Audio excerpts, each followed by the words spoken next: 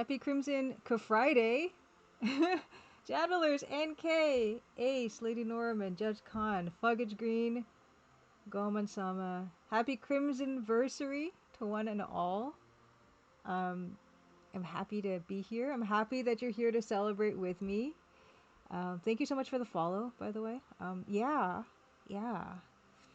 I feel like I've tried to prep a lot of stuff for actually celebrating, but I don't have any like looks back or retrospectives. Although I was thinking before I went live, I do have my old Adobe Illustrator file of the what the game was gonna be before it was a game. Maybe that would amuse people for us to go through that together. Robot Spacer, thank you so much for the resub.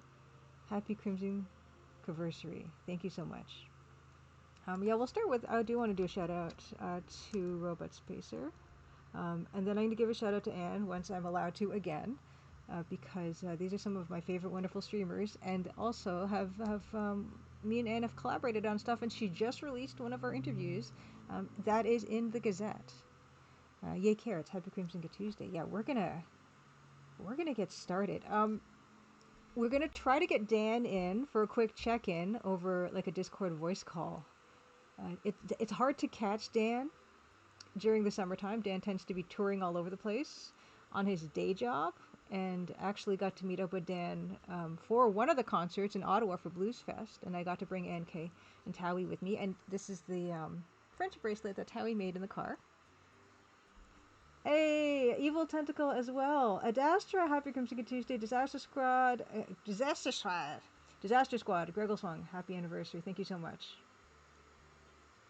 Definitely different having you stream while I'm working. Yeah. It's a Friday. It's not a usual day, but I couldn't actually stream on Tuesday, but here I am, and I think it's even more perfect for today. We're gonna do a ton of stuff. I'm gonna do Steam key giveaways. I'm gonna do fourth wall merch giveaways. I have a cake, and because of Anne suggested a geode cake, and I didn't even know what that was. So I found a place in Toronto that makes geode cakes that delivered it to me today. So we're gonna show cake today. I took tons of pictures with it because that's kind of the point of these cakes. But I decided, in probably what is one of the worst decisions I could possibly make, I'm gonna try to cut it on stream to show you guys what the cake looks like, and I'm gonna make a gigantic mess. So let's do that together. But first, yeah, I'm hoping Dan can come on with us. He is, of course, very busy, but we're gonna try to catch him. It just occurred to me. I just messaged Dan. Lol, we aren't even friends. I'm on Discord. I meant on Discord. Are you around? Because Dan said near the beginning of the stream, around 8:10 or so, he could hopefully come in and check in with us. But beyond that, and beyond the giveaways and all that, and the cake. Yes, it's gonna be a bad Dan. Okay, fantastic. Okay, Dan, are you in? I don't even see you in Discord. Are you in Discord? Because I tried to set this all up and everything. I set up a nice little scene for us. In fact, look what I did. This is the picture. Actually, Ann Kate took this picture of me and Dan backstage after the Ottawa Blues Fest thingy. We didn't get any other pictures because I just never think to do that at the time. But are you in? Because if you are, Dan. Okay, no, okay. I see. Okay, now I see your little mobile icon. So I'm gonna turn off this music. We're gonna get Dan on. And if you don't know, Dan is indeed the composer of the Crimson Diamond soundtrack. And I thought I had a shortcut, and that was it. And I don't know why it's not working. Why isn't it working? Yeah, that's Dan. I have a Nightbot shortcut. Maybe it didn't work. Let me get it again. Oh, Lady Norma, thank you for the watch streak. Where is? Hold on, I have all the shortcuts, and once I do the shortcut, then we're gonna get Dan on. Where's my shortcut for Dan? Dan. Oh, okay. Nightbot kind of broke. Let's try that again. Oh no, it's not. It was here again. Okay. Already we're off to a raring start. A raring start. Yeah, it's exclamation point Dan. What is going on? It didn't do anything. That's supposed to do something in chat. Why didn't it do anything? Seriously. Okay, I'm just going to copy and paste what it's supposed to be then. Because I don't know what's going on. But, Karaslash, Hyper Crimson Tuesday. Here's what I'm meaning to share. Crimson Diamond soundtrack finally available on Steam. Today is the 1 year anniversary. It's also the daily deal, one of the daily deals on Steam. It's 25% off. The soundtrack is also 25% off on Steam. The lowest discount it's ever been, and the soundtrack is also on Bandcamp if you want to support Dan there as well. But yeah, let's try to give Dan. Let's try to get this to work. Let's try to give Dan. I'm gonna try to call Dan on this Discord and see what happens. And there won't be any camera. It will just be voice. Hopefully I have all my ducks in a row. Sakna Cow, Hyper Crimson Tuesday. Dan! Oh no. Oh no. Can anyone hear Dan? Can anyone hear Dan? Hey, Eden with Hyper Crimson Tuesday. He's very quiet. Okay, I'm gonna try to turn. Maybe I can turn up Dan. More options. Voice and video settings. Okay, that's mine. I'm gonna pump up the output volume then, and let's see if that works. Dan. Dan, how are you? Check, check. Is that better? I can do a boost. Is that? Oh, you're okay. Okay, let me try that again. Let me try that again. Oh, you know what? Okay, here, try again. Okay, this would just be way too loud. Dan, check, check. Do you hear me now? Yeah, it just redlined. Okay, I've adjusted it now. Okay. Okay, sorry about that. Yeah, that was my bad. Okay, Dan, Dan, thank you. Is it okay now? It should be okay now. Uh, okay. I need to be screaming louder than Julia for this to be effective. Yeah, I mean that's okay. He's good now. Okay, cool. Okay, so yes, Okay, here we Dan, go. we have the soundtrack available on Steam now. It's always been available on Band. Well, not always, but it's been available for quite a while on Bandcamp. So please pick up in either of those places. And of course, Dan and I started streaming in the first place like 5 years ago, more than 5 years ago now, and we worked on almost all the It's music crazy. on stream together, which was a wonderful way of working. And I still owe you that can of Coke or whatever you drink nowadays. What do you drink nowadays? Mm. Right now, I'm just happy to have water. So Oh my goodness. that's the vibe today because I'm in France and it's really hot and I'm staying at this like castle thing, which is pretty cool, but it does not have air conditioning. It's very hot in here. A castle, like that's a thing when we think about people living like kings. We live better than kings in a lot of ways, and that includes air conditioning. Mm, mm. At Yep. least is the food at least good in France in a castle? Uh, mm, mm, mm, mm, Hmm. I see. mhm. Okay. All right. Like, say no more.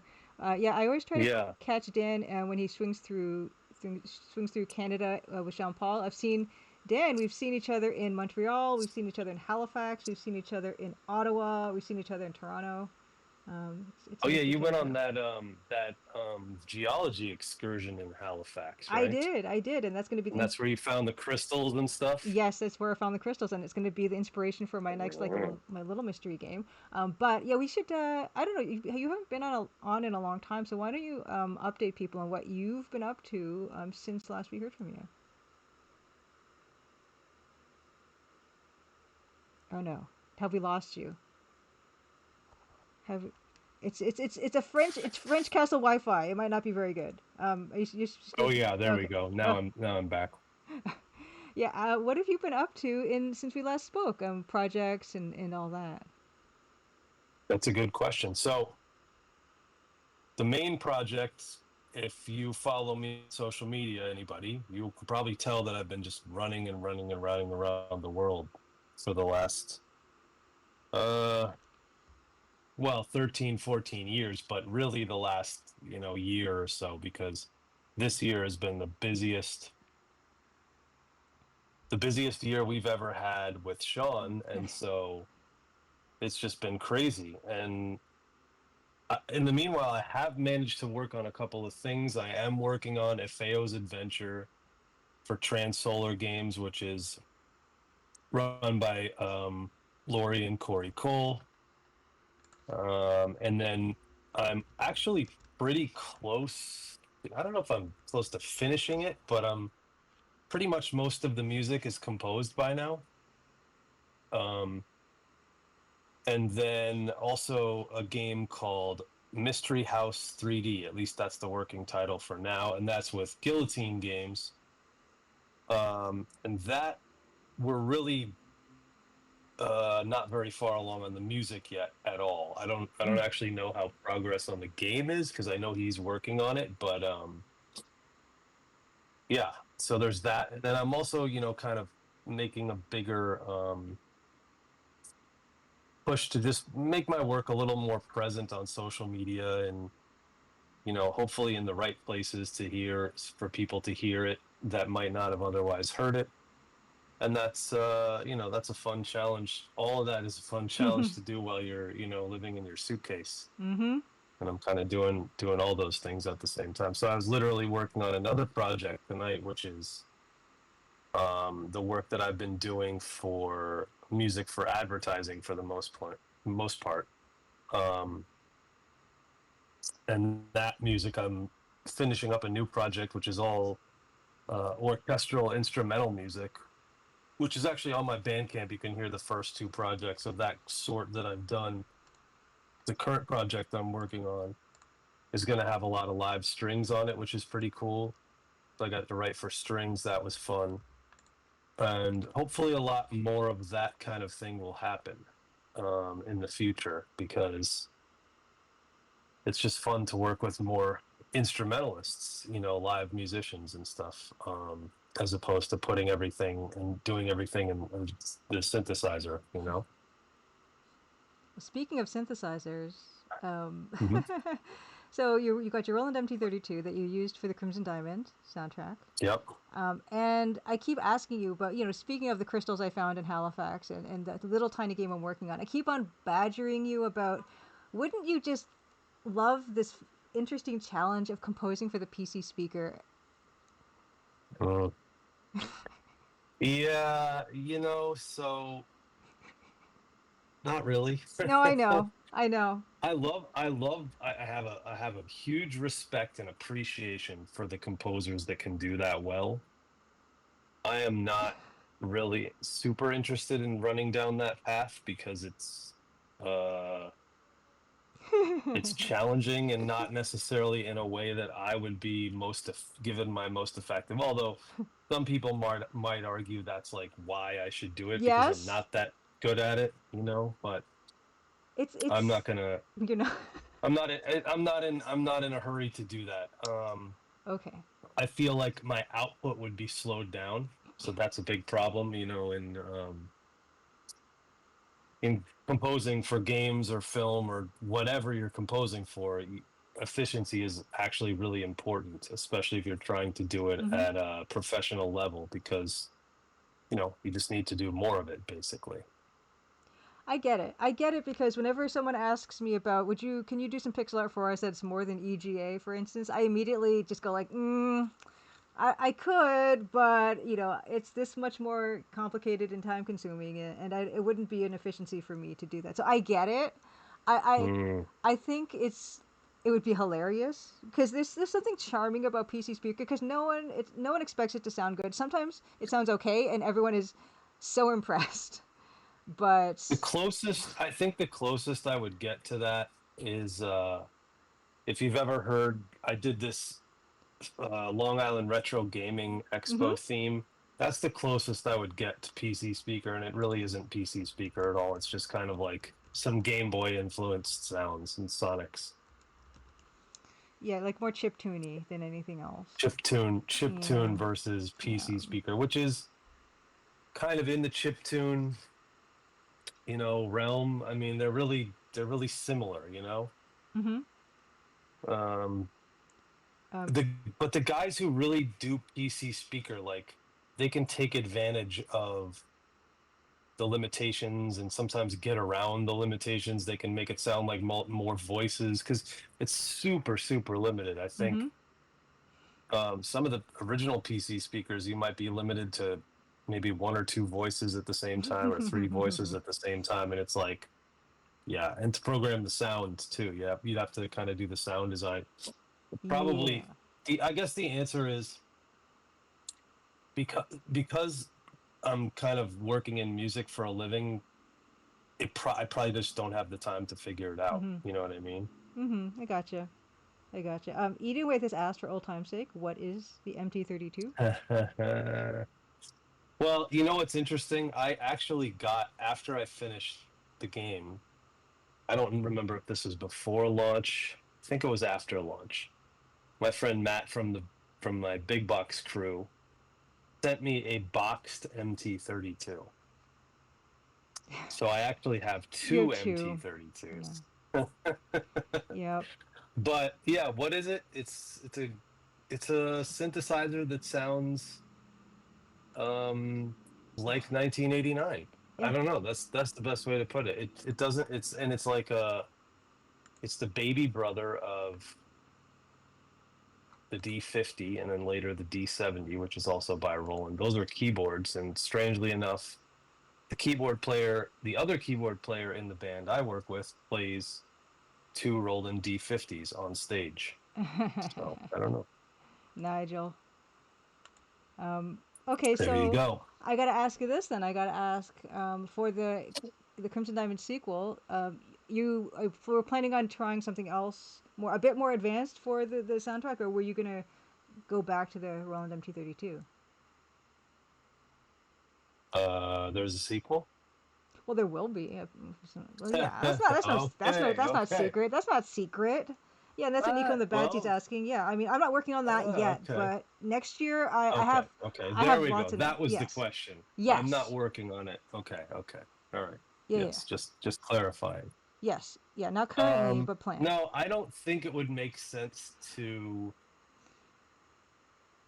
change unless you were going to change the aesthetic of the game to be like Mm-hmm. VGA pixel art or something like that. Nope. And then I would then I would make a change. I would be Okay. more apt to make a change.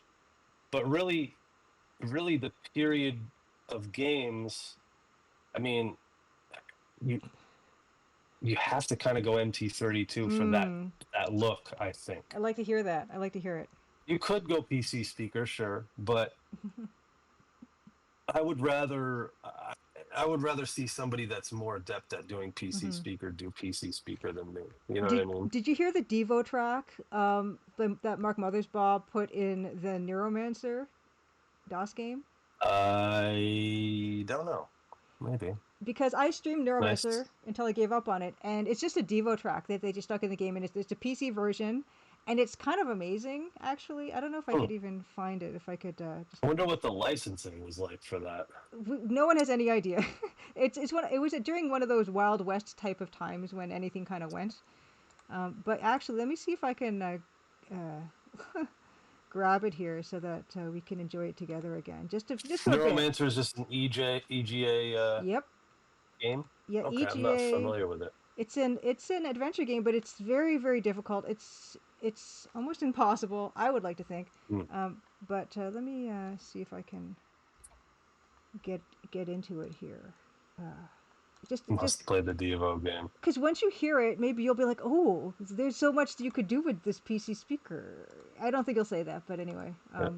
Well, Judge Khan said something about being real voice acting via the PC speaker. It is possible. It is possible, but again, it's like you're really hacking that thing to try to make it do something that Yep. it's Yep. nobody envisioned it being able to do, which is cool. But I think that palette is even more limited than an MT32, or some people might argue it's less limited. But whatever. I think it's. I got super loud again. Oh no, sorry. I Oh just no. I messed something up. As I was trying to get that working. Don't worry. I fixed it. I fixed it. Yeah. Yeah. So. Can you hear Yeah. Can you hear the song or no? No, I cannot. Oh darn it.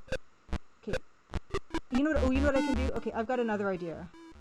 I've got another idea, Dan. I've got another bad idea, everybody. So Yeah, just everybody buckle will up. hear it except for me. Yeah. Buckle up. Hold on. I'm gonna share my screen with Dan, and then I'm Okay. gonna play it, and then you should be able to hear it. Then give me a second. Uh, Okay. yeah, all the bad ideas here for everybody. And let's see. I should be able to share also. audio. Give me a second. Oh, I Turn. hear something. Okay, so you hear. Some kind of sound. Oh, can you hear yourself? Is that bad? No, I Okay. can't hear myself. Okay, so let me try launching this game and see if you can hear it. And then they can't hear it, right? So, well, they've heard it. It's fine. If someone, you're the one I want to hear the, show this to, and no one else is gonna hear it. Can you hear that? Yep. I don't know if chat can hear this. It's pretty good. Looks like it.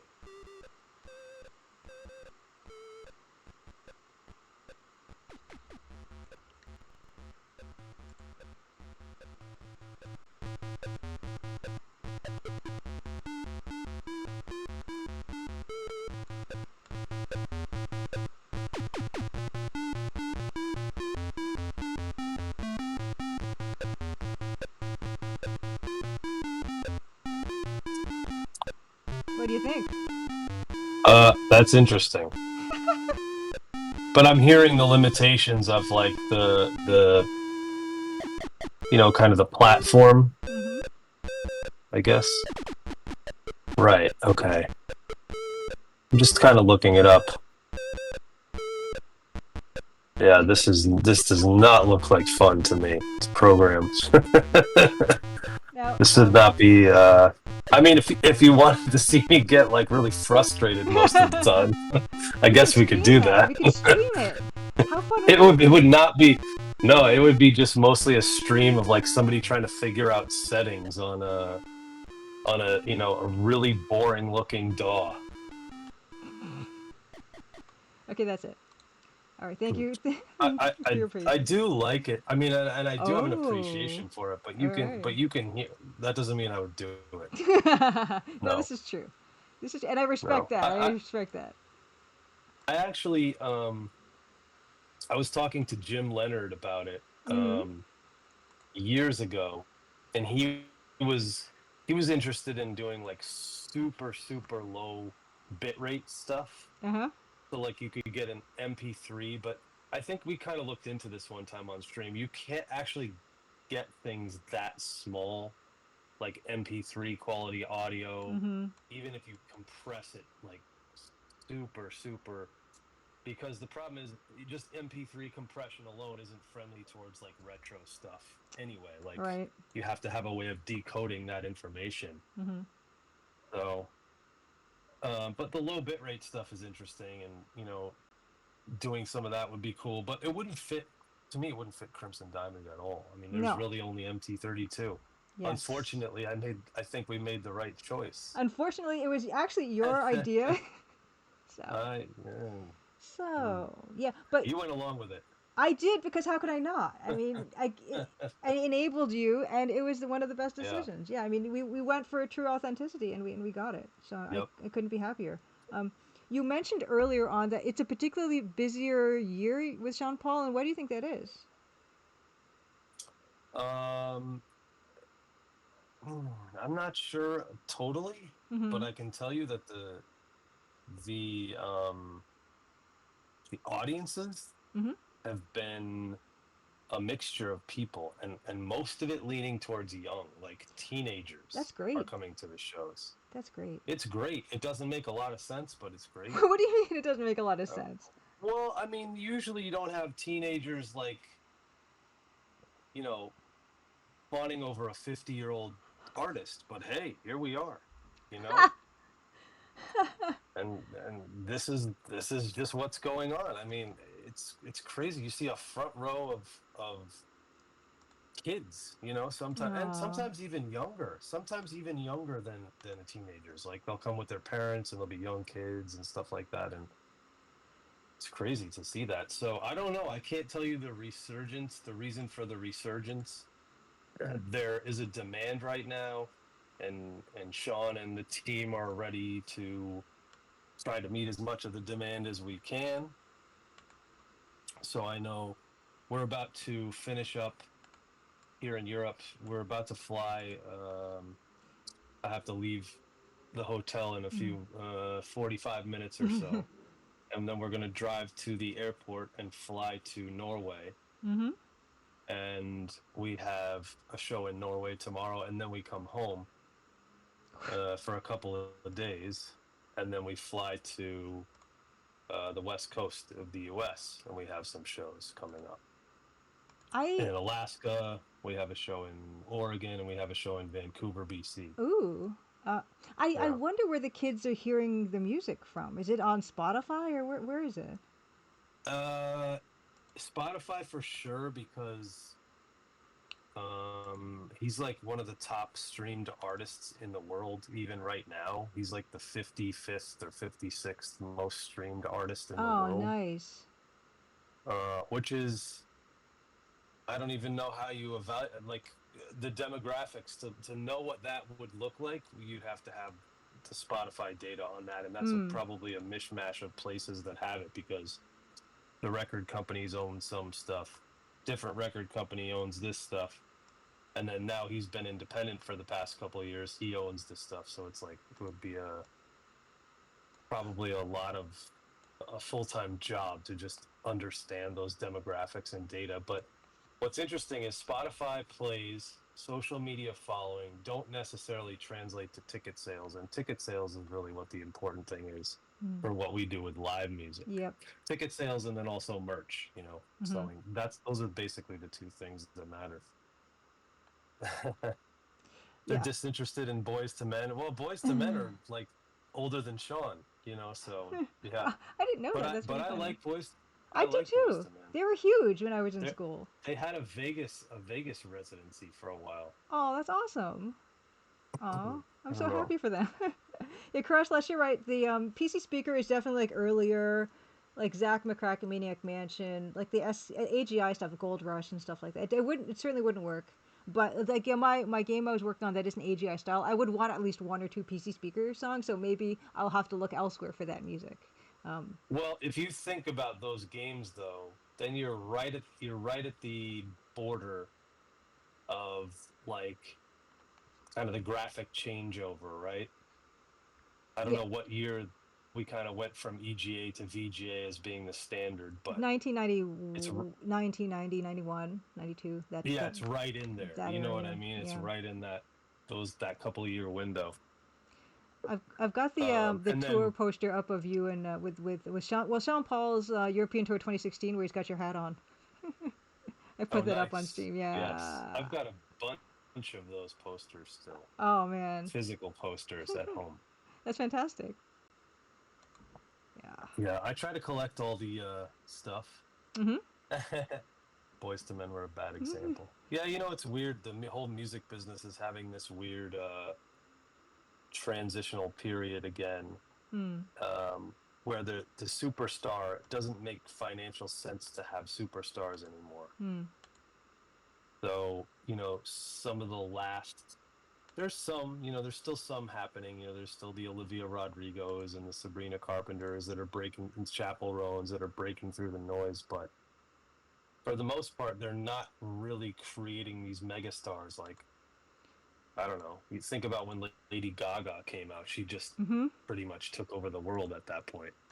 So if the super megastar does not make sense anymore business wise, like what makes sense now in music?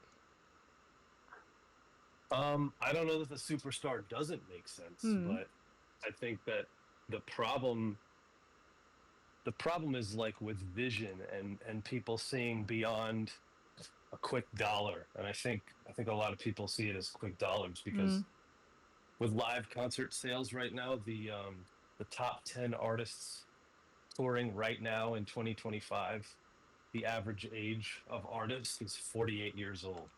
Huh.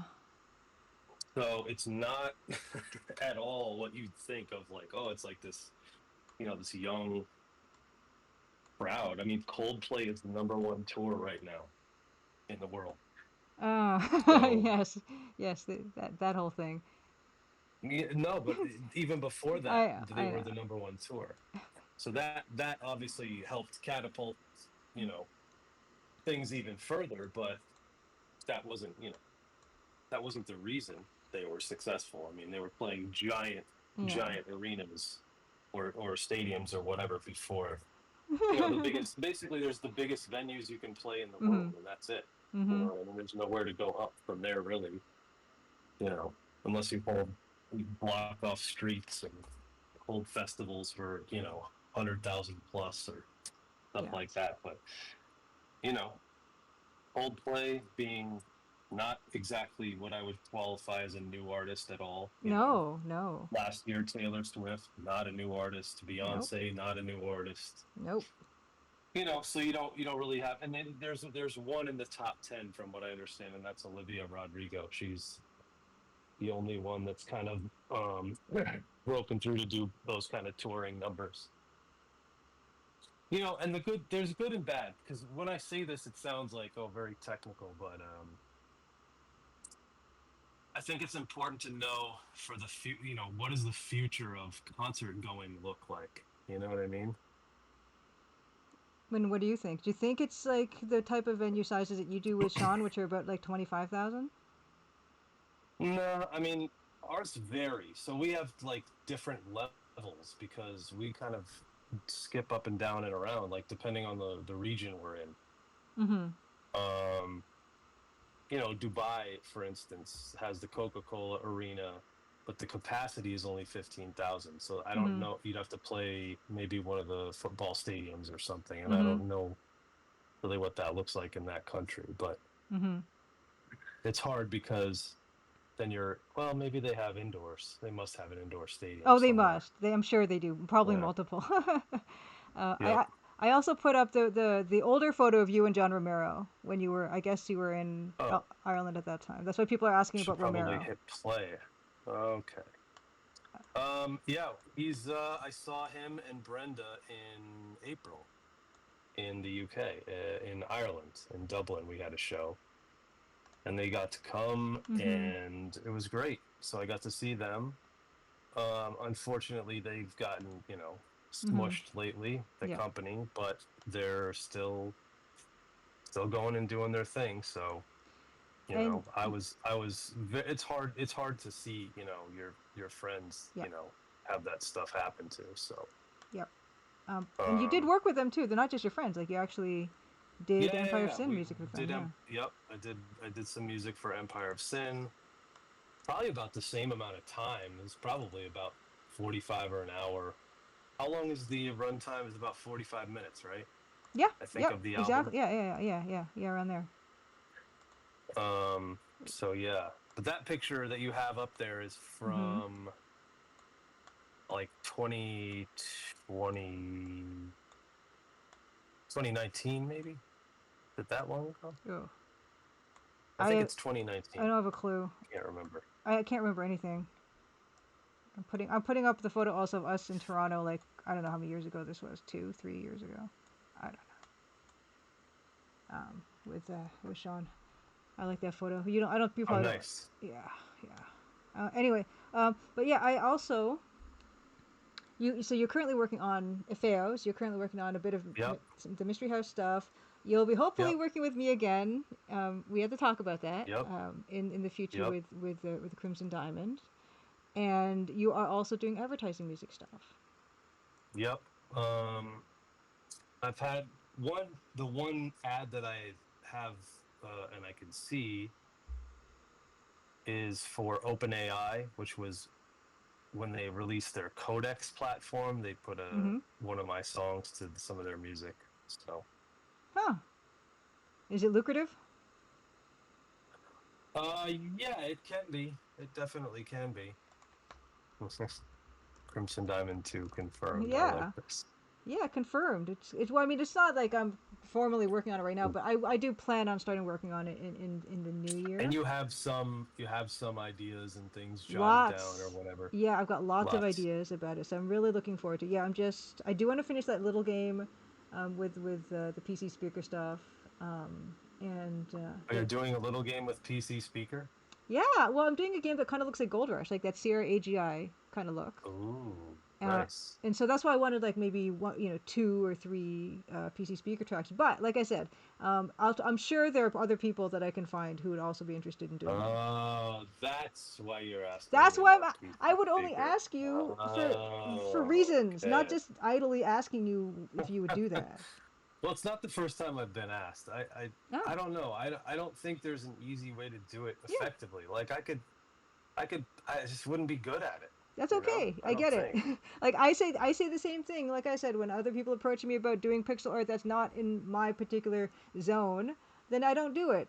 and that's Yeah. and that's kind of what you, as an art person, like you kind of have to pick and choose your battles for sure. Well, I could I could do like a fake Hmm. PC speaker kind of thing, but it would end up being more chip tune. You know what I'm I saying? would be Then fine with that would that. kind of defeat the purpose. No, Really? like yeah, I honestly, this is this one's a super casual, very short little things. Like it probably would be like no more than 2 hours of gameplay, really. It's like a short little, small little Hmm. thing, really, with like I think less than Hmm. 10 backgrounds even. So it's like a really tiny game, kind of helping It's an me. adventure game.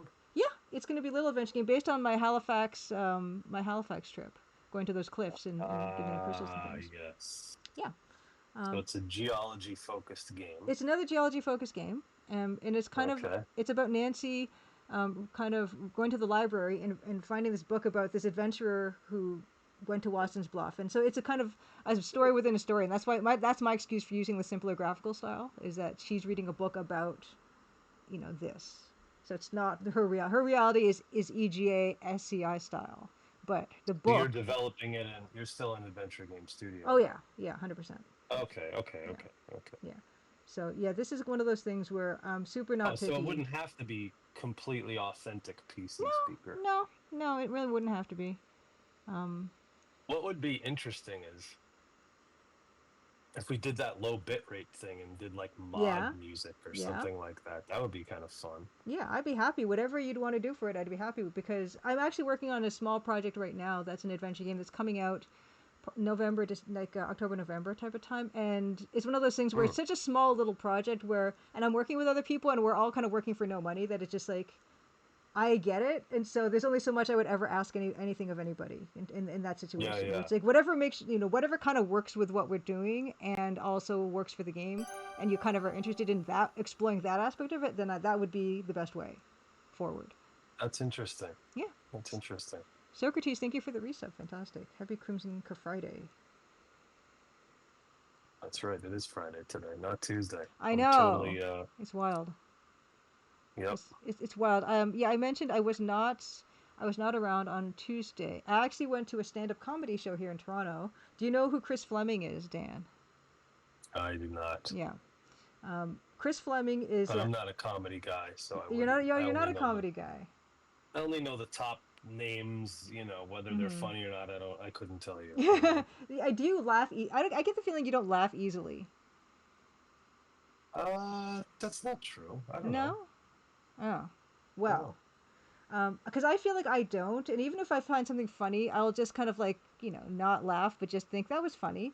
And I'm so glad that people tend to be more easier and louder laughers, because then we would not have public like stand-up comedy as a performance as we have it now, because no comedian would want to perform for a bunch of people who are like me, because they would get very Interesting. very few laughs. But I found it. So Chris Fleming was great. He actually he was more famous on the internet for like these videos.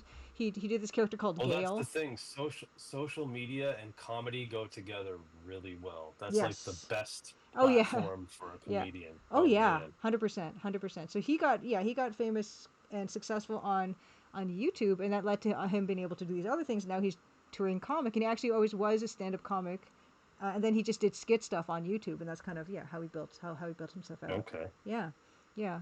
Oh yeah, I wanted to ask you in terms of when you're working, because you're on the road a lot, so you work on the road a lot. Do you find yourself more productive at home with your whole setup, or are you just as fine working on your laptop in the bus? Um, it doesn't really matter. It just Hmm. the thing that really matters is the time. So if I'm up against the clock versus like I mean I have to move from one place to the other, so Hmm. I have to physically move all my stuff. That's just what, and then I have to set it up again and then take it down again and set it up again, and That's what it's time consuming sometimes. And then like today, I didn't have much time, but I did manage to work. Even right before this call, I was working on a track. So I Nice. mean, I squeeze in time where there is time, Well, and try to squeeze in time where there isn't time too. So I'm meeting deadlines, and yeah. everybody's happy and not really aware necessarily, or doesn't really make a difference that I'm in or out of town. Mm-hmm. You know. That's good. I don't travel a lot, but I find when I do travel, I have trouble working. Like I can't work on a plane, for instance. You don't work on planes. You just like listen to music, right? Yeah, no, I I do work on planes Do too. you? Oh man, I'm I did, jealous. yeah, I did a flight from Singapore. Hmm. That was 17 hours from Singapore to JFK. Ugh. And so I worked quite a bit on that flight. And it was nice, you know, I had space. The plane wasn't full. Mm-hmm. So I had space to kind of stretch out and do what I wanted to do. And Wow. yeah, so yeah, you can. It's not I don't recommend that, but but it is possible, you know. It's just like the ambience is not great on a plane. It's loud for me, and if I was on a 17-hour flight, I would just be focused completely on just making it through the flight. I don't care for Yeah, flying I hear personally, but that. yeah, I yeah, hear that. yeah, Well, I hate to do this, but I have to go because I got to go catch a bus and then a plane. yeah. And you're off to Norway, you said? We're off to Norway. We have a concert there tomorrow night, and then we're back home after that. Well, thanks for dropping by in this like little in between time that you happen to have for us, and thanks for helping us Yeah, celebrate the 1 year anniversary of the Crimson Diamond. man, can you believe that? No, I can't. It would not have been the same without you, and I'm so thankful that you worked with me on this project and to many Oh, more thank minutes of you. music. Many more minutes of music, Yeah. and maybe streams too. You never know. Yeah, we'll get around to it. Like as I said to these guys before you got on, like summer is your busiest time of year for traveling. So It's funny. Somebody asked me, by the way, they were asking me, "Oh, is there anywhere you recorded any of this, you know, soundtrack behind the scenes kind of thing?" I was like, "Well, funny you should ask." I yeah. said, "Pretty much all of it is available on the internet. Like Oh yeah. all, Yes. not even some, like all of it. The only thing you don't see is me recording the files to audio because it would be really boring. But the entirety of the creation and the entirety of how it sounds at the end is basically all on stream. Yeah, which is amazing. I love the fact that that You know, exists. Yeah, so absolutely. anyway, goodbye Yeah. everybody. Thank you for coming and thank you for having me on, Julia. And Yeah. I'll see you guys on a stream very soon. Yeah, yeah. I hope so. Safe travels. Thank you. All right. Later. All right. Later, Dan. Yeah. Oh, that was awesome. That's so nice that he was able to like just manage to squeeze in. He said, "Okay, well, I've got like 40, 30, 45 minutes between, getting back to the hotel and then leaving the hotel again." That I'm so happy that he was able to join us and help us celebrate. Um, Wonderful. Yeah, so thank you guys so much also. I'm just grabbing all these pictures. I'm going to turn all this stuff off. And we're going to get to the next thing on the agenda. The next thing on the agenda is okay. I don't think I need this one. Okay, the next thing on the agenda is no, that's not it. What's the next thing? Where'd it go? This. Yes. Okay. The Crimson Gazette came out today, as well as it being the anniversary day for the game. So I like to go through the Crimson Diamond Gazette every month just to give you guys a brief rundown of it. And if you want to get this to your own email box, none of these are working. I don't know. I don't know why they're not working, but anyway, I will just do everything the hard way, and that's fine. Okay. Okay. There is you can subscribe to the Crimson Diamond Gazette, and you can get into your email box, and or you can just click on that for the latest edition of the Gazette, which is what we have in front of us here. And I'm going to quickly go through it, just to show you guys what I've all been up to in the past month. I'm going to turn this music up, actually. Turn the music. Okay. Can you hear the music, or should I turn it up? Hold on, I'll turn it up.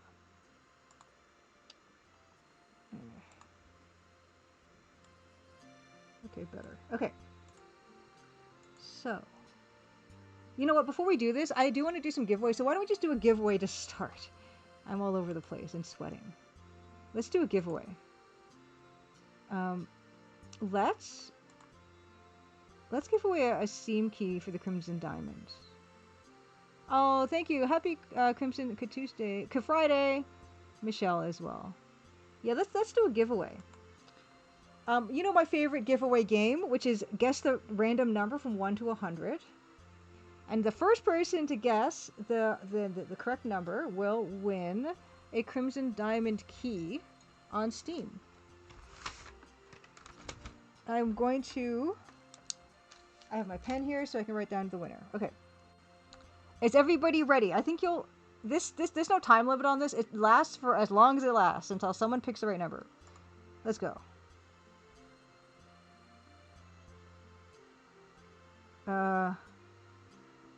Did it not give a message? It should be working, I think. They changed it from last time. So please guess a number from 1 to 100. It doesn't even show me. It used to show me the number.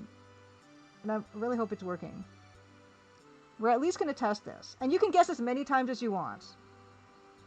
So this is for a Crimson Diamond key. Let's hope this works, or we're going to be here for a very long time.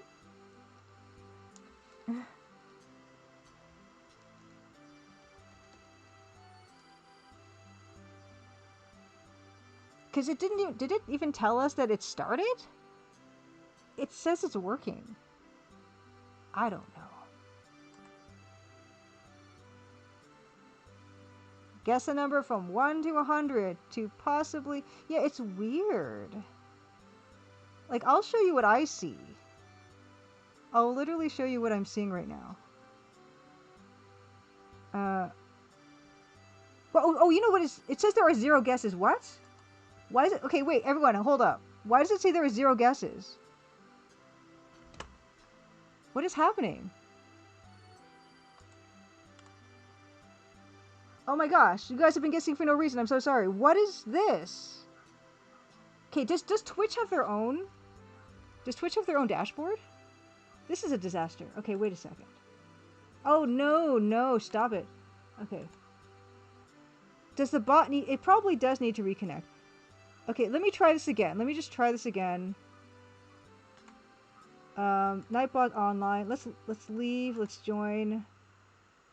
Okay, maybe I should have like taken it as a sign when my own stuff wasn't working. Okay, now that's working. Okay, so maybe it'll work now. Okay, you guys, sorry. Okay, we're gonna try that again because it looks like I just had to disconnect and reconnect. Okay, I think it's working now. Yeah, okay, I'm getting guesses now. Okay, now it's working. Swear down. Okay, guess from 1 to 100. It's actually even giving me too low, too high guesses, which, like, indications. Which, how is that going to help me at all? I guess if... Yay! Edenwaith won! Did it tell you? Yes, Nightbot woke up and said Edenwaith won. Fantastic. I don't know what the number was. Yeah, and Edenwaith, if you could just message... You did. Okay, woohoo. Yeah, okay, it was 42. Okay, so Edenwaith won the first. Won the first. Congratulations, Edenwaith, on the key. That was, it could have been... Stop. No, I don't want to do another guess. Don't get... Okay, everyone stop. Edenwaith won. Edenwaith won. I don't know what's going on now. Yeah, okay, so the giveaway is done. We'll do another one in a bit. Congratulations to Edenwaith for winning the key. And I'm just glad and relieved that at least Nightbot said who won so that it, you guys know I'm not making it up. Okay. Next thing is, yeah, the Crimson Gazette came out today as well. I do try to put it out on the 15th, 16th, or 17th of the month. And this month was no different. I also wanted to get it out of the way. And yeah, so here it is. And on the left-hand side, you can see something we're going to talk about in a little bit too, which is these Crimson Diamond Thumbprint Cookie Charms are now available on a Squarespace site that I've created. Yeah, I had to just wake up Nightbot.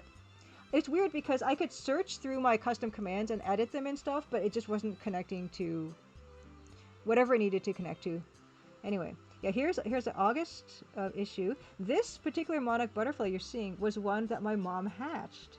She's been raising monarch butterflies for the past few years, and this one was one that came, I think, was it just yesterday? This one came out, and it's got these two spots kind of near the body at the. Can you even see my cursor? No, you can't. But down at the bum end here, there are these two dots on either end, and that indicates that it's a male butterfly. Yeah, and so this is in her garden. This is on her plants, and beautiful, beautiful butterfly.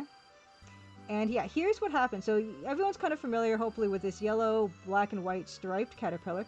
Just before they're ready to become cocoons, they get up onto the roof, and they kind of glue their bottom to the roof, and then they assume this position. And then after that, they become these beautiful cocoons that have, you can tell here, like they've got little gold specks and stuff on them. I think these could be beautiful jewelry. They look like jade with beautiful gold accents on them.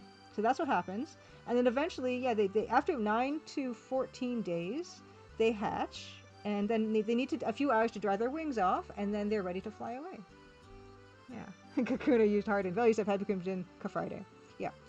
So that's a hobby she's had, and this summer I think she'll be releasing. We have still about 6 cocoons right now that are kind of all kind of in this stage. And so at the end of the summer, I think she'll have done 16 or 17, raised 16 or 17. And now, which is nice, because her garden has milkweed plants, and there are monarch butterflies now laying eggs on her plants, which is the first time that's happened, which is really encouraging and lovely. Yeah, and here, of course, is more talk about Crimson Diamond's 1-year anniversary and all the stuff that I tried to plan, which is for, the daily deal on Steam, which is today. It is 25% off. And it's going to be 25% off for 14 days. Yeah, and then they migrate, which is crazy to think of butterflies migrating all the way to South America. Next thing is the thumbprint cookie jewelry. All this stuff is linked. Fourth wall, I will be doing at least, I'll probably do one fourth wall merch giveaway today. It'll probably be like a Crimson Diamond t-shirt or something. And then, yes, as Dan was talking to us about, the Crimson Diamond soundtrack is now available on Steam. It's also available bundled with the game for a 10% discount. And also on Bandcamp. Nancy should be holding the noisemaker, yeah, instead of the diamond here. Another thing, so here is more about these. And what I love about this is it kind of happened by accident, because I was walking around downtown Toronto, and I walked into this, I like jewelry, so I walked into this jewelry store, and I was talking to the owner, and she makes custom pieces, and I decided I was going to do a custom piece with her. And I have mine now. I have this beautiful gold one, 10 karat gold. And also sterling silver. We decided to do a sterling silver version because it's way cheaper, obviously, than 10 karat gold. And this is not gold plated, this is 10 karat gold. And they're not huge or anything. Like, this is a Canadian quarter, which is the same size as an American quarter for scale. And this is what it looks like when it's, I'm wearing it now. You can't see it because of the dress I'm wearing, but this is the size of it. It's not massive, but it's also not crazy super tiny. And here's the silver one. Silver. And also here is, also in this Gazette, there is the thumbprint cookie recipe, this is the image of it that was on the Patreon holiday card for 2024. And then I did also, I put it up in text as well for people. If you want to try this particular cookie that is a major inventory item and plot point in the Crimson Diamond. Yeah. And also, here was the cover of the card. And so I do have a Patreon, and I should do this more often. Thank you to my Patreon patrons for helping me and supporting me through all these years of making the game. And a lot of them continue to support me, which makes a huge difference in terms of me being able to continue working on the stuff I want to work on, and not having to take extra contracts for extra money, and further pushing back the stuff I want to do. So this gives me a lot of freedom. And the $5 tier Patreon patrons get a holiday card mailed to them every year, and this is the cover of the one that I sent out last year. Anywhere in the world. Mr. Prickly, Happy Crimson Tuesday. Dr. Bot Doctor as well, Happy Crimson Tuesday. I don't think I said that when I saw you come in. And Jadalers, Happy Crimson Tuesday. You do hear someone making cookies in the next room. Nice. And also, Adventure Game Geek on Blue Sky mentioned that he made the cookies as well. Next up, yes, Adventure X. Look at this. So Adventure X is a narrative game showcase in London, England, and I've been in twice. I've been in 2019 showing the demo for the Crimson Diamond. I also went in 2023 just to go, just for funs. Judge Khan says I still have all the holiday cards you've sent on my shelf. Thank you. I'm so nice to know that. I love seeing them around. These are some characters from some recently released adventure games, and I love it. So we've got it here. Yeah. First of all, can we appreciate how awesome this picture of Nancy is? It is so good. Okay, and also now that my stuff works, yeah. So there's the link to Adventure X if you want to buy tickets. They're more than halfway. Bilbo, happy Crimson Friday. Thank you so much for the raid. Oh my goodness. Bilbo is one of my favorite streamers. I watch you a lot during the day when I'm working. Doppelopoulos, Happy Crimson Tuesday. Yuguni, Happy Crimson Tuesday. Bilbo. I said it again. I said it like 5 times already. Happy Crimson Friday. Yeah, Bilbo, you're one of my favorite streamers. You're so patient. And even I remember you playing that puzzle game, and I couldn't make hide nor hair of that game, and you're just, whenever you fail at something, you're like, let's do it again. Let's just do it again. And I love that. I love that attitude. It's such a positive attitude. Crimson Friday, Edmund Dieter. Happy Crimson Tuesday, by the way. So yeah. And yeah, I want to say thank you so much for being such a wonderful chill streamer. Thank you so much for the raid. What were you working on? What were you raiding? What were you streaming today? And for those of you who don't know me, I'm Julia Minamata. I made the Crimson Diamond, and it is the 1-year anniversary of its release. And today's celebration day. It's a daily deal on Steam right now. It's 25% off. The soundtrack just also got released on Steam, and we're just kind of going through a bunch of stuff. And I have a cake in a little bit. Oh yes, that's right. You're playing all the Star Trek games. Bilbo. You were playing that Star Trek game that was impossible, and then it became possible somehow. Like, you made it become possible, and it was incredible. I know it's been a whole year. I know, Bilbo. I know. It's been a whole year of the Crimson Diamond. Judgment Rights is an incredible game that I've never personally played, but it's one of those things I'm just so grateful that it exists, because you get all the original voice actors coming together for this project. And there's literally nothing better. Yeah, Doppelopoulos is the possible one has been my favorite of the Star Trek week. Yeah, just seeing seeing Bilbo overcome the impossible Star Trek game. It made me feel real good. But yeah, Judgment Right's definitely very not impossible. It's a very popular one, and for good reason. Although I haven't played it for not a good reason. Yeah, it's good to see you. And I know you've been busier, but it's always nice to see you on. Adventure X, yeah. So I love this piece here. So first of all, Nancy there. She's by the yellow X there on the far right. Look at her. Just look how happy she is. And yeah, so Adventure X tickets are halfway sold out. So if you want to go to Adventure X, you should probably purchase your ticket as soon as possible. Also, I wanted to highlight Aviv Or. I'm not sure if I'm pronouncing that right, but Aviv is the artist for this piece, which is incredible. And I love this rendition of Nancy. And beside Nancy, to her left, in the back, there is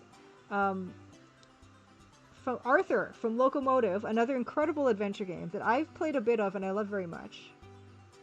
Bilkin says, Star Trek Judgment Rights was the very last time the entire TOS cast played their roles together. That is bittersweet, but I'm so glad, like I said, that exists. Beside Arthur from Locomotive, with the eye patch is Lola from Rosewater, which was also released this year, actually, 2025. Yes, Aviv did this piece. Aviv also, I hear that Aviv also worked with Adam on Locomotive. Oh hey, Summer 76, Summer B76, Happy Crimson Tuesday. Yeah, you're just perfectly on time here. Yeah, you were just in time for the Adventure X talk. Yeah, I'm just mentioning this incredible work that Aviv did, and how delighted I am by this Nancy Maple piece. Okay, and the far left, by the A and the D of Adventure X, is Mick from The Drifter, which might be one of the best adventure games I have probably ever played. I super highly recommend the Drifter, and I love how he looks here. And then in front we have Prim from Prim. I'm not sure what year they came out, but it came out fairly recently. Beautiful, beautiful black and white and gray tone artwork. And on the very front, also the duck is Duck, the duck from Duck Detective. Yeah, and I'm so pleased. And so tickets are on sale now for Venture X in London, November 22nd and 23rd. And yeah, if you've never been, it's a wonderful, wonderful event. And it was very significant to me in the Crimson Diamonds history because it was. Was it the? Maybe it wasn't the. Was it the first? It might have been the first. It was one of the earliest times I showed. It was not the first time, but it was one of the earliest times I showed the Crimson Diamond publicly. And the fact that I submitted the showcase is very hard to get into because there's only like 20 to 30 slots every year over the years, and lots of people apply to be in this particular showcase. And I applied with the Crimson Diamond demo and I got in, and it was one of those things which is just like, oh, it kind of feels like I'm a legitimate game developer. I can be amongst these people. These are my peers, and that was a really nice feeling. Yes, Crimson Diamond exhibited at Adventure X in 2019. Yeah. And thank you, yes, for Summer for the link as well. Next onward, we have Game Devs of Color Expo is coming around in September, and I did an interview segment with them, which will go live on September 18th. There are online tickets available for this event, and if you use this code GDOC20, you get 20% off the price of the tickets. Also, this is Yan of Golasso Games, and this is my collaborator, and he was actually the lead on it, of Chance's Lucky Escape. There's now Chance merch. This hat that I designed, and here's just the key art, well, the art for the game. And Yan said they're very good quality items, and here's a link to the merch store. And yeah, the Chance's Lucky Escape is a Playdate game that was in season 2 of Playdate, and it's an adventure game. It's a little tiny adventure game, and I had so much fun working on this. I love the black and white art. I loved the style of it. I loved doing these cartoon dogs and giving them characters and making them certain breeds and everything. It was super challenging. I love the Playdate. It was a joy to work on this with Deanne. Next, Ann Kay. Yeah, here's a link to Ann Kay's interview with me. And she did a fantastic job putting this one together. It was a wonderful conversation with her. I do have my Dankzine link here.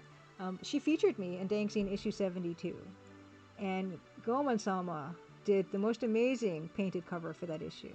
John Matrix, happy Crimson Tuesday. Oh, I like that. I like the big, I don't know how you did this. Is it an emo? That's nice.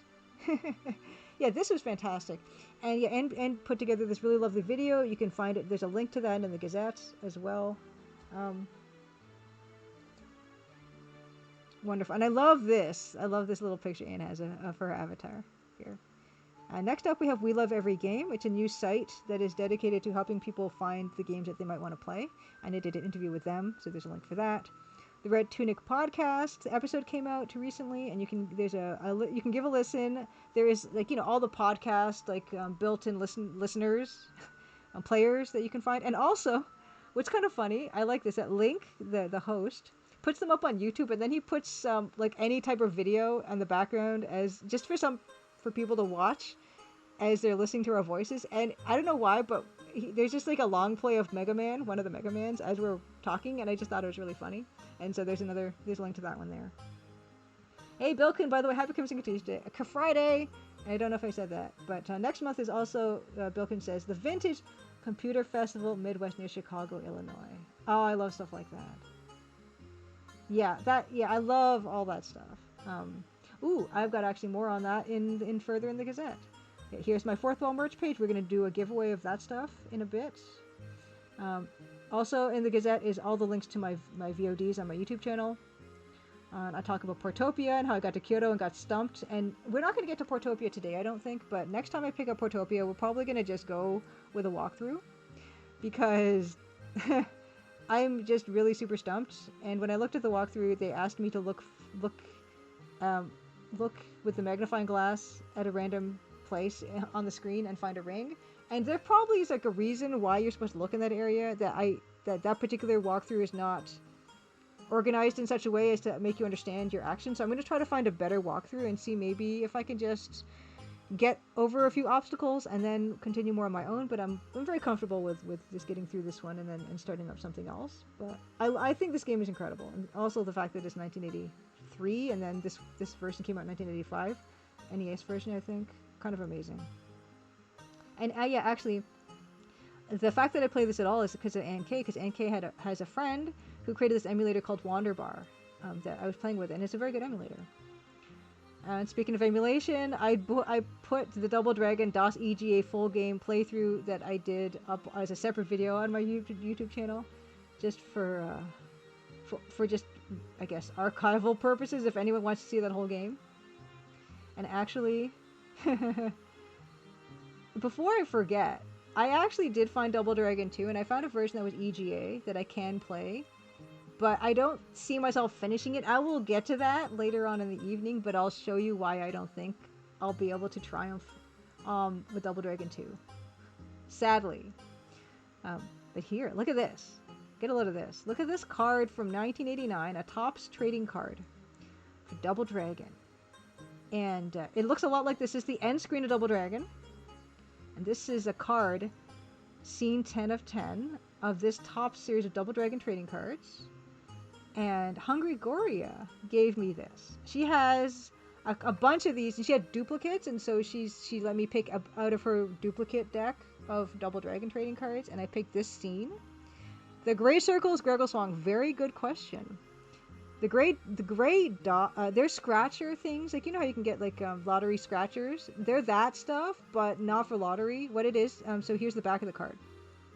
It's actually supposed to be like a game.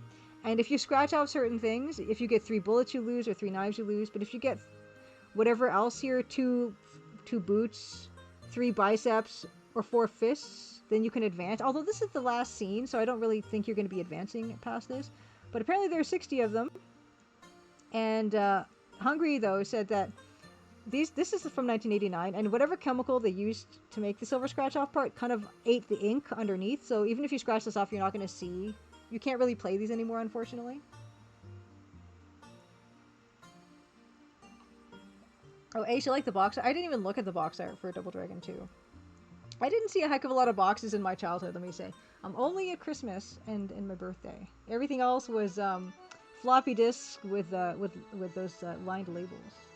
Yeah, so this was a neat concept, and yeah, I treasure this because I visited Hungry and I got to see Hungry Goria's incredible. In fact, let me give Hungry Goria a shout out. Hungry Goria is an incredible retro streamer. Plays a lot on older hardware. Yeah, and lovely person. It's funny because when I was at her place, I got to play the arcade version of Double Dragon, which they have on a Mr. Arcade machine, and they let me finish it from beginning to end, and that was very satisfying. And then we played the NES version of Double Dragon, and I was not as good at it, for whatever reason.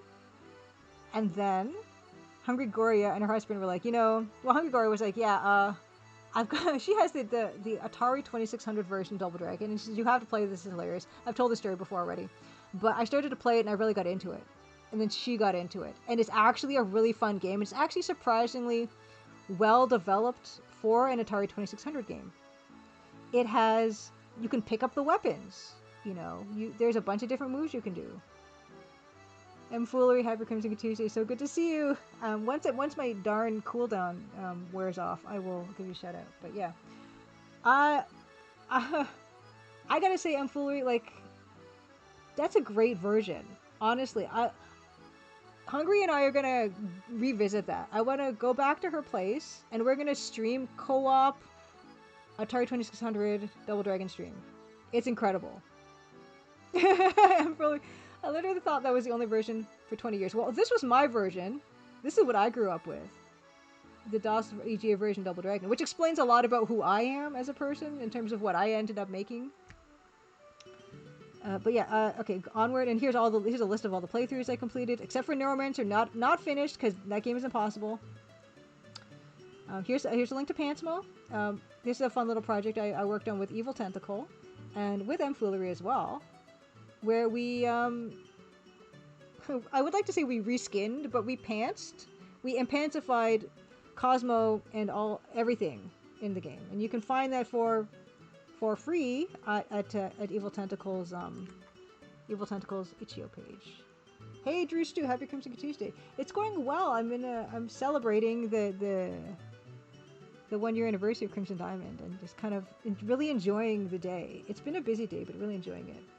There is no pants emote, and it is shameful. I should at least take one of these little guys and do a pants emote. Next, when I was visiting Hungaroria, we went to a flea market, and I picked up these 2 new rock acquisition, you guys. These are from Sudbury, Ontario, which is known for its nickel mines, but it has a bunch of other kinds of minerals as well. And this is millerite, which I'd never even heard before, so this was a really nice learning experience for me. What I love about millerite, so here's the thing that I bought it from. It's a Broken Hammer mine in Sudbury, Ontario. And what's interesting also is this mine was only in operation from between 2014 and 2015, so relatively recent mine, and not in operation for a really long time.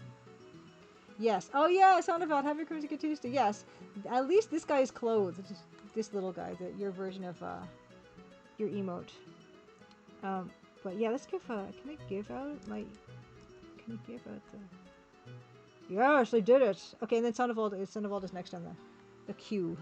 Good to see you, Soundavolt. Of course, and Soundavolt I think was the reason why this happened in the first place. Or one of the reasons why this happened in the first place. Because Soundavolt was streaming Cosmo, and I just barged into his chat complaining about how disgusting the game is. Delete yours, happy Crimson Tuesday. And you know what? I didn't just sit on my duff and complain about how disgusting the game was with a naked child in it.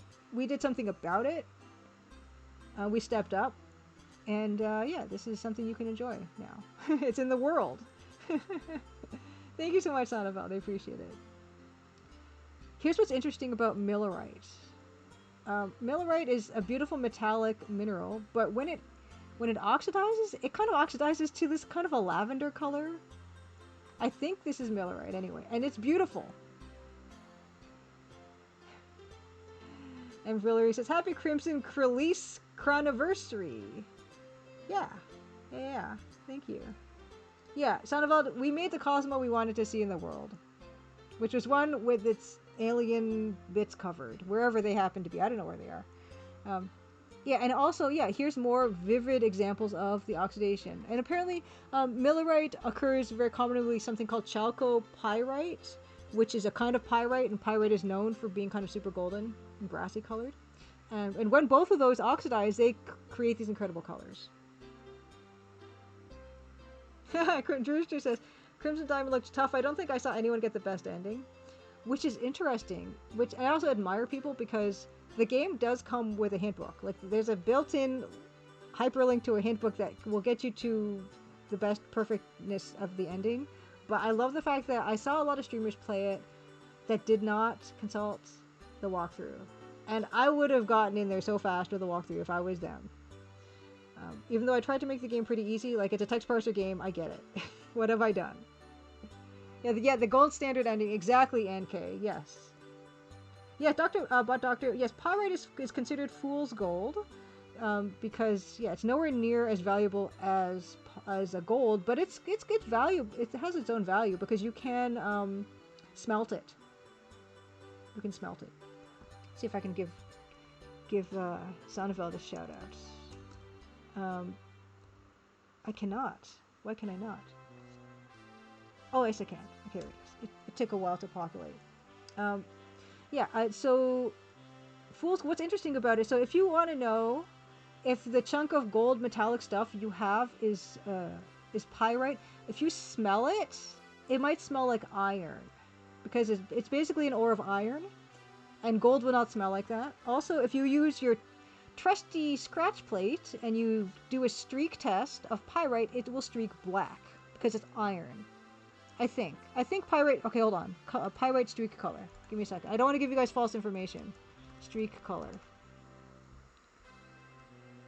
Okay, it streaks. It streaks greenish black to brownish black. Pyrite, but gold will streak gold.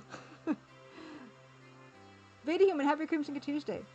You missed Dan. Dan popped on Voice for a little while. He's on tour. He was in in a castle in France when he talked to us, and he's about to hop on a plane to go to Norway, to do a Sean Paul show. Yes, yeah, you don't want false information on identifying the false pyrite. Yeah, so those are the two good ways of figuring that out. Is the smell? Sometimes it will smell like iron, and it will streak a completely different color than gold will. And here's more of the millerite. It's just really beautiful, and I took these photos with my actual loop that I do have. It's the same brass loop with a green cord that Nancy has in the game. And I just stick that up to my iPhone lens, and it takes really nice, detailed, magnified photos. And here, yeah, I did this little cross stitch for Hungry Goria when I visited her, because she was so just hospitable. Her and her husband did barbecue, and yeah, they took me to a flea market, and we bought corn and blueberries, and they were lovely. So I brought this up with me. These are actually EGA colors that I have. Of course, I happen to have those on hand. And this nice quilted border is because my mom did this nice quilted border for it. Yeah. Yeah, exactly. Comments are nice. Sunglass meat stick. Yeah. So. And yeah, here's my next one. I'm working on the Crimson Diamond logo, which is quite a bit bigger than any of the portraits, but it's kind of something I have to do. Because it's all eventually going to go into one big, huge... a big huge quilt eventually, but we haven't got to that part because I've been doing all the portraits in the game. Next, here's this other flea market find that I found when I was visiting. I found a duck. Yeah, we actually I showed you guys the duck.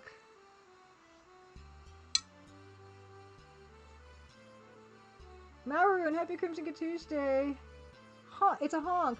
Actually, I took a picture of a different duck for Anne and said this looks so much like Honk of Sad Cat. Thank you, Bilbo. Yeah, this is what a cool duck this is.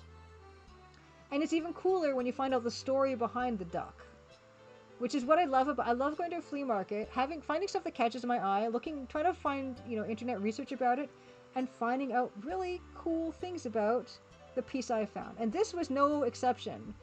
So apparently it's named Churbert because last week I showed off my duck. And I can't even remember who said Sherbert, and we all agreed, and so its name is Sherbert. But Churbert is there's a listing on eBay that's very similar. This is from a Northern Ontario pottery called Blue Mountain Pottery. And if anyone is in Ontario and you like skiing at all, you know about Blue Mountain Ski Hills. There's a Blue Mountain Resort, and the person who founded Blue Mountain Pottery owned the Blue Mountain Ski Hill. Maroon, you would have named it Peanut. That would have been also very good.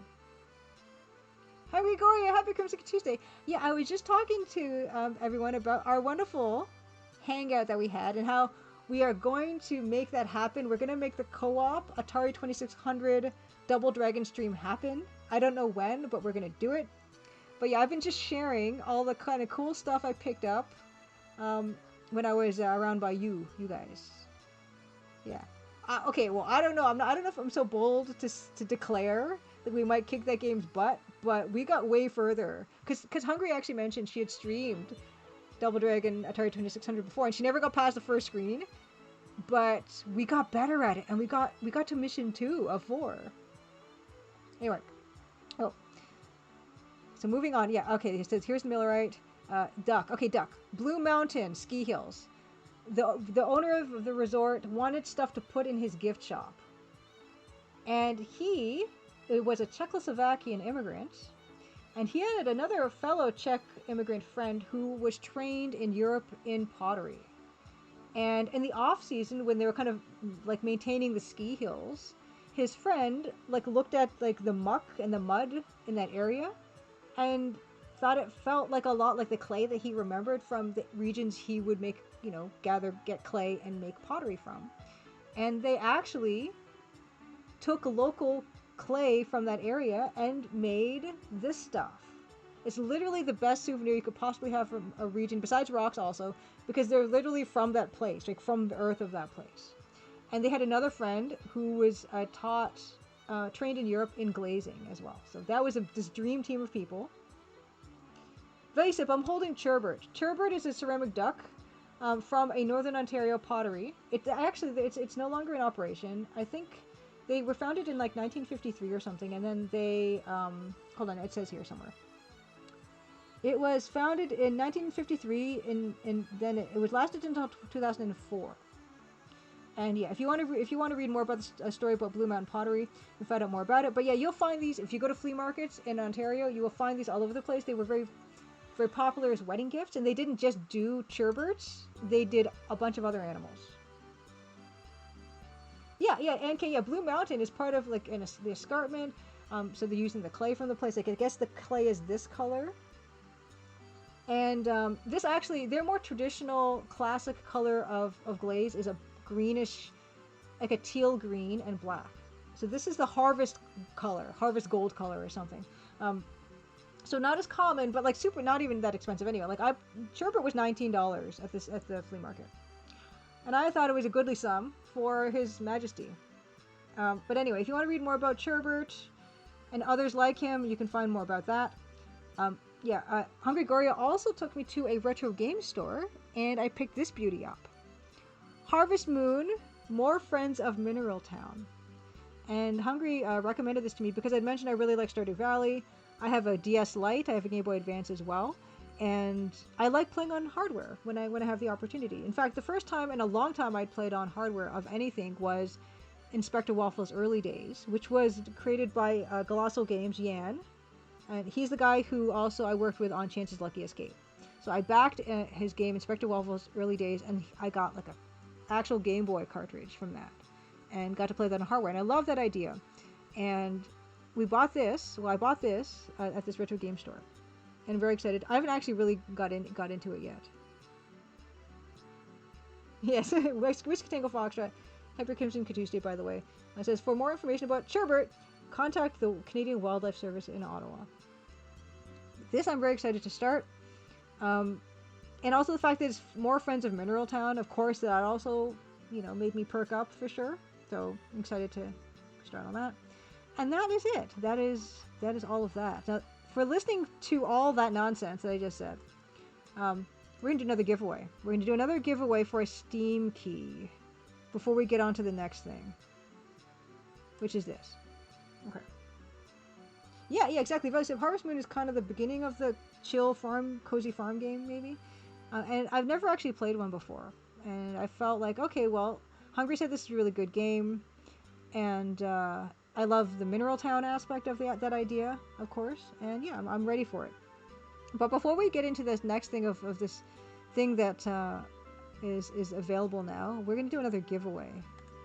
Now that we have it working, we're going to do another giveaway. Where's my dashboard? Okay. Giveaways. Okay.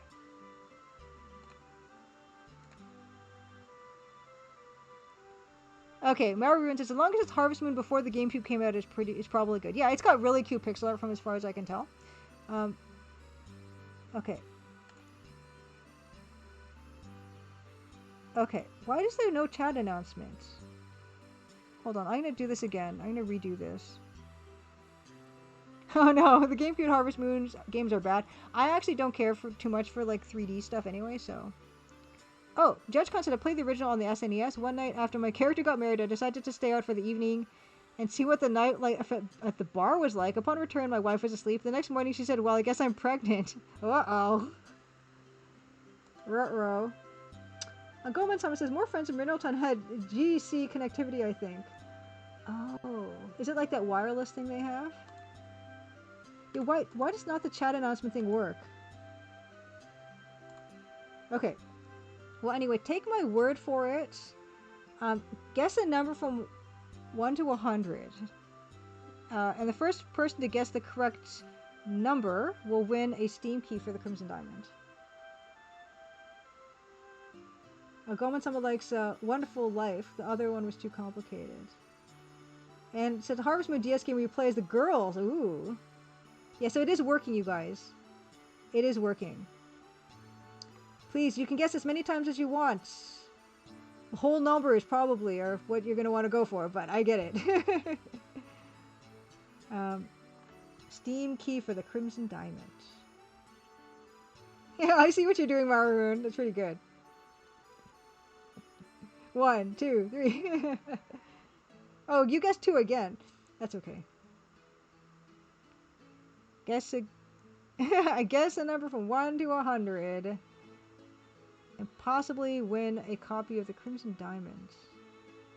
Ah, Hazards! Happy Crimson Friday to you and congratulations. I will write your name on this. Hazards. The number apparently was 29, I guess? It's telling me, it's not telling you guys. Well, congratulations. Yeah, and Edenwith probably knows the drill, but yeah, Hazards, you can message me on Twitch. To get in touch with me there. And I've written your name here anyway, but yeah, just you can get in touch with me on Twitch messaging and I will send you that code after stream. Congratulations. All right. Okay. So, next. I mentioned, yeah, we talked about in the Crimson Diamond Gazette, there was this thumbprint cookie recipe. Oh, Towie, happy Crimson Tuesday. I'm wearing your bracelet. Today, because it's a special day. And give Towie a shout out. Another wonderful streamer. Another awesome streamer that I've hung out with. Us Ontario streamer folk. We've been making the rounds. And Towie was there in Ottawa with me and Kay to hang out with Dan. It was really nice. No, Gary English, you did not. You didn't. Don't worry. You did not win the key. It was a Hazards. Yes. Yeah, Dan is great. And he actually came in, even though he was on his way between traveling and to another gig, he managed to find some time for us to sit and chat. And I think I managed to convince him to try PC speaker-ish music for my little tiny mini Maple Mystery. But we'll see. Yeah, and Ontario streamers are so in right now. Yeah, me and Ann and Towie and Old School Jay as well. We all got to hang out for a bit, and it was really, really, really, really nice. No, this might be the first time we've celebrated Crimson Good Friday. Maybe ever. And also stay tuned, because I'll be making a mess of a cake in a little bit, I think. Maybe after this. I did not really have an agenda plan for this, but I feel like I gotta show you guys the cake, because I'm very excited about it. So after this, we're gonna get it. I even have the knife here with me. I've got the knife here right now. So I just need to bring cake. I gotta go to get the cake. The cake was not doing well in the weather. I took a ton of pictures of cake before stream. Because that's what you do when you buy a fancy cake, is you have to take tons of pictures. Ann Kate also recommended that I take tons of pictures, and I did. But it's not even that hot today compared to how hot it's been. But the cake was just, the fondant was starting to sweat. Well, maybe not sweat, but it was starting to kind of sweat, but it wasn't beading. It was just moisture was appearing on the sides of the cake, and it was getting like it was reflective, or it was glistening. Yes, Seagull, happy Crimson Good Tuesday. Dave, what happy Crimson Good Tuesday? Yeah, I've been I'm not a big picture person. That's one of the reasons why we only have that one picture of me and Dan from the Ottawa trip. We have no pictures with Towie and Dan or Ann and Dan, or no Sean Paul picture that time around. I'm trying to get better about it. But yes, glistening. The fondant was glistening. And it was starting to it looked like it was starting to just want to spread out on the table. So it's back in the fridge right now. But it'll come back out again. And after I cut it, it's kind of going to look awful anyway. So I won't care. Yeah, exactly. GDC as well. We don't, like day 4, I hung out with at GDC and I never got we didn't get no pictures. We're so terrible. Oh, nice. What kind of cake did you buy from Superstore Lead Norman? Okay, let's get into this one. Let's get into this one. Okay, interrupt. I have now a physical goods Squarespace store, which I'm probably only going to run for a month every year because it's too much work. But the first and only physical goods in my Squarespace store is these custom shops. I'm wearing the gold one right now, actually. You can kind of see it there. Here it is. But I've got more pictures. And orders are, we're only going to do one run of these things this year because I'm like, can't do it. Can't do all this extra. Oh, you tweeted me on Mastodon. Nice. Okay. Oh, is THU not the thumbprint cookie? My God, come back here. Commands. Is that? Yeah, it is a command on. It is a command. You liar. You're a liar. Nightbot is a liar and unreliable. Okay, there it goes. Yeah. So that's. I didn't even get a special domain name for it because I'm like, I'm only gonna run this store from August the 15th to September the 15th. Chantilly. Ooh, that looks so moist and light. Ah, did you buy it to celebrate? To help celebrate? It melted on the drive back. Yeah, that was the kind of the problem with the cake I got. But I had, yes, I put it in the fridge. Okay. Featured product. This is kind of what bothers me. I only have 3 products on this store, and I can't get them to all display, and it's kind of annoying me. But you can see this is the reason why I have a silver version, a sterling silver version of the charm, because the gold one is $700. That's Canadian, by the way. That's another thing. For some reason, Squarespace can only work in like my local currency, and it won't convert to your local currency, and I don't know why, but apparently it's just a thing. So that's why there is this silver one, and the silver one includes an 18-inch sterling silver curb chain. So this whole thing, that's 200 Canadian, so that's like 150 US or something for this one. I took some pictures of it for scale. Yeah, Dave, what I'm going to do is I'm going to collect all my orders between August 15th and September 15th. And then we're going to do one production run. And then that's it. Oh, thank you, Hungry. Yeah, I think so. And this is the back of them. There's an opening in the back to kind of let light through for the gem and stuff. And also, it makes there be less material and less metal. That was especially key for the gold one. So we actually tried to make the gold one cheaper. Yeah, opening in the back, very common for gem stuff, Deovor said. Yeah, so this is, and it's kind of funny because I have different versions of this. Where the opening was the opening at the back was too big, and I asked them to modify that as well. But this was good, a good enough size. Yeah. Oh, you had to do this when designing wifey's wedding ring. Yeah. So you this is like best practices for jewelry design, I suppose. And so here it is. First to scale, this is the chain you will get with the sterling silver one. And if you want to this is the holes dimensions here, 4 millimeters by 2.5 millimeters, in case you want to string your own cord through that, which is more important for the gold one, honestly. And so the gold one, there's an option to buy the gold one, just the charm, for $475. That's Canadian again. And I know it's not cheap, but it's also not plated. And I don't expect, I literally do not expect anyone to buy this. This only exists because I wanted it for myself. And then it existed, and I'm like, you know what? Now that it existed, I might as well make it available for other people, right? So, why not? And that's why also I only want to do like one run of it. $475 Canadian for it. And then with this 18-inch 18-karat gold curb chain, it is 700 Canadian, and that's before shipping. So I know that's a lot of money, and like I said, don't expect anyone to buy these. They don't exist though, so if no one buys it, it's not like I'm throwing them away.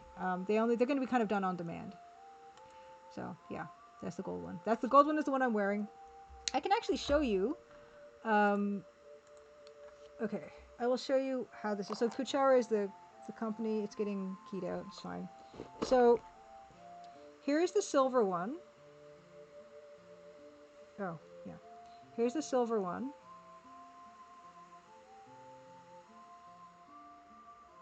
Right? And then the gold one is this one that I'm wearing. That's the gold one. I've got mine on a different chain. That's why it's not the same. Doesn't look the same, but this is silver, that's the gold. And I actually have a silver prototype one that has the bigger hole.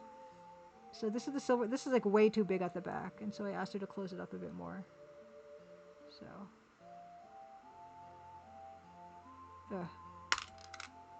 Right. Yeah. So that's too big of a hole. This one's a better closed up hole. So anyway, yeah, here's the silver. That's the gold.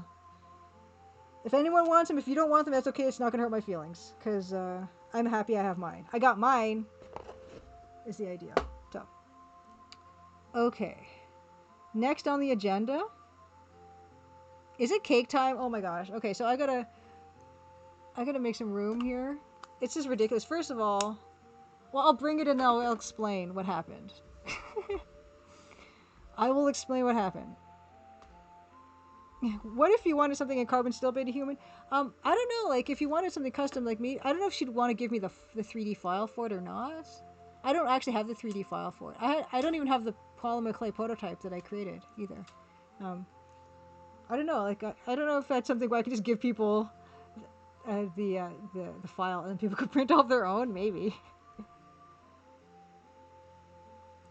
Oh, what colors are you keying out?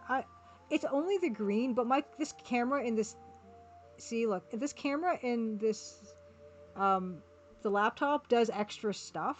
So I don't know what it's doing, but it's like it keys out a bunch of extra other colors or something, but also knows my face is a face. No, the prototype I made, Whiskey Tango Foxtrot, was like pretty much exactly the same size as the one that they developed, they produced. Lead, carbon, steel, antimatter, something. I'm gonna bring the cake now, you guys. So give me a second. Let's see. So can I? I'll put on the usual. I'll put on the usual. Uh, what is it? The slideshow of birds. While I get this ridiculous cake. Okay, I'll be right back. Velisip says, you may be a tiny facet of niche, maybe on a tiny facet of niche spaces. Intersection of EGA text persons and jewelry is exactly the kind of target market I'd like to see. And cross stitching, do a lot of cross. Okay, I'll be right back. I'm gonna get this ridiculous cake now. I'm gonna make a hilarious mess. Anyway, it's gonna be great. Be right back. Oh, also Adrian Bauer, happy Crimson Tuesday. I saw that you were here. I'll be back.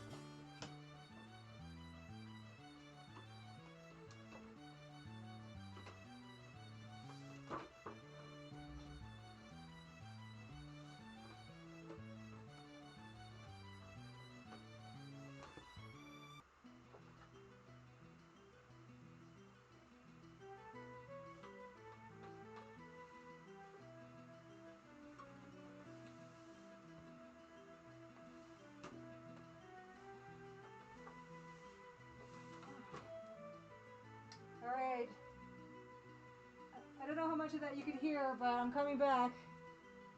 I'm coming back. Oh my god, it's heavy. Why is it so heavy? Okay. Okay. Such a bad... Oh, I didn't even bring a fork.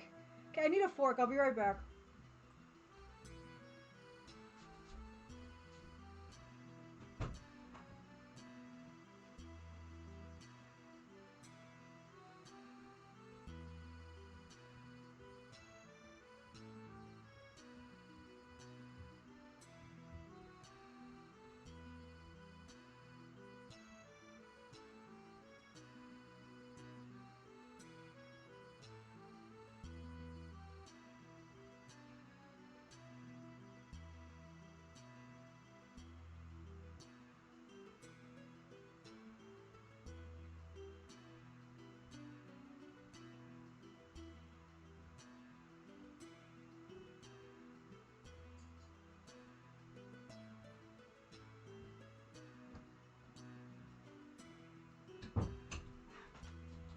Okay, okay.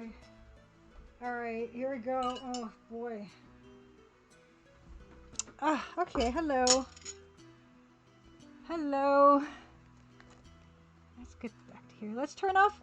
I don't want the chroma keying to spoil any of this. Let's back this up. I need some space for this. I can just slide it in front of me. Okay, let's turn off this chroma key. This is all Anne's fault. Anne gave me this idea. Anne gave me this idea to do this. So thank you, Anne. Yeah. I wondered if you guys could hear the tape coming off the box. I was like, are they thinking that I'm ripping these giant farts or something? It was tape coming off a box, okay? Okay, here we go. I blame Anne.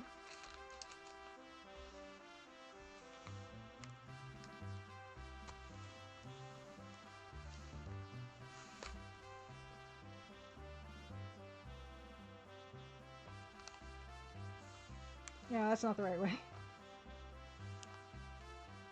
You can see there's been some fallout already. There's some of this stuff. And like, this is definitely that kind of like red lake color. That is definitely not healthy. Can't even see it. I can't. It's very bloody looking, right? That's not coming off my finger. Okay.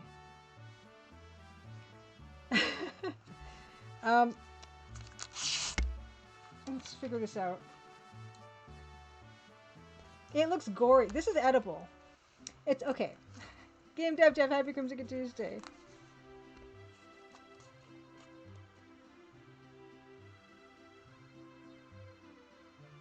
Come on, do it. Come on. Adjust. Adjust. See how it's already glistening? It's already glistening. And for some reason, see this white at the bottom here? That's also fondant. So every time I touch that, my fingers get sticky. Yeah, I also got hives from Red Dye One, so I'm not going to eat those. I like that gold stuff. Hey.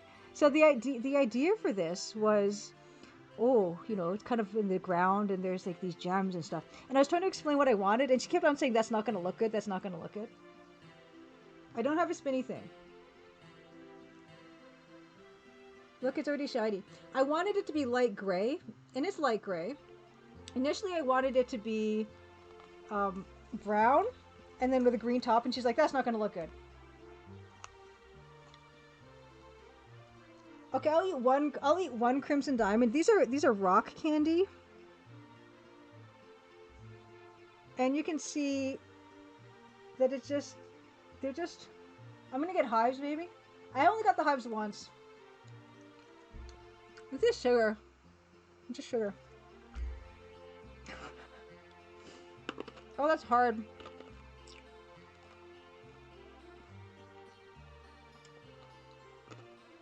That's just sugar. Not real diamonds. I'm sad that they're not, but I'm also happy. So let's cut this. Okay, so here's what I wanted to say. So this cake is a 6-inch cake, and I thought it meant 6 inches in diameter. I didn't know it was 6 inches tall.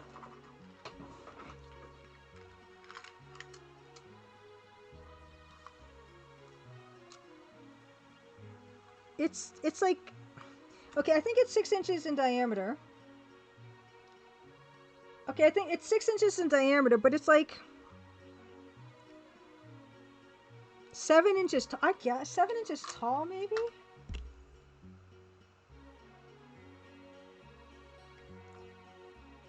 It's 7 inches tall, I think, if you don't include like whatever this fondant thing is. We're gonna cut this. It's chocolate inside, apparently. Is this only 6 inches tall? 7 inches tall? Anyway, I'm gonna cut this on stream, you guys. I'm gonna make a giant mess. Are you ready? Let's do a spin. See, it's already starting to go. Yeah, I'm glad it's not rock salt. I don't even know, like, how much of this is actually edible. Like, I know dragées, the silver colored balls, are supposed to be edible, but I don't trust things that are metallic that I'm supposed to eat.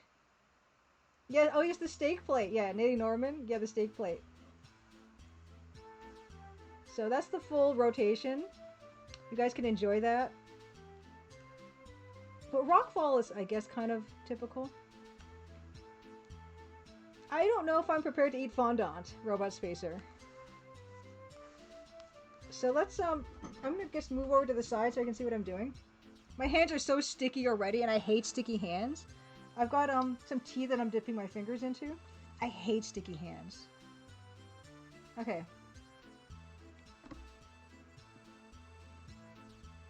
Okay.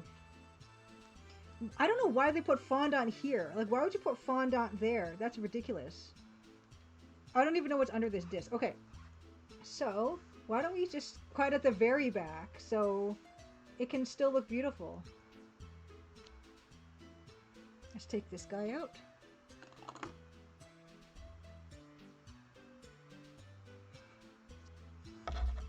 Okay. Natural geological processes, yeah.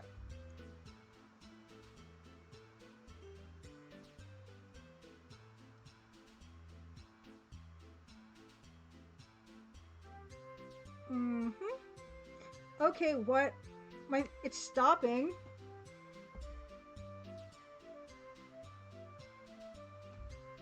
There's like resistance in here. Oh, you know what okay. I read on the website there is cake supports in here that you're supposed to remove. Yeah, okay, there's cake supports in here you're supposed to remove, but how are you supposed to remove them if you can't even see them? This is gonna be a cake autopsy.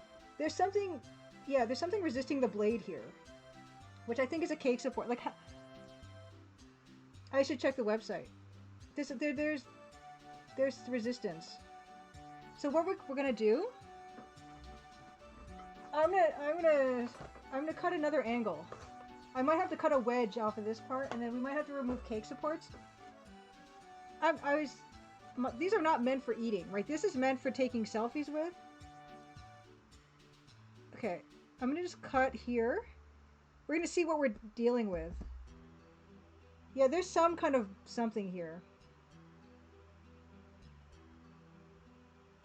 Okay, it's stopping here. There's definitely some kind of load-bearing plate here. Because it's not going anywhere. So I'm gonna have to... I told you I'm gonna make a mess. We're gonna go in above that. Okay? And in. Until we hit that other... Okay, okay. Plate, nurse, plate. Okay.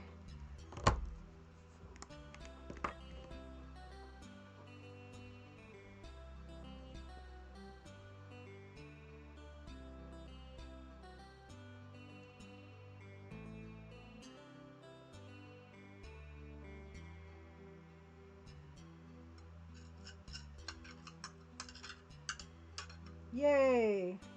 Whoops. Well, that's okay.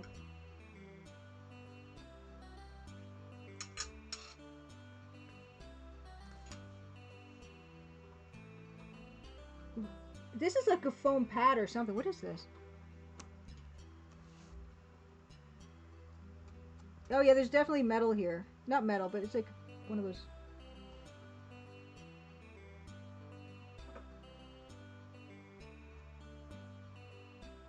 Ah.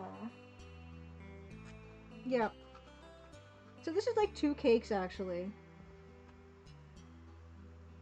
Yeah, I don't know if you can see that. Hold on.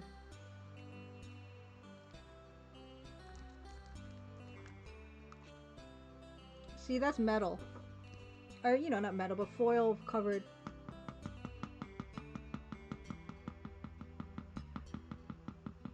So what is this cake too? Is this edible underneath this? Or this is just a joke? We gotta dig further. We gotta dig further.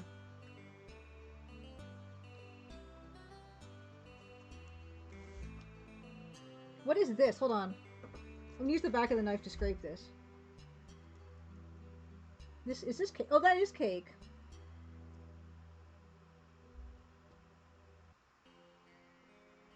Okay. So what we have here, I've never see, this is my first fancy cake I've ever had, so I don't know about these things. But yeah, so this is just like a disc here, right? There's a disc here, and then underneath is more cake. So it's like it is like two. Spackle that back on. So we're good. We have kind of 2 cakes.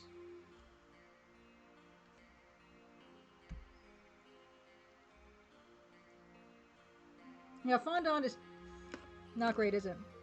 Fondant isn't good.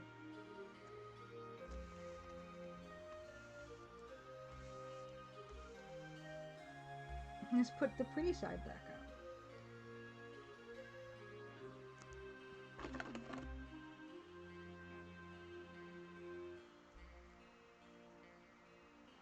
So let's see this. Forgotten footsteps. Happy Crimson Tuesday. Yeah, I don't have the education for this. So there is a cake support. So this is chocolate.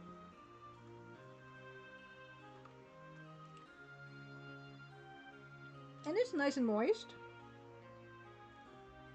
Yeah, I mean, there could be anything hidden in here. But my problem is, yeah, this stuff in the middle, like, it's got kind of like a white icing in the middle. Which I think it's really sweet on the inside. Happy the Crimson Diamond anniversary, everybody. Yeah, moist. It's moist. And it kind of reminds me of those grocery store sheet cakes, but better. Right?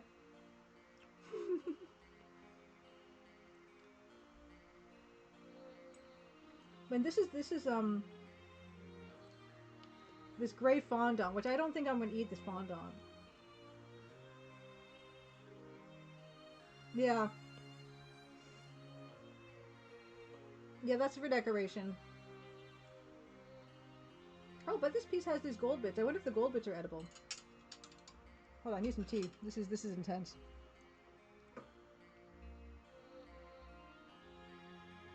Evil tentacle. That's literally what I did. In fact, I do have photos. Let me grab them. I did take. I'll show you a photo from the photo shoot. This is making my teeth hurt just a little bit. Oh my god. Okay, yeah, I'll show you a photo shoot picture where I did put Nancy on. I like leaned her against the. I didn't want to put her on top, but I did lean her. Let me find what picture.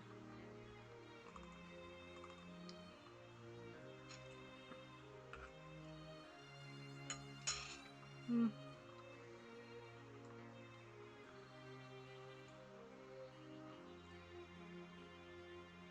Let's see. It's a good picture. Well, I've got some. Yeah, I've got some real gory pictures.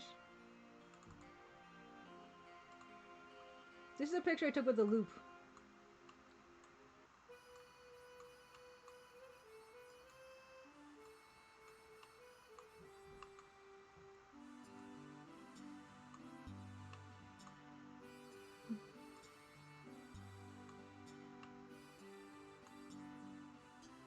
Valley said this is a cake.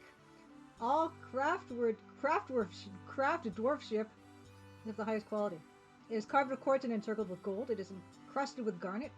This object is adorned with gold pearls. Upon the item is a sculpture depicting well wishes for an annual celebration. So there, that's with the loop examining the sugar crystals. I could, if I was really gonna get I don't want to get her dirty though. It's so dirty. It's so sticky and blur. Yeah, I'll get you another picture though. Let me get another picture. Image. Let's see here. Let's see which one is good. Ooh.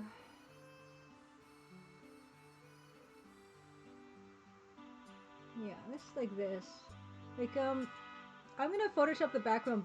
Oh, this is car alarm going off. Perfect timing. That's great. Oh, it set up another one. I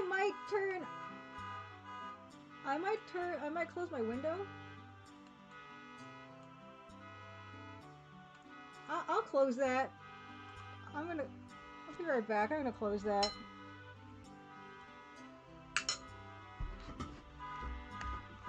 Seriously.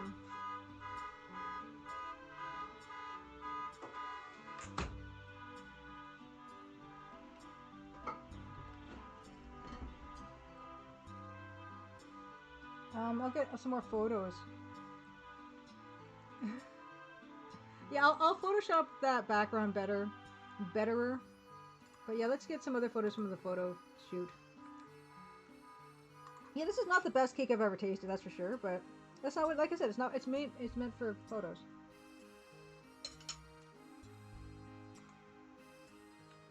I think it's been resolved. Okay, other ones. Oh yeah, I started to get more ambitious with it. I added more props and more props and more props.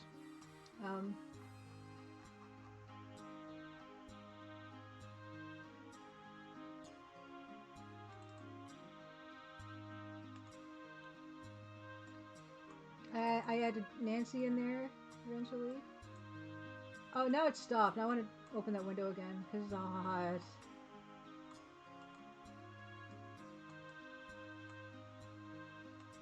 So that's some of the cross stitches there.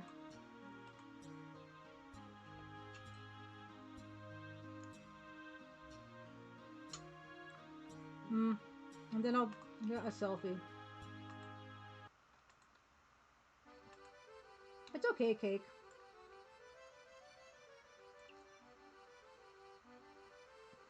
But yeah, there's tons of these photos. But I won't bore you about slight variations of my face. Oh yeah, here's...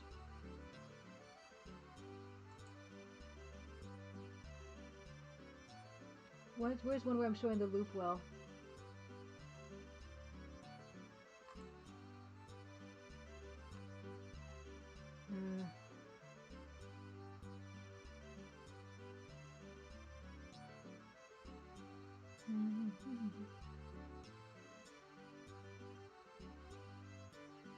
Here's me with the loop. Alright.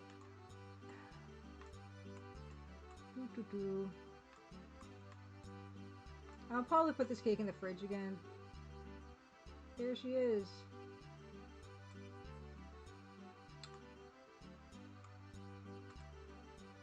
Me holding the loop.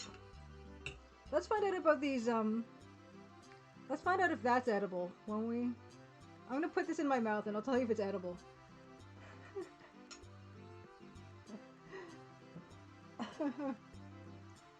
Yeah, the cat loves the cake. Let's see. So these quilts are, my mom made those.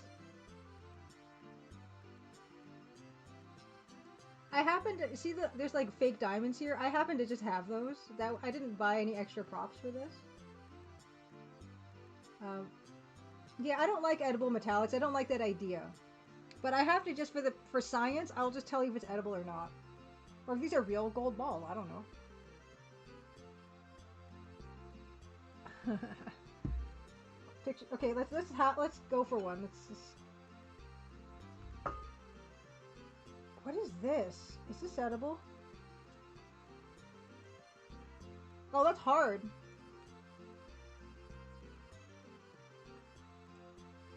Oh wait, uh-oh. The gold is coming off in my mouth.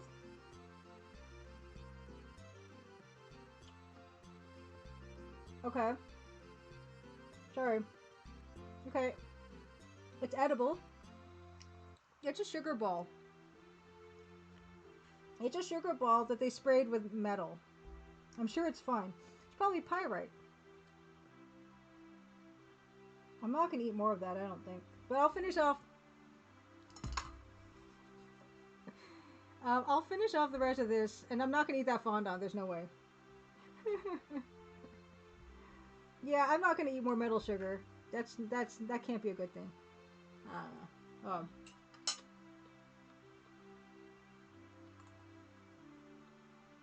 It would actually be safer if it was real gold, because then it would just pass through us. Hey, anyone want to tell me the chemical composition of metallic gold decorative spray? Edible decorative spray? No, I guess there's probably some kind of law that says it has to be edible, but the support plate is not edible. Maybe it is. Maybe, well, everything's edible if you try hard enough, right? So, anyway. I'm not eating that fondant. There's no way. Oh, they definitely, yeah, and they definitely use foiled gold that's edible. That's not what's on this cake. That's not what's on this is fool's gold.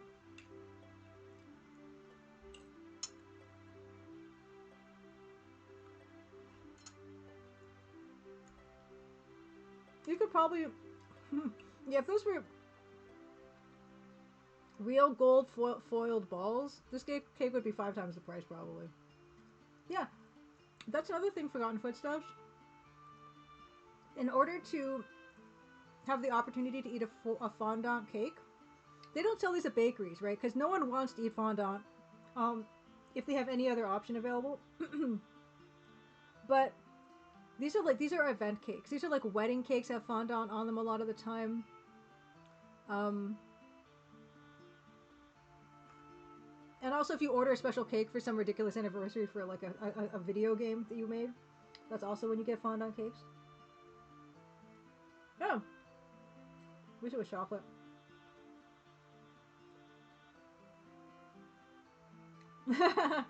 Anne says, dude, you got your cake from the Gnome King from Return to Oz's Finest Bakery. It's pretty okay. But yeah, this is again, it's mostly for show, which is why I have all these pictures. I have more pictures. They're all very kind of basically the same.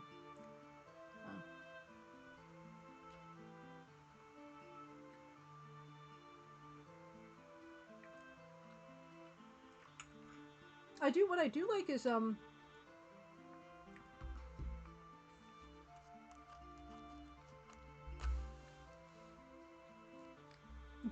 like this gold paint, edible paint, presumably. That's nice.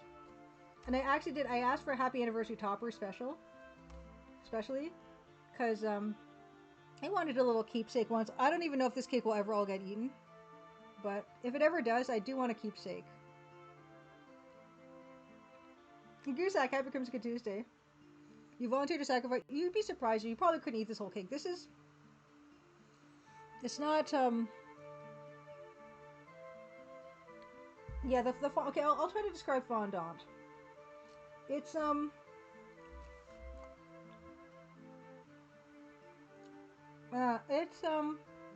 the consistency, they use it because it's a beautiful, smooth surface, and they can make this any color, right? It's a very good decorative material. But it's basically just sugar paste, right?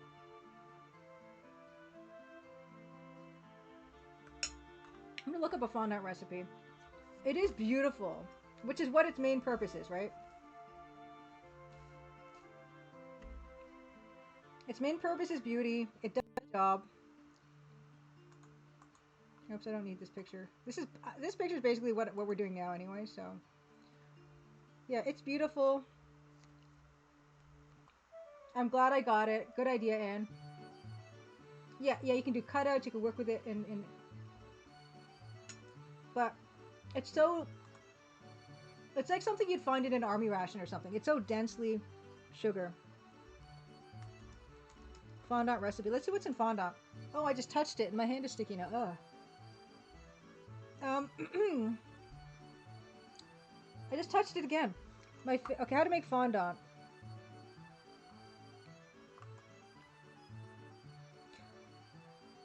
Okay. Yeah, it's also very easy to color. That's what people like it. Okay. Apparently, this recipe is 4 ingredients only. Mini marshmallows. Maybe that's the taste I don't like. That cloying sweetness.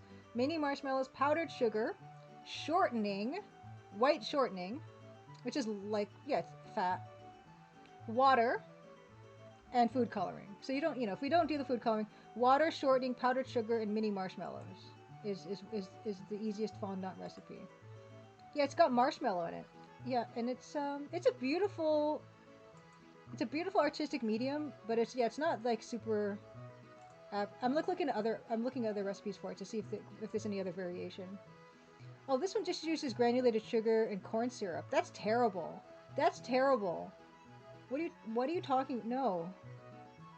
How about all recipes? All recipes. Let's check out marshmallow fondant. This has got 1,200 ratings and it's rated 4.5. What does this want? This one is a quarter cup of butter, 1 16-ounce package of miniature marshmallows. Looks like the miniature marshmallows are like a mainstay of fondant. Vanilla extract and confectioner sugar. So basically marshmallows, confectioner sugar, and water. Yeah. Okay. Yeah, rock candy. They could. Yeah, Jello would not have survived. Okay. So quinoline yellow and yellow iron oxides. That's the decorative edible paint, metal paint.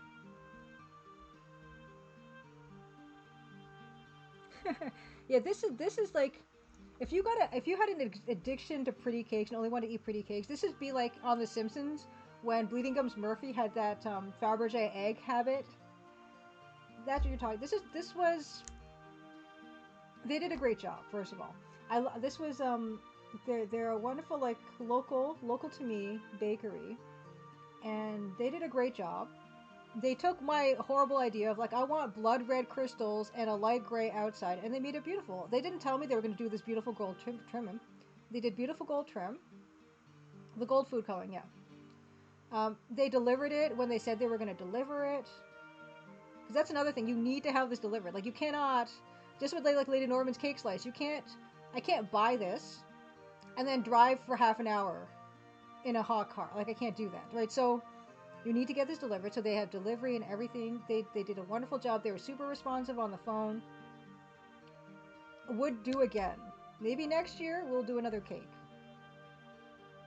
Yeah, my dangerous spiral into fancy cake habit. No, yeah, this is yeah, gold and fondant and is wonderful. And this geode thing, I never even knew that this existed. But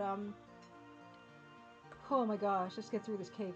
But no, it's I don't want to sound like I'm mean or anything, but yeah, it's really like I'm not a really super sweets person, but for what I wanted, they delivered it perfectly. What I wanted, which is this beautiful.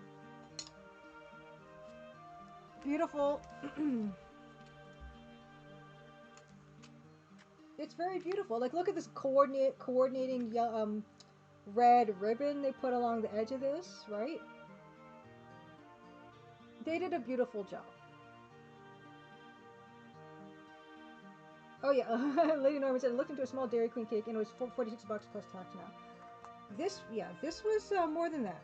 This was, ooh, oh, how much was it? This was more than $200, you guys. So yeah,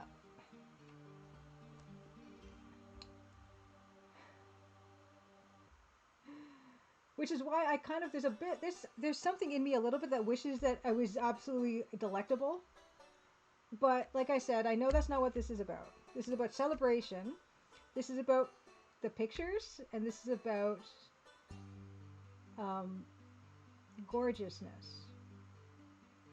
Yeah, and I'm glad I did it because I don't really do this so much, and I need to do this more. Like I don't really.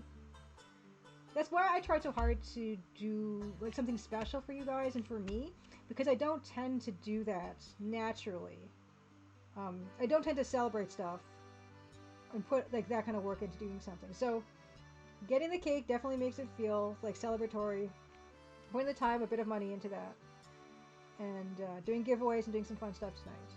So very important to celebrate what you've done, your achievements, and recognize them. Trying to do that more. So I'm gonna put this back in the fridge before it just it's like expanding its radius and it's like slowly like one of those controlled demolitions.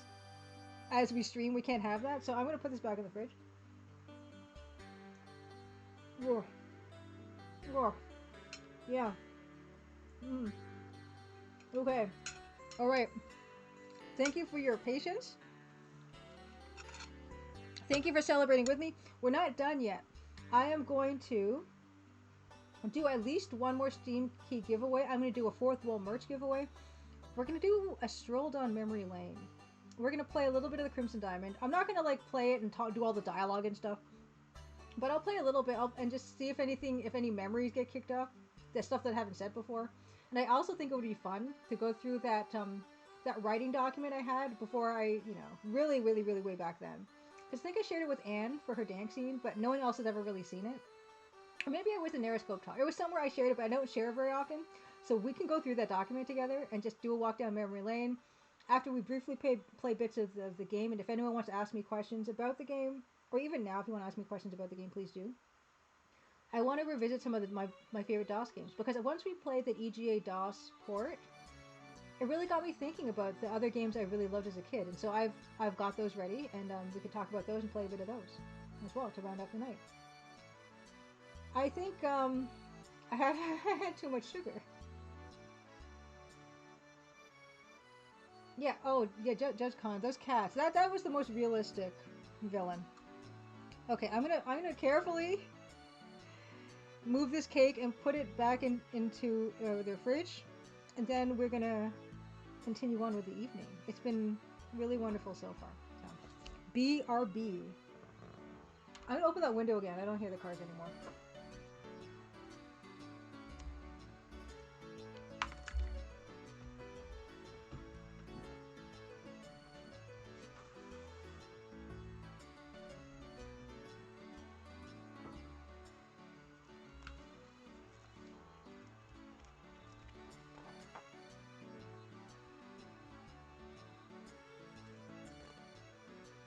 Bye, cake.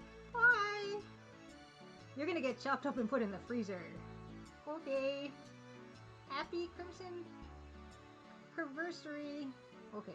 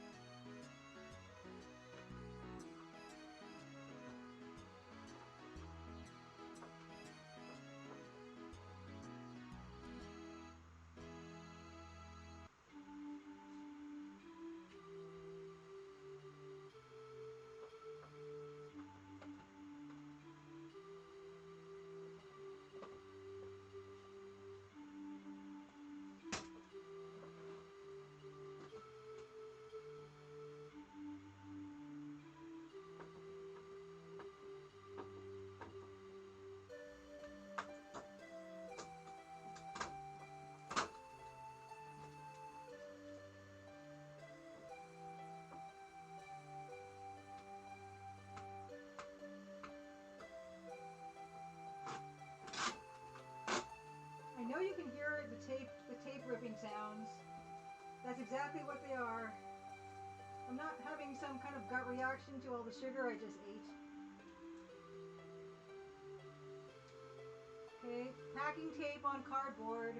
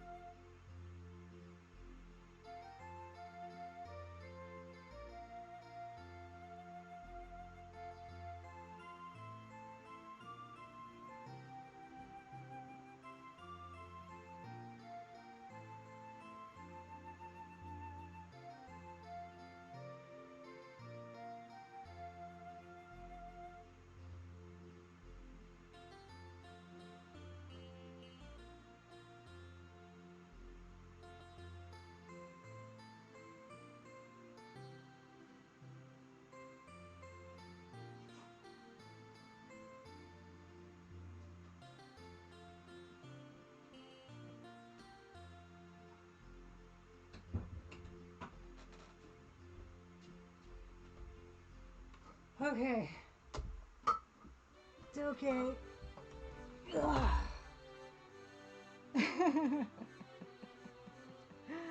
Tape the cake. It was the dog. The dog taped the cake. It's fine. So it's fine. Thank you. Okay. Yeah, yeah, we do have Jolly Ranchers, and they're a weird candy. I find. See, another thing. Can we do a bit more about the cake autopsy? A bit more about the cake autopsy. So another thing that kind of is a thing about this cake. Okay. See this fondant, right? So there's the fondant. They actually kind of made it a bit purple because they probably didn't want to just make a great cake because they're artists. But there's actually like an interfacing layer of like this marshmallowy type of icing. That's also really sweet. So I think what they do is they bake the cake and then they kind of coat the whole thing in this kind of gritty marshmallow, softer than the fondant, but marshmallow thing to kind of make it all totally smooth. So when they, however you apply fondants, it's even beautifully smooth too. So that's also another really sweet part. And there's also still 2 more gold balls. 2 little gold guys over there. They're actually pretty challenging to eat, so they might keep if I just kept them as like mementos. I don't want to touch them, they're sticky. Okay, it's fine. The cake itself was, you know, a nice, moist, chocolatey cake.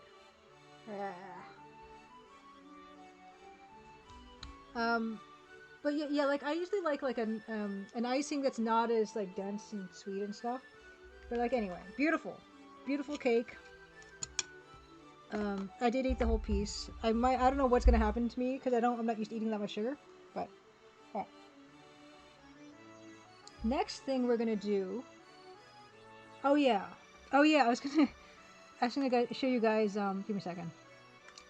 I was gonna show you this document. I blame Anne. I blame Anne. Whatever what happens to me in my body after eating that much sugar, I blame Anne. But it was worth it. Also worth it. Nice, evil tentacle. You made a cake disappear? Let me see if I can find this file. I put it somewhere, like, you know how you put something somewhere where, like, you put it somewhere so you can find it easily, and that means you never will find it again. That's what's gonna happen here. There it is. Okay. So let me, okay. I will show this document to you, and this, of course, will have spoilers, and it probably won't even have not that many spoilers, because not much of this is accurate to what happens in the game.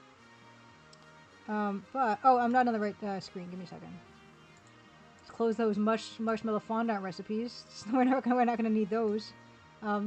We show and tell. No, wait. Big Julia scene. Okay. And I think... Oh, that's not giving us the Photoshop scene. That's... Which one does? Oh, my hotkeys aren't working. That's okay. I'll just do this the sloppy way. Where you get to see a million of yourself for a second, and then I go here. Okay. So this is AGS underscore plot 11 underscore re-added birder.ai. AI is just Adobe Illustrator's file format. It's not AI generated or anything like that. But there was a point in the game where I took away the birder because I thought she was kind of useless, but this obviously is the draft where I put her back in. But let's get into this. So this was the whole game, how I plotted it out.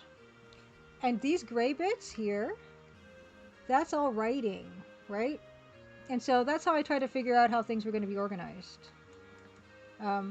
Between night and day, these things it initially was in acts and scenes, and that didn't last. And then there was all this ending part. So why don't we go through some of this? So why don't we go through some of the notes that I made? So yeah, I was thinking about, you know, the hero's journey, right? So the hero's journey, Joseph Conrad, whatnot, thinking about that arc, right? So she starts in her comfort zone, and she's at the Royal Ontario Museum. She wants something. She wants to be a PhD. She wants a career in teaching and research. Her call to adventure is this Northern Ontario field research. She crosses the threshold. She arrives at the lodge. Road of trials, interviewing folks, studying rocks, eavesdropping, spoilers, Margot's death, investigation. Meet Goddess. That's kind of a vague one. This place is danger, murder, conspiracy, espionage, lies, diamonds are real and being hidden. Meet your maker. More important to save the land and lodge and solve the mystery than get the PhD and prove the field research. Realization that this find could be a repeat of the Klondike Gold Rush and devastation that brought to the land and natives, etc. This revelation helped along by Birder from British Columbia, who saw some of this. Well, we didn't do that. Instead, that was Margot's part. Like, I made that part of Margot's character, where she talks about if you get to certain information, she talks about how, you know, she was kind of part of that whole rush, and she saw what it did to the environment and stuff. Yeah, so here's another thing. Return and bring it home. Rescue from without. There was going to be a bear called Pete, and that didn't happen. We didn't have any bear chase scenes in the game. I don't know what happened there. And then last was change and master of both worlds. Showdown, life and death struggles, decisions, return to the ROM. Fake diamond placed and displayed, PhD not forgotten. Yep. So this was going to be the ending, where she would bring back samples and she would get her display. But depending on how the player did, then the museum display would be like a small little thing or like a massive exhibit. I didn't end up doing that, but that would have been cool, I guess. So that was one thing. And here's something else that I took out of the game. So the streak plate is in the game. That's 6.5 of the Mohs hardness scale. That's unglazed porcelain. A carbide scribe has a hardness of 9, which means that it would have been a really good tool to have if you were going to be testing stuff for diamonds, or separating diamonds from rubies and sapphires or something, potentially. Griggles Wong says, I hope the bear called Pete makes it into another game. I don't know. I don't think he's going to make it into the next game. But yeah, here's a talk about types of hardness. And so these weren't also in the game either. This would have been cool. Like, your fingernail has a hardness of 2.5. And you can scratch gypsum and talc. So you could have scratched with your fingernail if it was something really soft. Piece of glass is 6.5 or 6, and is only scratched by quartz and really hard minerals like garnet, beryl, topaz, tourmaline. This is just an internal document. There's typos. Knife is 5.5, so it is useful to distinguish apatite from minerals that may look the same but harder, such as beryl and quartz. I was going to make there be more confusion between what the colorless rocks were in Crimson, and I was drawing up a list of colorless rocks, like quartz and beryl. Sapphire can be colorless as well. The Crimson Salmon. And then her kit. Her kit used to be much more extensive, but I did winnow that down. She does have her notebook still. She has a loop. She eventually acquires the hammer, something that could be a chisel. Waterproof field book. Yeah, that's the same thing as a notebook, pretty much. EGA beat 'em up. Carbide scribe. Magnet. So we didn't test any magnetic properties, but that's another thing you would have in your field kit potentially. And that's another thing about... I don't know if pyrite is magnetic, because it is an iron ore, but there's other things like magnetite, which is a mineral that is magnetic, and you can find it by holding up a magnet to it. Acid dropper bottle, that's another way of distinguishing some kinds of minerals. If you have like hydrochloric acid or vinegar, some calcite will dissolve with a vinegar solution. But again, simplified more beyond that. I was going to have different colored streak plates, white streak plate, black streak plate, and glass streak plate. Again, simplified that as well. Sand grain folder, that's we didn't do anything with sand, so I didn't need that. But this is basically a list of stuff. If you were to order a kit from a geology or mineralogy store, this is what a beginner's kit would include or could include. Yeah, and so does she lose this all and have it taken, then she would have to improvise. And the canoe, there is a canoe in the game, and I was thinking the canoe could be a good way for eavesdropping on folks talking on the bridge. There was going to be a scene in the game where two characters talk on that big bridge that leads out of the lodge area. And I was going to have this scene where, because the boat house is just west of that bridge, she could cut or untie the canoe, and she could stop herself while she's under the bridge and then listen to that conversation. But I didn't end up doing it because if you fail at that, like, how are you even going to get the canoe back to go back over the waterfall? You're going to die in a really funny way, I guess. But again, something I didn't end up doing. And here... Yeah, so this is another thought I had. Adventure game for the Google age. Puzzles based on stuff you can Google, like how to tell if a diamond is real. But I prefer to have the whole game explain itself and not requiring you to go outside of the game to find out information. Or even like having a PDF or a manual. Like that's what old games would have, like a beginner's field guide to geology or fun facts about diamonds. Those kinds of like feely items would sometimes, figure into some of the puzzles in the game, but again, I didn't end up doing that. Yeah. So tungsten carbide is hardness of 9, which is really, really... It's hard to find stuff that is that hard. No pun intended. And I wanted something of that hardness in the game to help test if the Cissis, and this is a sapphire brooch, against that. And also here's me trying to decide about the date of what I'm going to set this game at. Collector's edition, yeah, the guide. Other stuff. I didn't end up doing this either, like the beach glass or river glass. That's something else that can be mistaken for minerals. And how to test for that. If you cleave with a hammer, you would see conchoidal surfaces, which are like curved surfaces that don't break apart. Obsidian does the same thing as glass, because obsidian is a type of glass. But that would be a good way of testing if it's a diamond or not, for instance. Yeah, it's possible. Yeah, with smartphones, you could do something where there's some integration between the smartphone and the game potentially. I didn't end up doing calcite, but it does naturally occur in areas. And kimberlites. Kimberlites are like these occurrences of minerals and stuff that happen when deep within the bedrock something comes up after there's a opening and stuff comes up. That's a kimberlite pipe. And calcite is one of those things, and calcite is a colorless crystal, which is why I was thinking about using vinegar to test it, that those were not diamonds. That's a good way to test for that. Can scratch with a knife, acid test response, as it says here. Also, rock salt. You can put it on the ground as a weed killer. That's another reason why there would be rock salt in the lodge. It dissolves in water. Crystal shape versus diamond under lens. Yeah, rock salt generally has the square shape. And I was thinking about round glass decanter top to replace the big sample. Yeah, I was gonna do something at the very end of the game where Nancy would have these giant samples, and then someone like Corvus or something could be like, oh, what do you got in your pocket or whatever. I know you have a big whatever in your pocket, something, or you're happy to see me, whatever. And instead of the diamond, she might have that's the size of the decanter top. If you had the decanter top, you could give that to him, for instance. I didn't end up doing that. Evil tentacle. Nancy finds the diamond, discovers it's just from someone's fondant crystal cake. And here's some stuff I ended up doing where diamond bits hidden in bags of salt. And Nancy, she didn't have a name by this time. Protagonist peeks into the smokehouse, sees hired man or body. That's Evan Richards' name. He was supposed to die initially, that's why he was called Body, and that didn't happen. Dumping white crystals into a salt bag. We don't actually see that happen. You can hear about it if you talk to Kimmy at a certain point in the game, and then you can kind of reason out that it happened, but you don't get to see that actually. And I was gonna have there being, how would Margot get poisoned? Arsenic or other poisonous white powder. We ended up with another poisonous white powder. Yeah, Evan, Mr. Body Richardson, yeah. Because Body is the name of the Clue victim, right, famously. Okay, yeah, big diamonds thrown in the river, smaller ones hidden in salt bags. We ended up doing that. Small, mid-sized ones got eaten by fish and carried downriver and discovered, so they stopped doing that. And then what's the deal with outside communication? Telephone, telegram, delivered by enterprising boy on bicycle, who is paid by lodge to come by every day at a certain time. Remnant from when it was an inn, and Body is too soft to deny the boy a livelihood.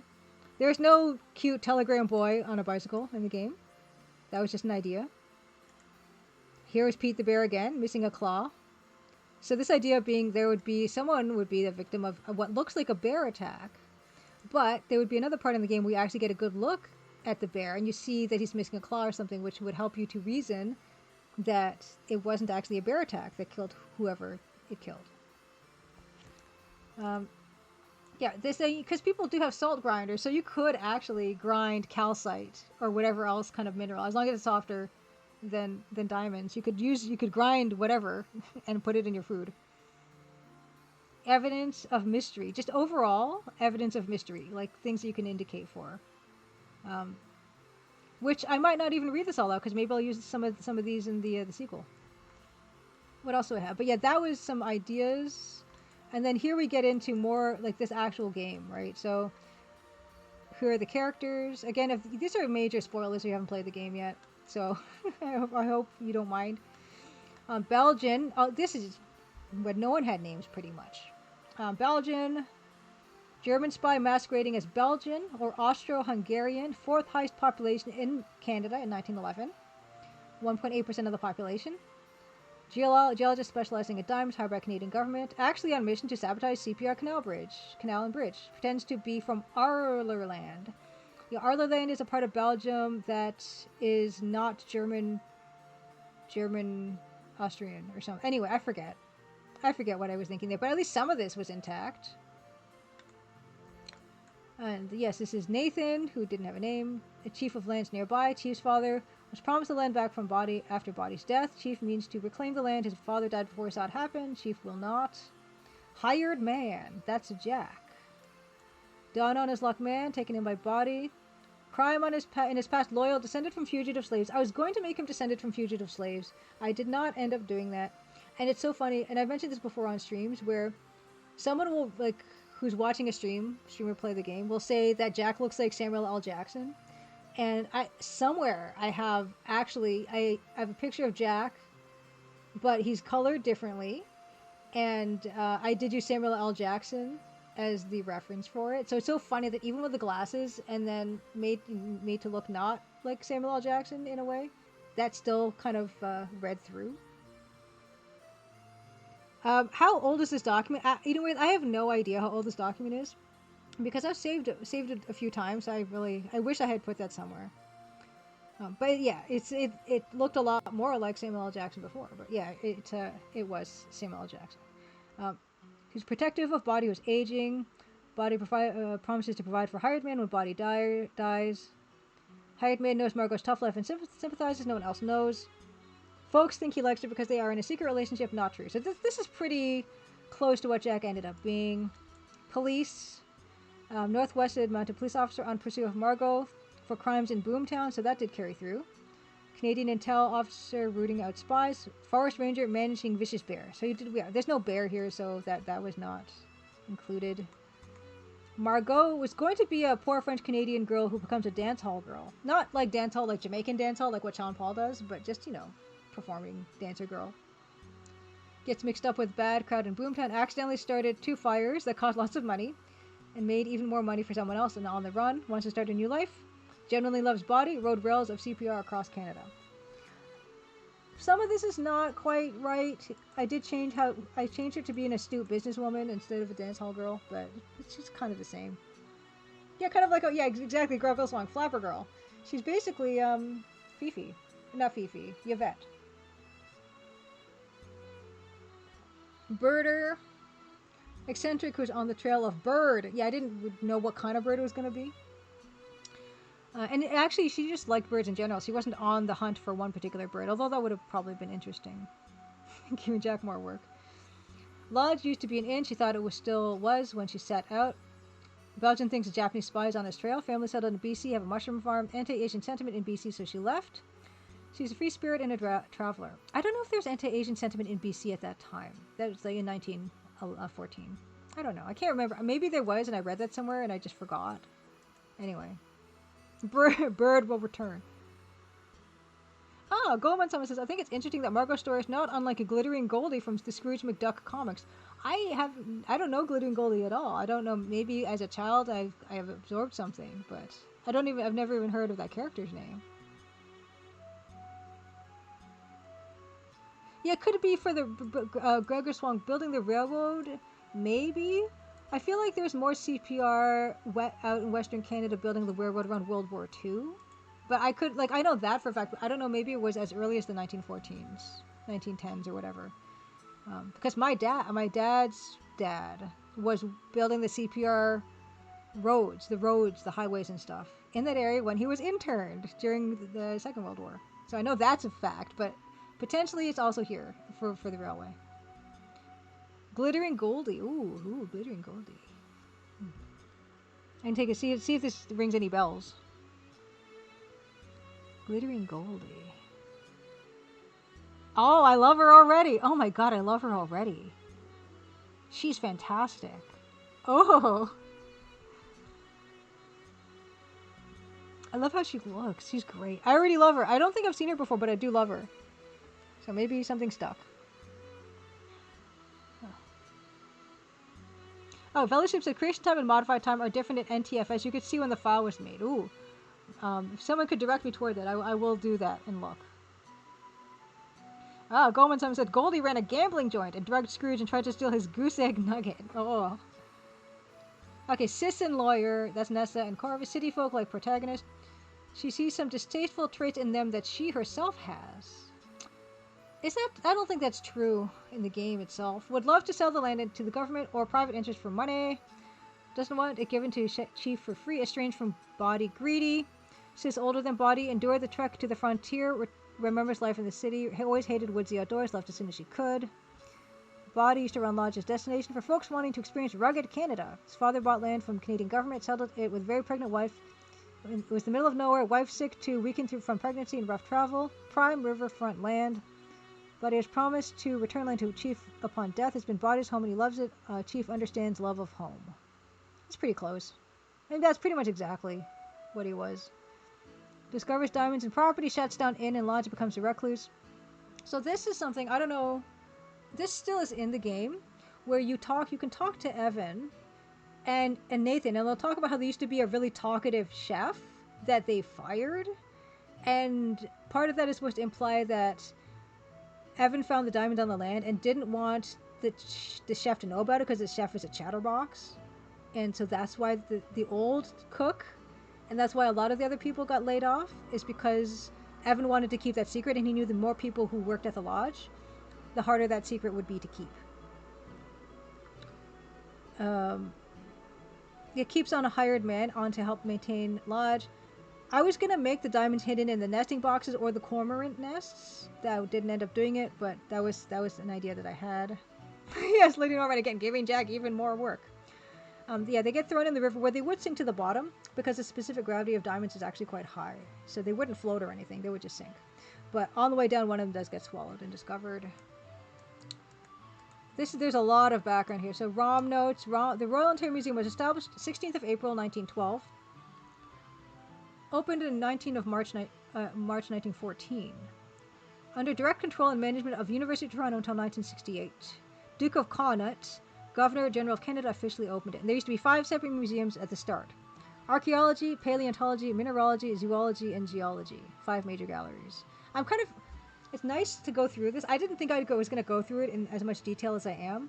I'm just really enjoying it, and it's actually helping me to remember stuff I can explain to you guys. So hopefully you don't mind me doing this, because I can stop at any point. And here's some 1914 historical context. King George V is the head of state. Consort is Victoria Agnes. Dr. Bot wasn't expecting this to be so educational. I did a lot of research. It was really important to me because I wanted the setting to be realistic, but also the research gave me a lot of really good ideas of stuff to actually do for the game. Prime Minister Robert Borden, March 19th, the ROM opens. May 4th, first major discovery of oil in Western Canada at Turner Valley.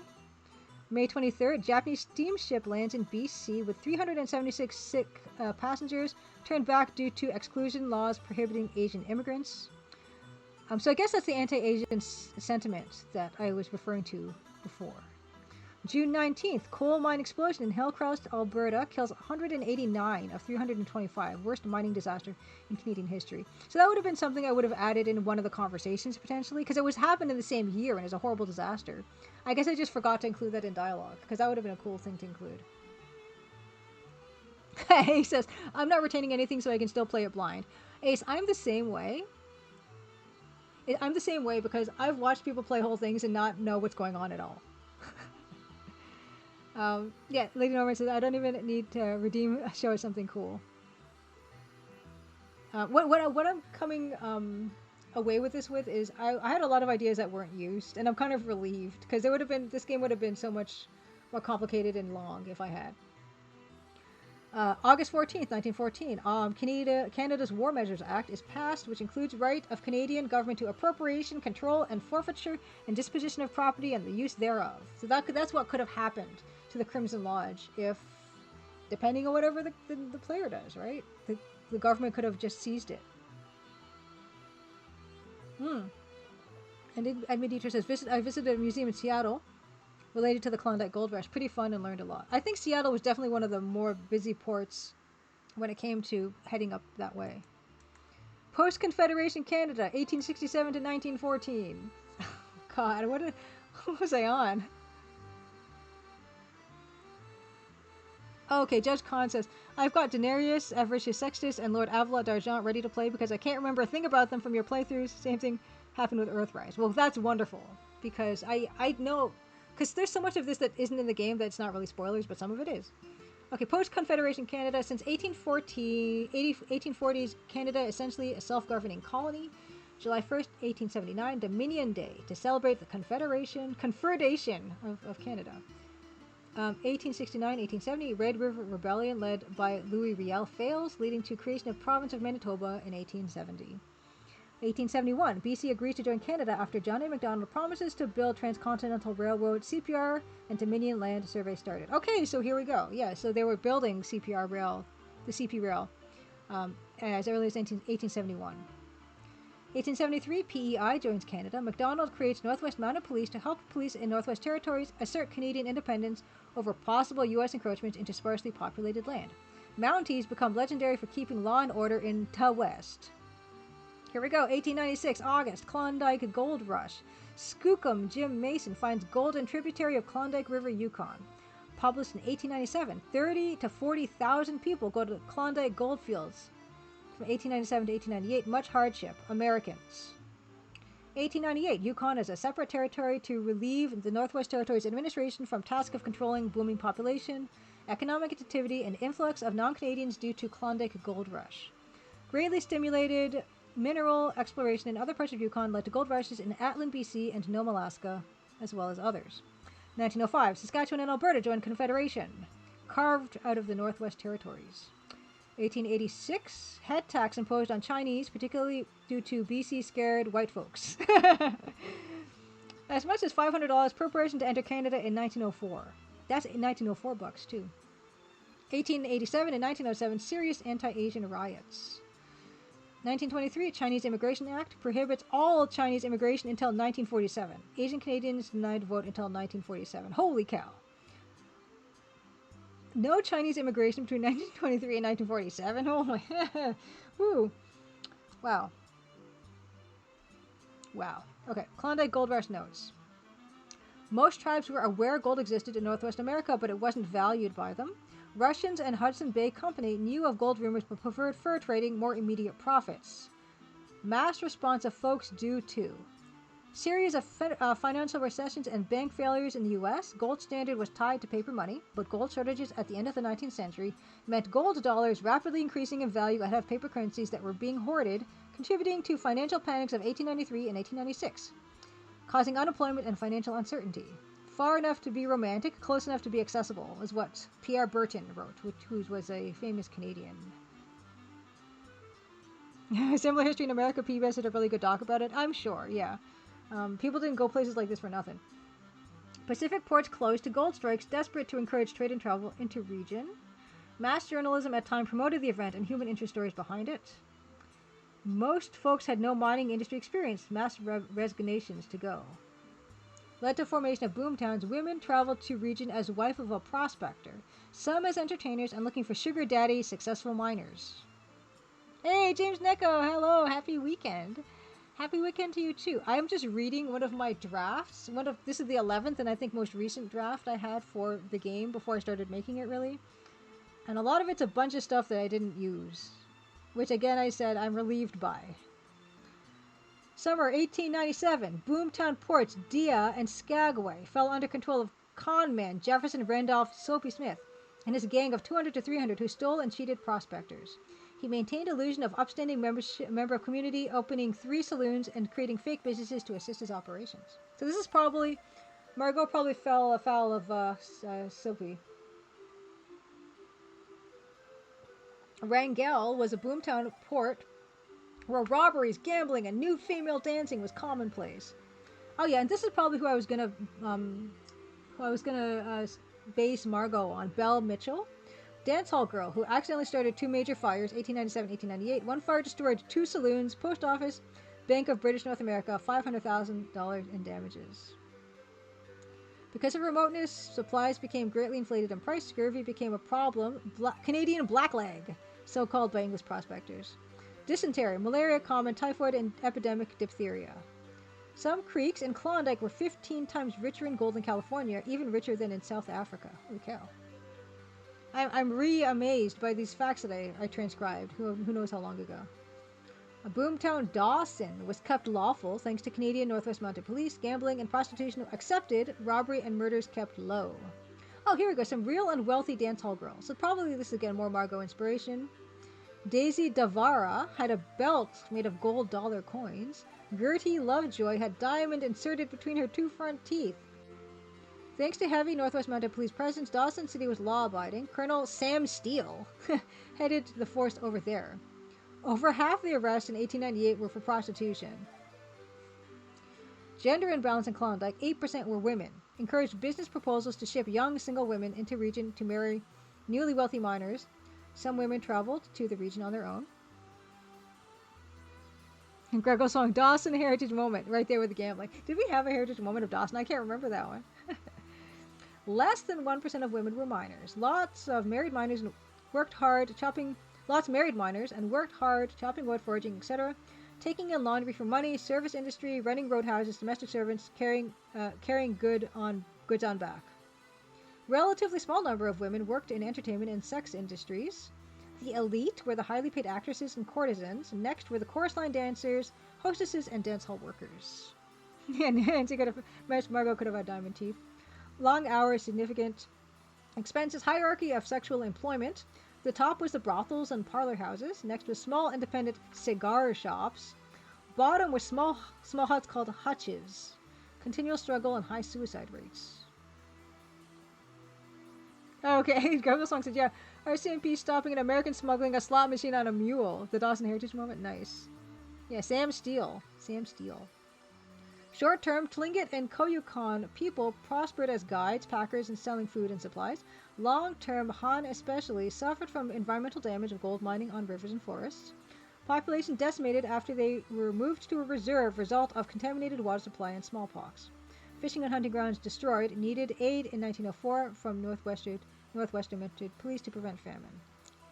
Oh yeah, that's like that. I think that's somewhat. Okay, here we go. Free Prelude.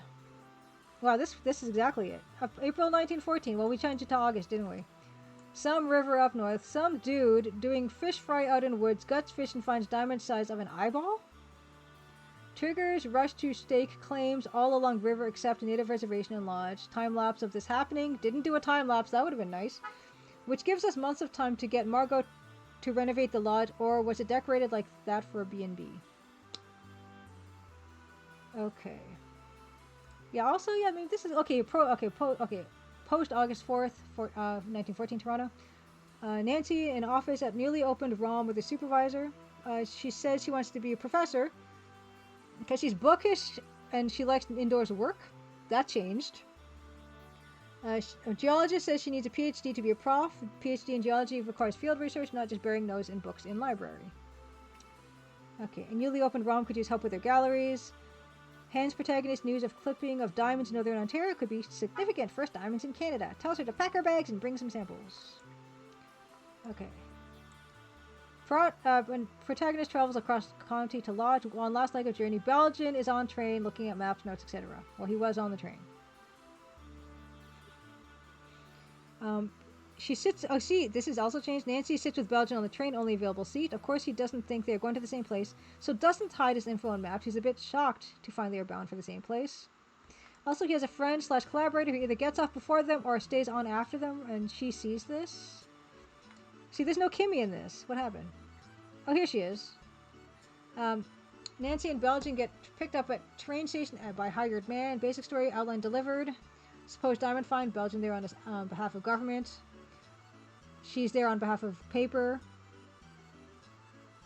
To cover story and how it might figure into the war effort. I don't know. Hired man makes it clear they are not welcome. Diamond find most likely a hoax. Folks already pulling up stakes downriver. You hallucinated a slot machine. The idea of a slot machine on a mule is a very appealing image. Okay, yeah. Birder also gets off the station. They all convince him to let them stay the night. See, the ranger was going to be on the train too. Gets off the train here, but inconspicuous. Followed Belgian all the way from all that way. Belgian's got a lot of heavy luggage. Brought dynamite, fuses, etc. Which is true. Passes it off as assessment equipment. If Nancy reads the newspaper, gets historical context and news of sabotage in Canada by German spies, which was true. Maybe also a female wanted for questioning in connection with Skagway fires, which would have been Margot. Does she keep this newspaper in inventory? Names of the crime boss? Anyway, didn't happen. Oh, there's so much. Well, I don't know if I can begin to reading this all. Let's see. But anyway, this is very close. Like, restricted to the house dinner soon. I'll just read stuff out that didn't end up happening. Oh yeah, so Margot was going to be someone who was poor but was hiding that poorness. So when Nancy first meets her, she's in her boudoir darning a sock, but she's embarrassed for Nancy to see that because she wants Nancy to think she's a fancy lady. Let's see what else. All this is true. Okay. Yeah, and yeah, this idea of Jack warning, Evan warning Kimmy about staying away from the nesting boxes, but he's warning her because he's hiding diamonds in them potentially. That didn't happen. Yeah, so fairly shallow dialogue. Everyone hungry for dinner. Just brief intro of each character and their disposition. Exploring house. Dinner triggered after Pratt has met and talked with all characters. This is true. What if the protagonist actually named Prot? Prot is not a bad name. Prot. It's short for Protbert. Let's see. Scene. Dinner cutscene. This is all true. All true.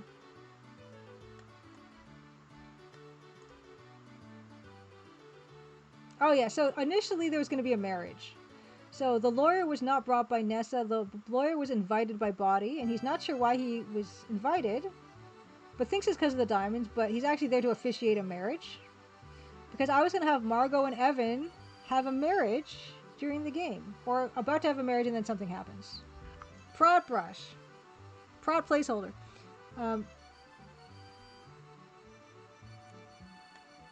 Okay. Margot says she met Body because she was on tour Canada, which is kind of true. Well, kind of true. In reality, she heard there was a diamond rumor and was in close town scraping by while hiding from authorities. Okay, this is all the same, pretty much. What else have we got? Oh yeah, post-dinner drinks, desserts, and games. There were post-dinner drinks, there were no post-dinner desserts, and no post-dinner games. And there was a card table in the billiards room. I was initially gonna have like I was not gonna have like a codename Iceman like poker game or anything like that, but I did want to have characters sitting around a card table playing, and then you could get to know more about their personalities if you just watch them and listen to what they were saying, and just see what kind of people they are. But it didn't do that. Here. It says sis and lawyer in games room, smoking, drinking, and dicing with the Belgian, whom they invited to do so to suck up to him to get info. Yeah, so this one here.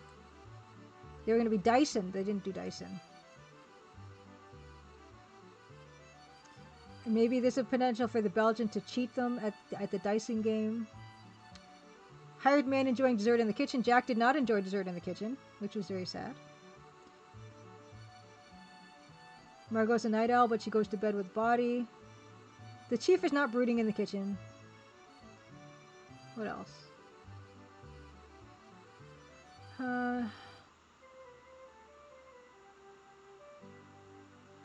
Okay, so yeah, so this is a bit different, I guess.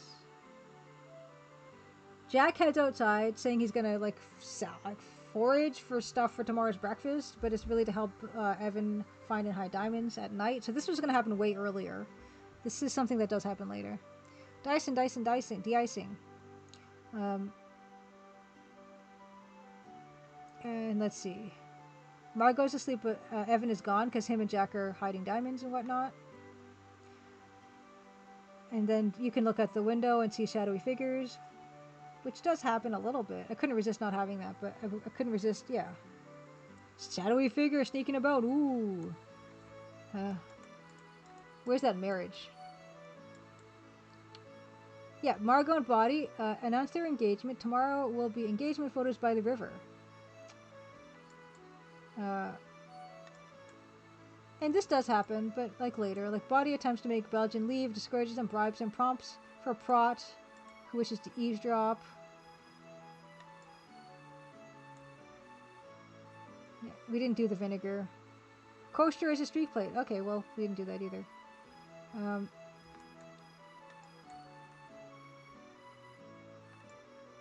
Yeah, the lawyer and Nessa are afraid of Body wanting to changing the will because of the wedding. And yeah, this happens early. Chief meets with Body, is assured Body won't change his will. And Belgian proceeds with diamond assessment. Dry sifting, panning, taking rocks to study for kimberlite. Kimmy and Albert are butting heads a little bit because he thinks she's a spy. And Nancy obtains her own tools.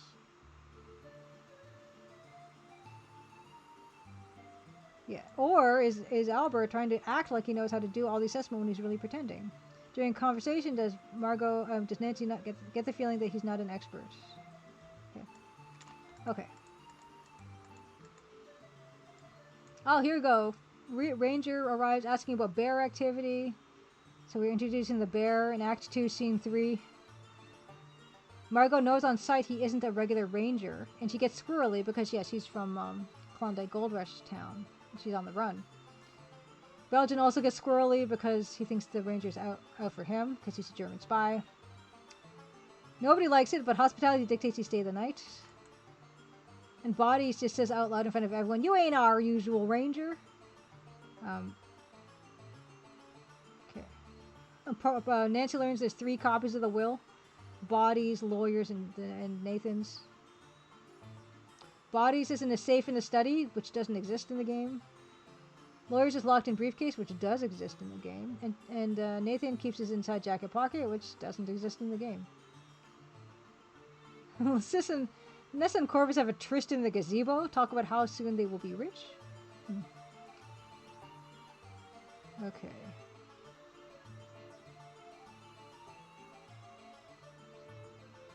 Okay, I guess it's a conversation maybe you could have listened to. Margot meets with Body but engagement. He reiterates that their thing is a bit of fun and he has promises to keep, and she gets upset. That didn't happen. What else have we got? Act 3. How many acts are there in this game? Gee. My god.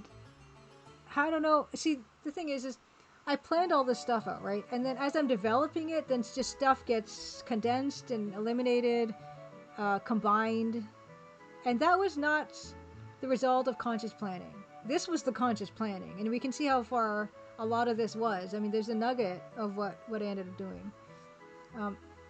This would have been fun. Upset Margot goes to the bar and gets soused. Butts heads with Nessa, who calls her a gold digger, and Nessa says she has more right to it than anyone, as it's in her family. Oh yeah, here Evan tries to bribe Albert about the reports.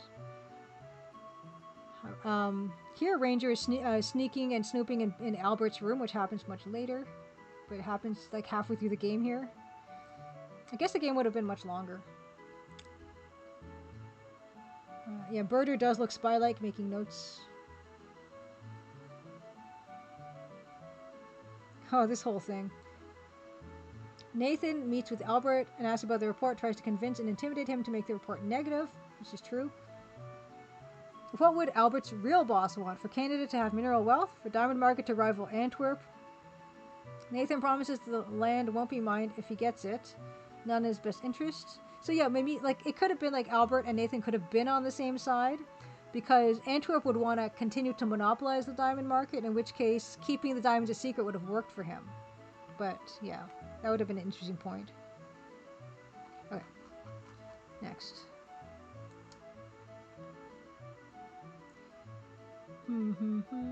Oh, interesting. There's a potential for native collaboration with German saboteurs at some point in the game. Is they're both against the Canadians, the immigrant Canadians, the settlers. Okay, what else? Margot smokes quietly to herself in the conservatory. She makes peace with not getting the land because she actually does love Evan. So that carried through all the way through. But Margot had more to do in the game before. Like, she didn't get this lovely scene of smoking in the conservatory. She didn't get that nice scene about getting soused in the bar and arguing with Nessa.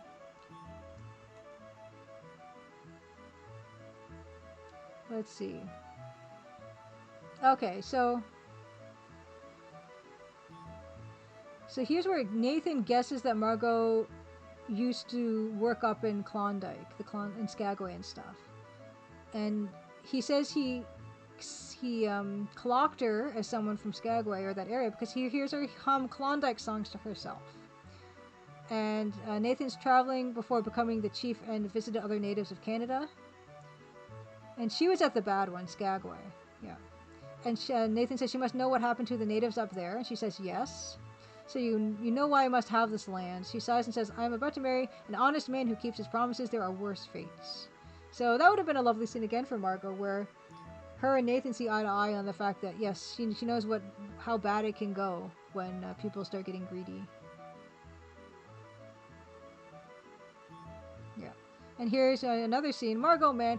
Yeah, I feel bad because there was a lot more Margot stuff in this draft. We're here now. Margot and Nancy are having a conversation about her past and how Margot says that she has changed and is no longer inclined to that type of activity.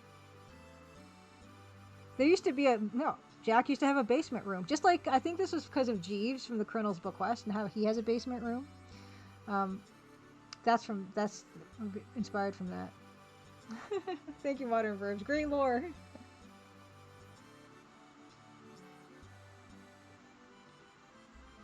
Oh yeah, and so what else have we got?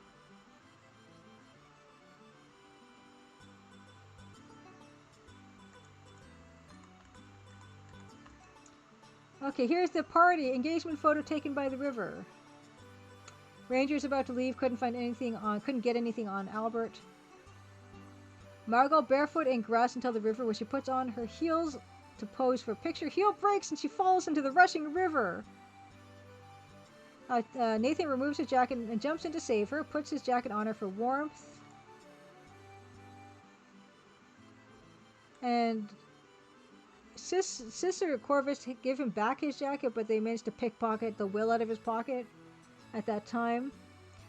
Nancy gets to study the shoe and tries to find out if it's been tampered with or not. Or did Corvus or Nessa toss it into the river so it can't be inspected, calling it junk? Did someone try to drown Margot with tampering with the shoe? Margot takes hot bath to recover from a river and boozes it up too. Does she suspect it might not have been an accident? She tells the ranger while in the bath that she thinks the shoe was sabotaged. Tells Ranger that she at first thought he was after her, and he clearly is no park ranger. She tries to seduce him into staying because she was afraid for her safety. They think Evan will me the land, but he won't. I'm in danger for no reason. That's what Margot would say. Yeah, Lady Norman, Jack he lost his basement room, but at least he never had to deal with the bear. Yeah, Margot wants him to find out about the sabotaged shoe. Oh, does Kimmy find diamonds in the nesting box?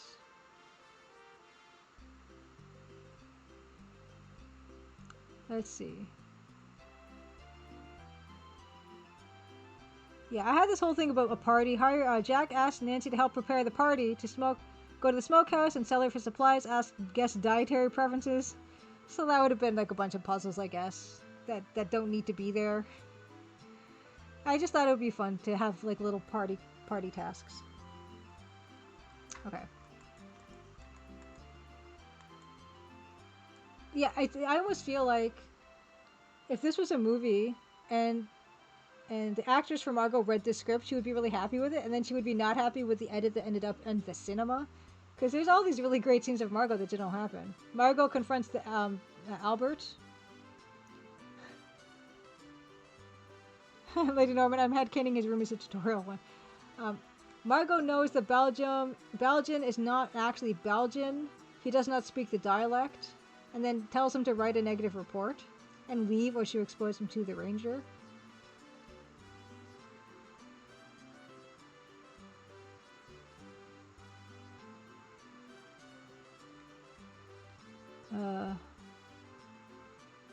Oh yeah, and Nathan finally realizes that his copy of the will is gone or replaced by a decoy. So complicated. Like the game, people say that the story is kind of complicated as it is. It used to be even more complicated. Like it used to be at least 3 times as complicated. Alright, next. Oh, party! I wish there was a party at the lodge since we never got the party. Yeah, oh, here's where Margot gets attacked by the bear. Margot's not feeling well, probably because she's been poisoned, and goes out for a bit of air. It doesn't return for quite some time. There's a toast in Margot's absence.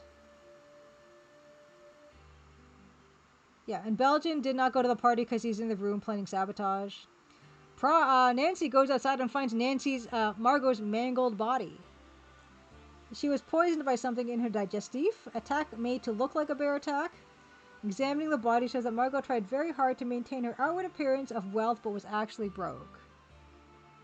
Yeah, Lady Norman, Director's Cut was like an hour of just extra Margot scenes. All like the stuff you submit to the Academy for your Oscar nominations, it's all on the cutting room floor. It's very upsetting. The ranger plays dumb, pretends he thinks it's a bear attack, as an excuse to stay on at the lodge, pretends to hunt the bear. He actually thinks that Albert killed her, steps up his investigation on Albert. Ranger orders everyone to stay inside the house as a bear precaution, at least at night, actually is to keep an eye on Albert. So, Nathan studies Margot's body, suspects it wasn't a bear attack, goes to tell Evan, or considers telling Evan.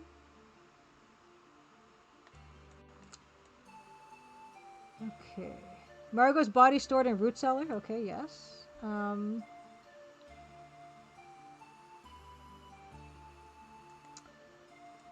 Body does not show up for breakfast in Act 6, Scene 1. Nathan looks for him. Kimmy has a bear bell, bear repellent, and a gun. She's looking for a bird and won't be impeded. Yeah, sad lack of bear content. No bear. Body attacked by same bear, seen in disarray. Jack finds the scene. Scraps of clothes and blood at the scene. Body dragged into the river.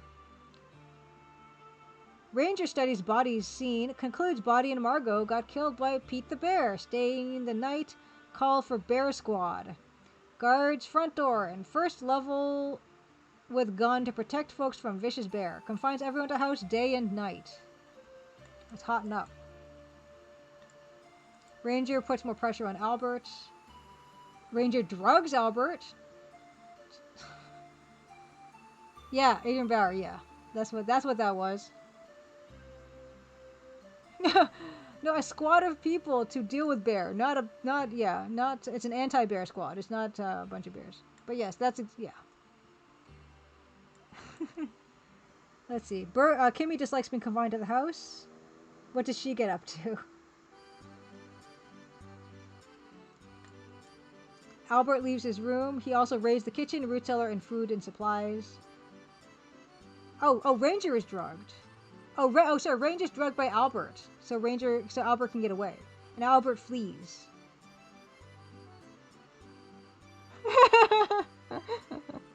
I'm glad you're enjoying the bear content, Lady Norman. Okay. See, here we go. Nancy goes outside or looks outside the window and sees Jack doing suspicious stuff. He's carrying food to hidden body. So they faked bodies at bear attack because they thought he was in danger. Yes, and Nessa and Corvus find Evan's hiding place, the shed, maybe, taking him to their own hiding place in deep woods. Now Jack is looking for Evan because Evan is not where he hid Evan. Nathan's also looking for Evan. And Kimmy's nearly the only one left in the lodge. What on earth is going on? Which is kind of true at the end of the game. She's like, what on earth is going on with everyone? Everyone's gone. Okay. Jack still can't find Evan. Neither can Nathan. Nathan's not around. Kimmy is cowering in bed. Nessa and Corvus are back. Belgian sets up sabotage of CPR or bridge or canal. Okay, here we go. The will. Act 8, Scene 1. No will is produced, so the land goes to Nessa. Evan's safe is opened for his will, and because Corvus knows the combination, because he was, I guess, was he Evan's lawyer? I don't know.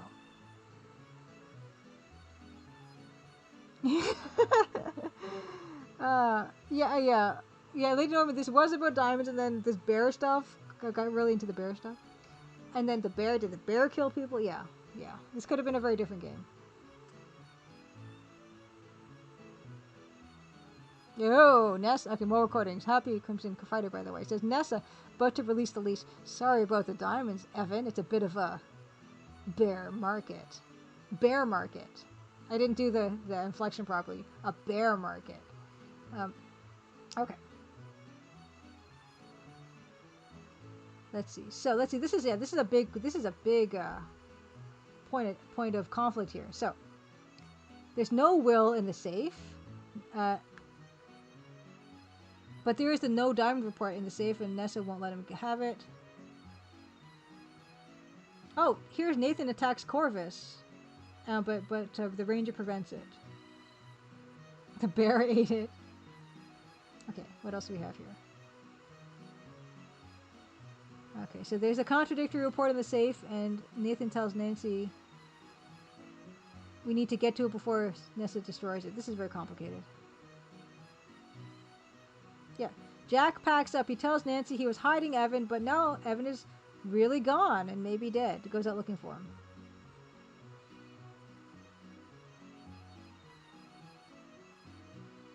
Oh, here's some possible puzzles. Using syringe to put drug into champagne bottles so they both sleep. Drugging bar drinks they favor. Steaming the report envelope open. That old chestnut. And switching the reports. Oh yeah, so there's gonna be a part where there's like samples in with the reports, and that's when Nancy would have to swap the samples out with something of equivalent size. So that it feels weighty, so when they send that off to the government, they think they're sending off the real samples, and they're sending off like a glass decanter top or beach glass or something. Jack's hiding the bear. The bear's been bear's been Evan all along. They wake up, they realize they've been drugged. Nancy was gonna drug those guys. Okay, so this is where we get into like the end game here. Where you start to enter a new area, the deeper woods. Because what is this? Yeah. Nessa and Corvus are mad at Nancy for drugging them and meddling, so they're chasing her in the woods. Puzzles to hide from lawyer in each specific deep wood sequence. So the scene would be like hiding in bushes or like, you know, getting across chasms or whatever. Each, like, you know how they have at the end of like the Dagger of Amon-Ra, where the guy with the Reaper guy with the scythe is chasing you. It'd been the same thing, but it would be Corvus chasing Nancy through the woods.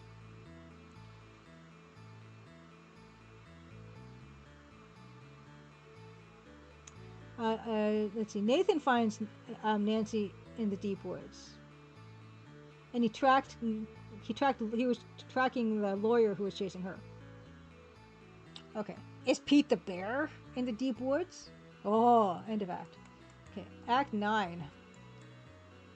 Oh, grave. Okay. That's why Jack lost his basement room. He was harboring the bear in the basement.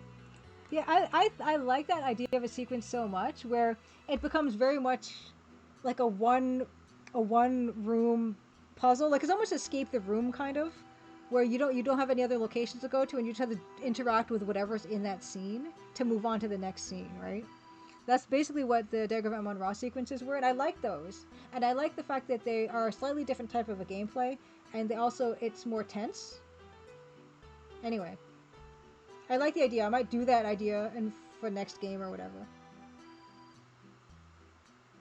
But I ended up cutting all that out and just like, you know, cutting from the lodge to the mine without anything really in between. There was gonna be an in between, but I was like, eh. Let's see. So there's this grave idea. So this grave thing is something I was actually super proud of, and I don't know if there's notes about the grave specifically. Maybe not. But there was a time when headstones were made with some kind of zinc. And I was doing so much research about it, and I don't know if there's any of it in this document. Hey, Judge Khan, thank you so much for dropping by. Yes, and thank you. Judge Khan says, I need to get going. Congratulations on 1 year of Crimson out in the wild. Here's to many more years of adventure success. Thank you so much, and also say hi to Michelle for me, and happy Crimson Friday. So let's see. Grave is dug. Laurie is going to shoot Evan and then bury him.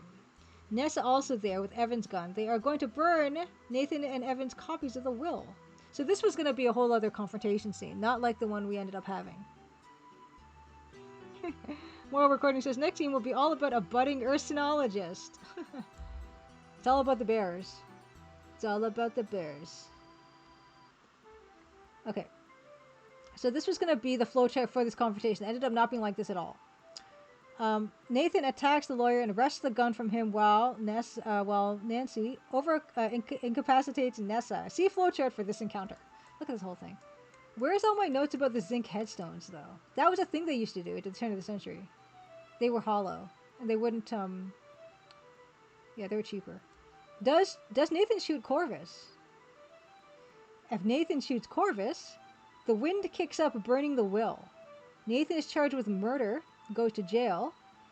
Corvus and Nessa get new report on land, sell it, and make a big hole and get filthy rich. The tribe is decimated and birds go extinct. Nancy gets her PhD though. Does Nathan not shoot the lawyer? So this has to do. So this is probably a timing thing, right? Like you got to do something to prevent one of these from happening. Okay, no. Yeah, bad ending. Okay, now how about this? Nathan saves the will, but catches on fire and rolls on ground to put it out, coughing. Nessa and Corvus go after Nancy. Pete the bear comes out. At Nessa and Corvus. Timed. Does Nancy get in the canoe? Does Nessa get in the canoe? Does Nancy get in the canoe? Bird does not return Ace. If Nancy does not get in the canoe, Corvus shoots Nancy. Then the bear. Then Nathan. Makes it look like the bear mauled everyone. And he killed the bear. And he's a hero. Gets a new report done. Sells land. Gets filthy rich with Nessa. Tribe dies. Bird goes extinct. Somehow, Nancy still gets her PhD, although she's dead. I guess it's a posthumous PhD. Anyway. Does Nancy get in the canoe? Nancy cuts the mooring rope, dives into canoe, and lies down in it to avoid the bullets. On Secret Crush. Epic Crimson Friday, by the way. Release the Bearcat. Rides downstream, encounters the Belgian. Does Nancy fatally shoot the Belgian, who is trying to sabotage the whatever he's sabotaging? Okay. Does Nancy fatally shoot the Belgian? Yes. Sabotage goes off. Belgian falls dead on the switch. Ranger and officers who arrive get killed in explosion. Jack arrives too. One surviving officer detains him, arrests him for accessory to sabotage. More sabotages go off in weeks to come. The Allies lose World War I.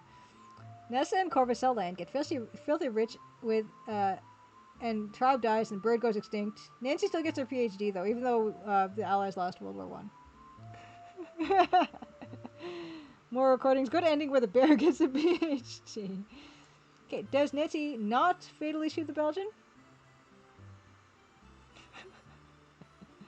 The bird came back just to get it go extinct.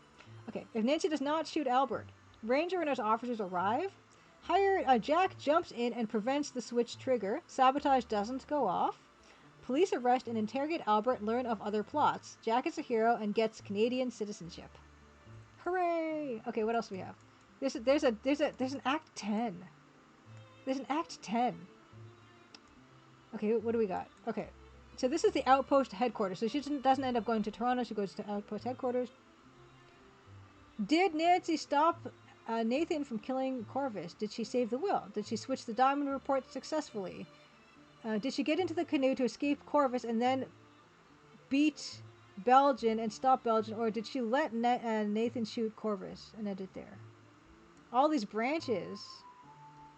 So here's the aftermath and interrogation debrief and questionnaire to fill out regarding plot points, character motivations in the game. Depending on Nancy's score, outcome can be different. Here are the potential outcomes. Nancy proves Nessa and Corvus kill Margot, not Bear. Corvus and Nessa go to jail. 1B. Nancy doesn't prove they killed Margot, and Ranger shoots the bear. The poor bear. Oh yeah, he's a fugitive slave. He was a fugitive slave, so I guess he didn't have citizenship, I guess. I don't know. Number 2, Nancy prevents Nathan from killing the lawyer. Nathan is shot, but depending on score, he lives or dies. Prevents Albert from sabotage. 3, Nancy lets Nathan kill the lawyer. Nathan goes to jail. Albert successfully sabotages bridge/canal/CPR. 4, Nancy proves diamond mine isn't viable, land is preserved. Number 5, Nancy proves mine is viable, it becomes a big hole in the ground. Ness and Corvus get rich. Or Nathan and Tribe get sad and rich. Nancy proves Ness and Corvus kill Margot. Original will not found. Land goes to government who turned it into a giant pit for diamonds. Depending on outcome, Nancy produces original will and land goes to Nathan. I mean, some of this is still there. Here are some of the questions. There was always going to be a questionnaire. Here was some of the questions that were going to be. Who was not what he or she seemed? Who was the spy? What was Margot slash Jack slash Albert slash Ranger's secret? They all would have secrets. What were their motives for coming to the lodge, each of the characters? Belgian's motive for reports. Who bribed Albert? Was Margot's tumble into the river an accident? What was the cause? What was the motive? Who helped the body fake his death? That was Jack. Was Kimmy working for the government? No. Was the police working for the government? What? Yes, the police is working for the government. Evidence on body to indicate poison. Fingerprints on bottle. Glass motive opportunity. Yeah, that's true. Secrets. Secrets. Here's the epilogue. There's two different epilogues, and so neither of these were the epilogues I ended up going with, but let's get through these, and then we'll be done. On September 14th, 1914, Toronto. Geologist professor apologizes to Nancy for the diamond thing being a bust. Of course, Nancy can stay on as a research assistant at the museum for geology, cataloging stuff, and as a teaching assistant at the university till they find something that would make a good PhD paper. Lead into next adventure. Nancy walks into the geology gallery, comes up to her display case just as a pair of students from a school group leave, one complaining to the other how it was the most boring thing in the entire place. Looks in the display case of various samples she brought back from the lodge. Small display in a dead corner. There's beach glass, quartz, bakelite, rhinestone, all labeled as mistakenly thought to be diamonds, nearly triggering a diamond rush in northern Ontario. In among all the sparklies is Nancy's real diamond, the size of a robin's egg. She smiles and walks away. Though, yeah, there's going to be a point where she would find a diamond the size of a robin's egg that she would have swapped with the glass decanter top. Her cormorant's working for the government? Stool pigeons.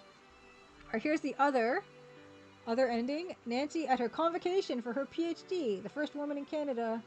The museum and U of T, University of Toronto, both want her. She picks up a newspaper and sees the front page. It's a photo of a huge hole of a diamond mine where the lodge used to be. B story of Nathan committing suicide in jail. Tribe relocating downstream where they sicken. Boomtown grows and government sells off the land to prospectors and Nessa and Corvus become rich, etc. So, those were the two endings that they were gonna be. Those weren't the same endings at all, were they?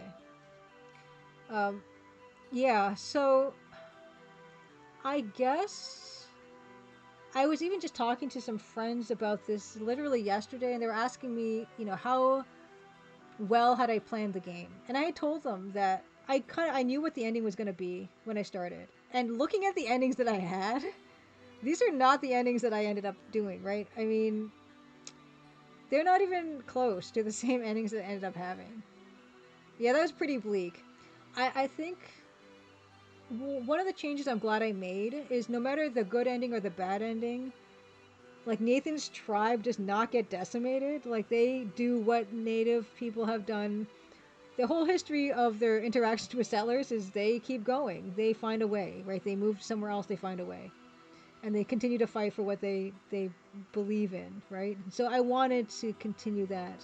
And I'm glad I didn't do this.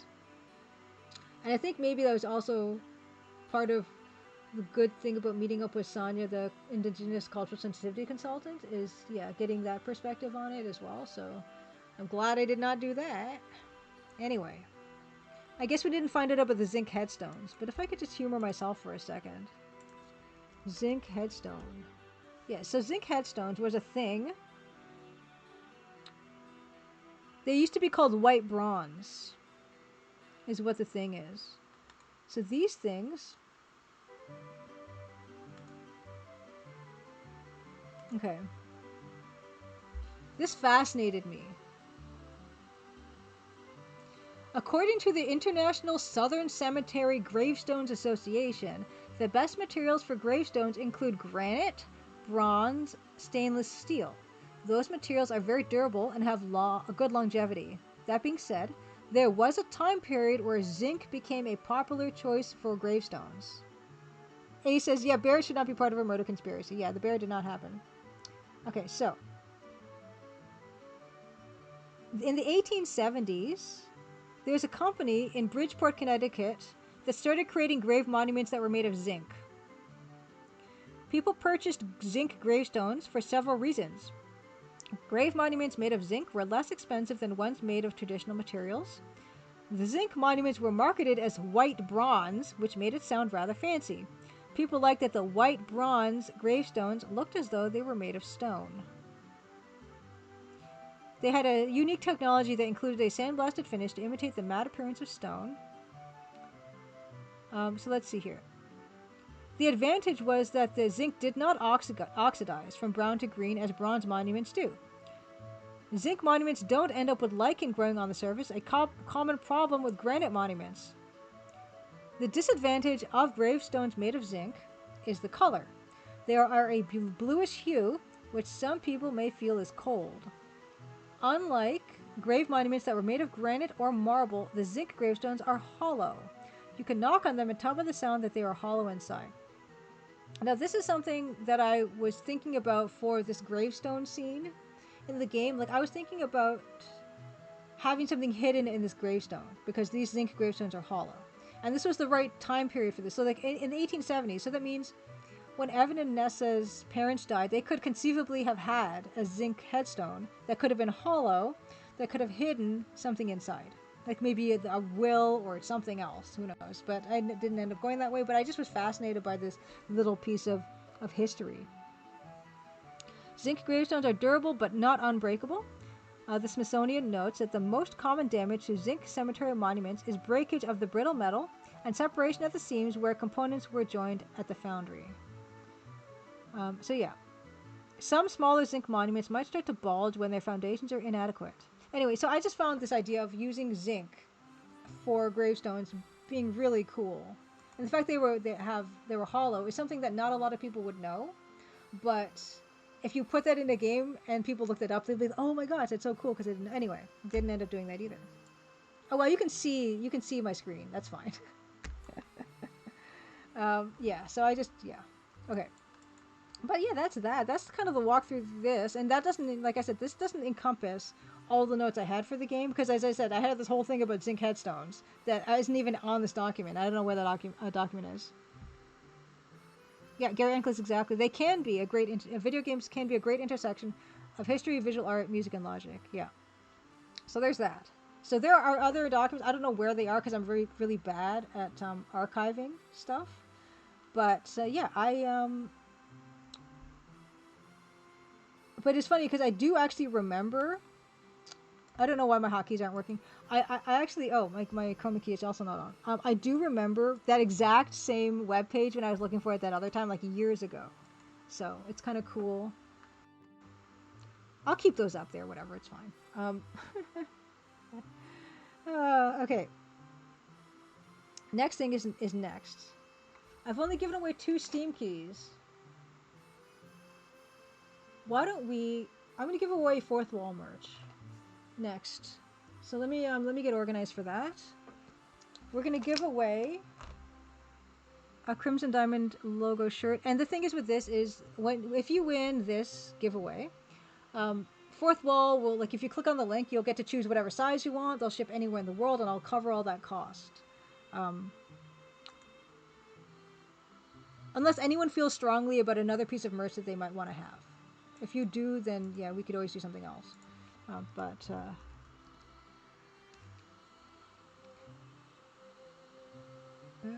Okay. Where's my Fourth Wall store? And log in. More Recording says, that's amazing. Was the reason for wanting a funeral scene just to impart a cool fact about zinc headstones? I wanted there to be a part where you go to the part in Crimson where, because I mentioned in the actual game that there's a part of Crimson where Evan and Nessa's parents are actually buried, and I was gonna have a scene there, and then have that be part of it, where there was a puzzle you could do at this scene where you could find something secret that's hidden in the gravestone, and then also bring forth the fact that that's a really cool piece of historical information about zinc headstones and that they did exist and they were hollow. It's the same thing about having the red diamonds, because it's not commonly known that there are red diamonds, and they're the rarest and most valuable in terms of like price per carat. Natural ones are, So that's something else that was I like these facts that are really interesting and not a lot of people might know. Um, and so the zinc one was one that didn't make it, but of course the whole game revolves around the fact that there are diamonds in crimson and there are red diamonds in crimson, which makes it like this the most incredible discovery of the century, really. And the thing is not everyone who plays the game will discover that there are red diamonds in crimson. Anyone who plays through and gets to the ending will know that there are diamonds in crimson, but it takes a few extra steps in puzzle solving to get the other ending. And sometimes the writing of the descriptions will say crimson diamonds, and if you found out they were red diamonds, it would be a small C, and if you didn't find that, it would be a big C. It's very subtle. It's something that I don't know if anyone will ever notice, but it is there. Let me log into my Fourth Wall account.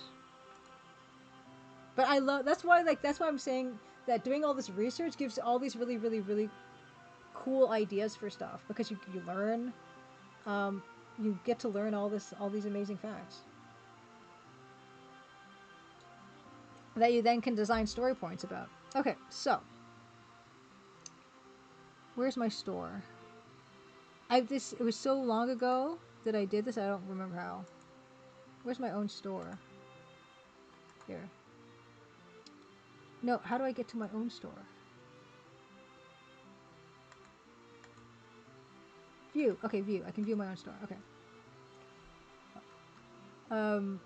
If you didn't know this, but Fourth Wall does have really good Twitch integration where I can do a giveaway. That's not a guess number giveaway or anything. This is an actual managed by them giveaway. So let's see. What I'll do is we'll do a Crimson Diamond logo t-shirt. Sent anywhere in the world and any size will be the giveaway.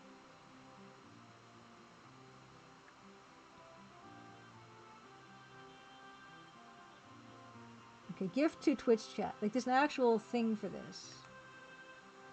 Okay, so.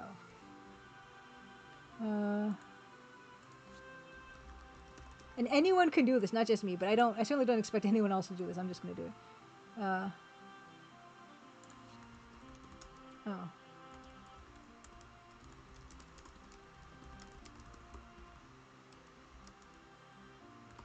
Okay.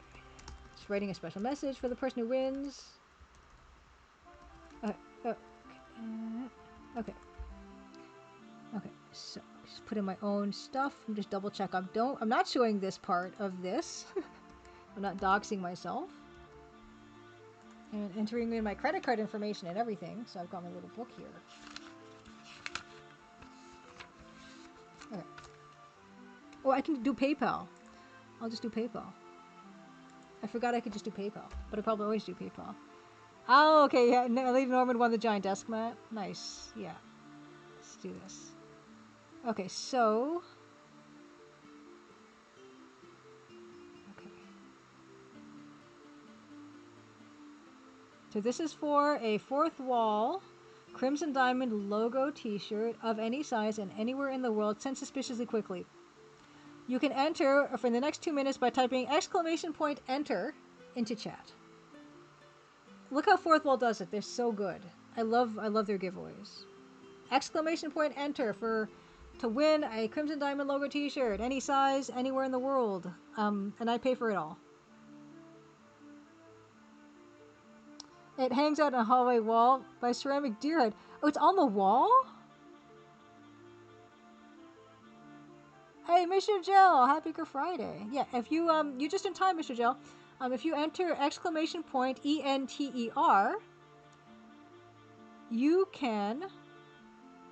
you can enter that for a chance to win a Crimson Diamond logo t-shirt.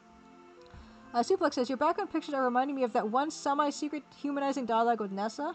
Tiny detail that could have easily been left out, but it was so delightful to have a tender moment with such a self-serving character. Suplex, I don't remember even what you're talking about. Is it the hanky? Is it when she doesn't like her fingers dirty? I can't remember. Can you remind me? Oh, you can ask about Dido? Oh, that's great. Okay, I gotta do that. I'm gonna do that. I haven't played any of my own game tonight, but I I will play. I actually have it prepped, so I will load it and I'll do that. We'll play. We'll get into chapter 1. I'll ask Nessa about Dido. Okay, I will do that. But first, we're gonna see who wins. Yeah, ask about Dido. Like, ask Nessa about Dido. Cool. Yeah, anyone. Your time is running out. Ask exclamation point ENTER for a chance to win a Crimson Diamond logo T-shirt. You can ask everyone about Dido.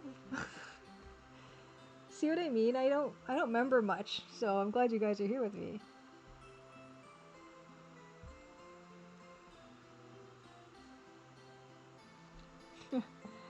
That is lovely. Okay, giveaway winner, Dickle Chips. Happy Crimson Tuesday for winning the Crimson Diamond logo T-shirt. You just, if you click that link, you can redeem. And yeah, with my thanks for helping me celebrate the Crimson Diamond anniversary tonight. Okay, suggesting we can ask everyone about Dido. Okay, we will try. We will try. So congratulations, Dickle Chips. That will come surprisingly, suspiciously quickly. Okay, I'm gonna do that actually. Let's ask. All right.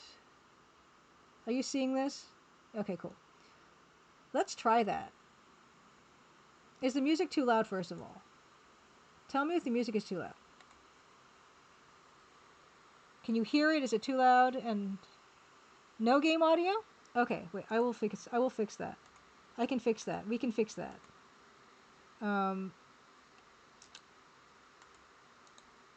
Properties.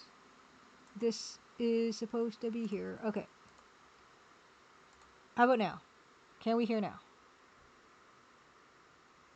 Oh, Gregor Song, the capitals don't matter at all. Like, that's, it either way works. It's not case dependent or case sensitive. But what we can do is, I love the fourth wall giveaway system so much that we'll do another fourth wall giveaway and we can test that hypothesis. Can anyone hear? Can everyone hear the game? Or should I pump up the volume? We're going to do an Ask Dido %. Still no game audio. What on earth? Maybe I gotta just pump up the volume again. I gotta check the levels. Give me a second. Okay, there. You should hear something now. There it is. Okay, it just wasn't high enough. Is that too loud? Good now? Okay, cool. So. It's faint? Okay, I can also pump up it more.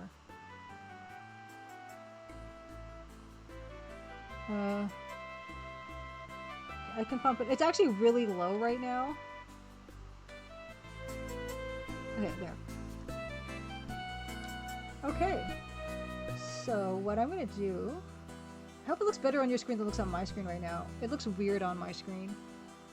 For some reason, when I load up the game, it looks really saturated for me, but it should be fine. Okay, game window looks pretty small. Okay, I can also fix that. Yeah, that is weird. And actually, yeah, like this could really, we can push it.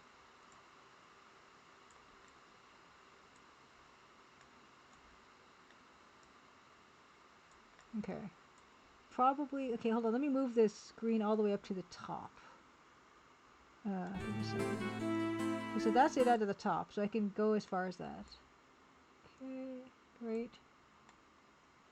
Yeah, okay, the pointer is also gigantic. And that's just a me thing. Okay, but that's, okay, that looks better. Okay. Okay. Okay.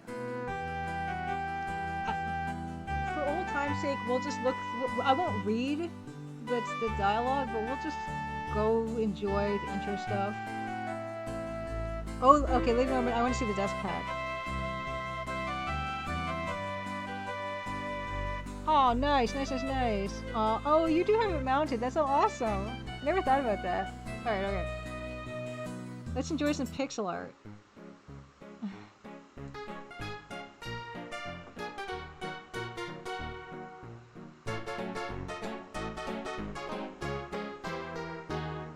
I'm just gonna check what this looks like on my own screen. I'm getting paranoid. Golan's almost nice to play good game. I play nothing but good games on this stream. Oh yeah. Oh, does this build not?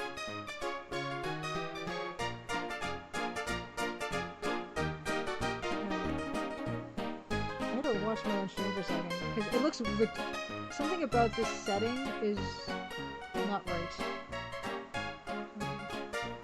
Am I not following myself? Channel. Okay, it looks fine to you guys, and I don't care. It's fine.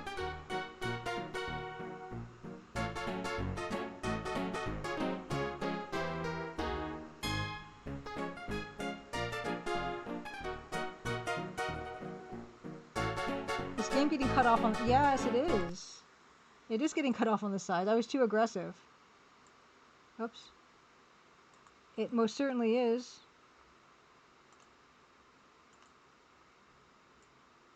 There we go. Oh.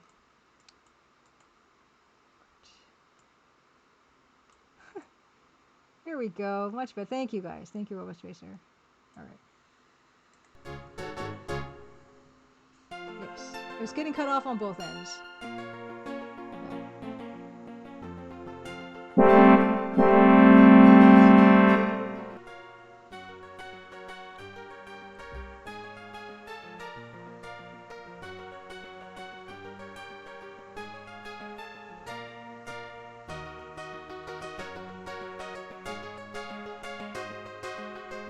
Oh, sorry. Okay, why don't we'll skip the preamble. I don't want you to have to hear the train again. I'm so sorry. Okay, here's the game. Here's the loop that I had in the picture with the cake. It's the same one. Okay, well, turbo. Okay, so let's talk to Kimmy. Yes. Ask about Dido. I love cats. Okay. Great. No, I really don't like loud noises. So if anyone tells me anything is too loud, in a second I'll turn that down. Talk to Margot. Boop, boop, boop. Thank you. Ask about Dido. Oh, Dido. She is before my time, I'm afraid. I hear she was a very sweet little kitty. Even Nessa liked her. Oh, God. I don't remember this, man. That's great, though. Also, we can visit... This is the cat, right? This is the cat we're talking about. And the thing about this cat is I think I have the picture somewhere, right? Now we're getting Dido lore. A large figure on trained vegan newspaper with suspiciously hairy and clawed hands.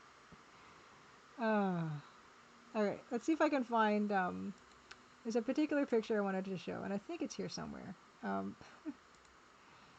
Oh dear. It's under... streaming stuff. It's also gigantic, of course. But this... Dido was a real cat. And she was the sweetest cat. And I designed this piece. Right? And my mom made this pixel art. So I made it as a pixel art, right? But it's basically the same thing, right? As a patchwork. And I have this also as a cross stitch. And my mom made this incredible quilt that I also then put in the game. As well as I could, given the tiny resolution. But there she is. She lives forever in the game. It's deep lore. And she's got, on the bottom you see here, where her paws are, there are some dice. Because Dido, we like to play Yahtzee as a family. And Dido loved to bat at the dice as we were playing. And I don't know what the ruling was about dice altered by Dido, but I don't know if you had to play them as they lay kind of thing. Lady Norm says, I love Dido because cat, but also my tuxedo boy Nicholas with big yellow eyes and white whiskers, yeah. Yeah, so there she is. That's the lore of Dido. And she does live here forever.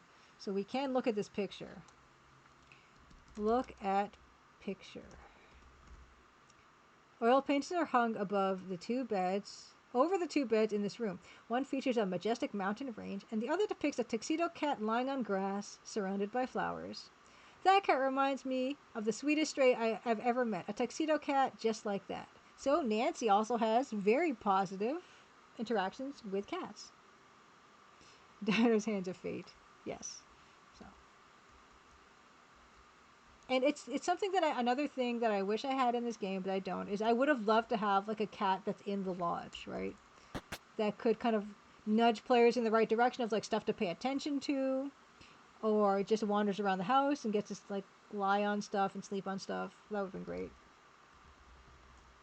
He shouldn't know about Dido, right? Because he just got here. he's. We might have to ask him about it after dinner, though, because maybe he has something else to say about Dido, a cat that he never met, that died a long time ago. What do you think of this cat? Anyway. Okay. Yeah, I would have loved to do a wandering cat. Okay, we don't need to find out what they're talking about. It's fine. Yeah, it's fine. Okay, so why don't we first ask Corvus about Dido? Oh. Oh. What? Ask about Dido? Oh, okay. Oh, Dido? My mother doted on that cat. She was very friendly to everyone, lived to a ripe old age. Nessa's expression softens briefly. I miss her. Oh, yeah, I forgot about that. And yeah, what he would know would probably go over your head. It's fine. That's very sweet. So let's ask about Dido. Let's ask these guys about Dido. Oops.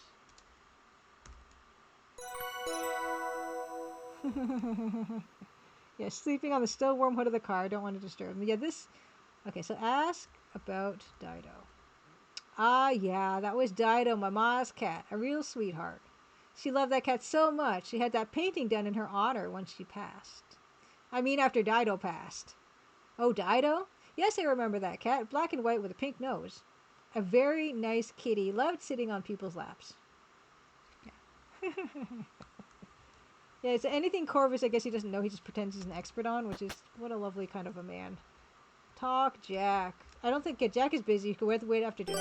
Okay. Ask about Dido. Yeah, he can't. So these two busy people, so we'll just get through this. Let's cancel out. Stand. Okay. Ask about Dido.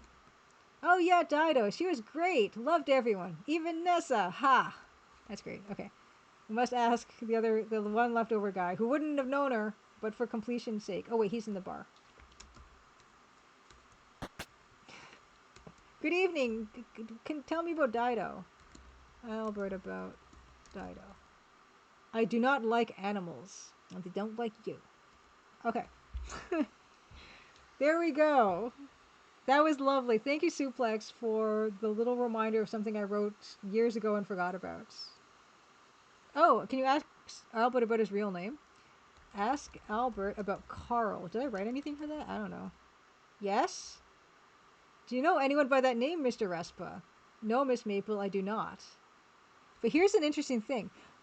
Grindeslav, Happy Crimson, Cuff Friday. I hope you're having a lovely time. Let's give Grindeslav his... Here's what's interesting about that question, actually. Rosewater is out on Steam. Check it out. Check it out. Wonderful. I always talk about you being an inspiration, Francisco, and I mean it.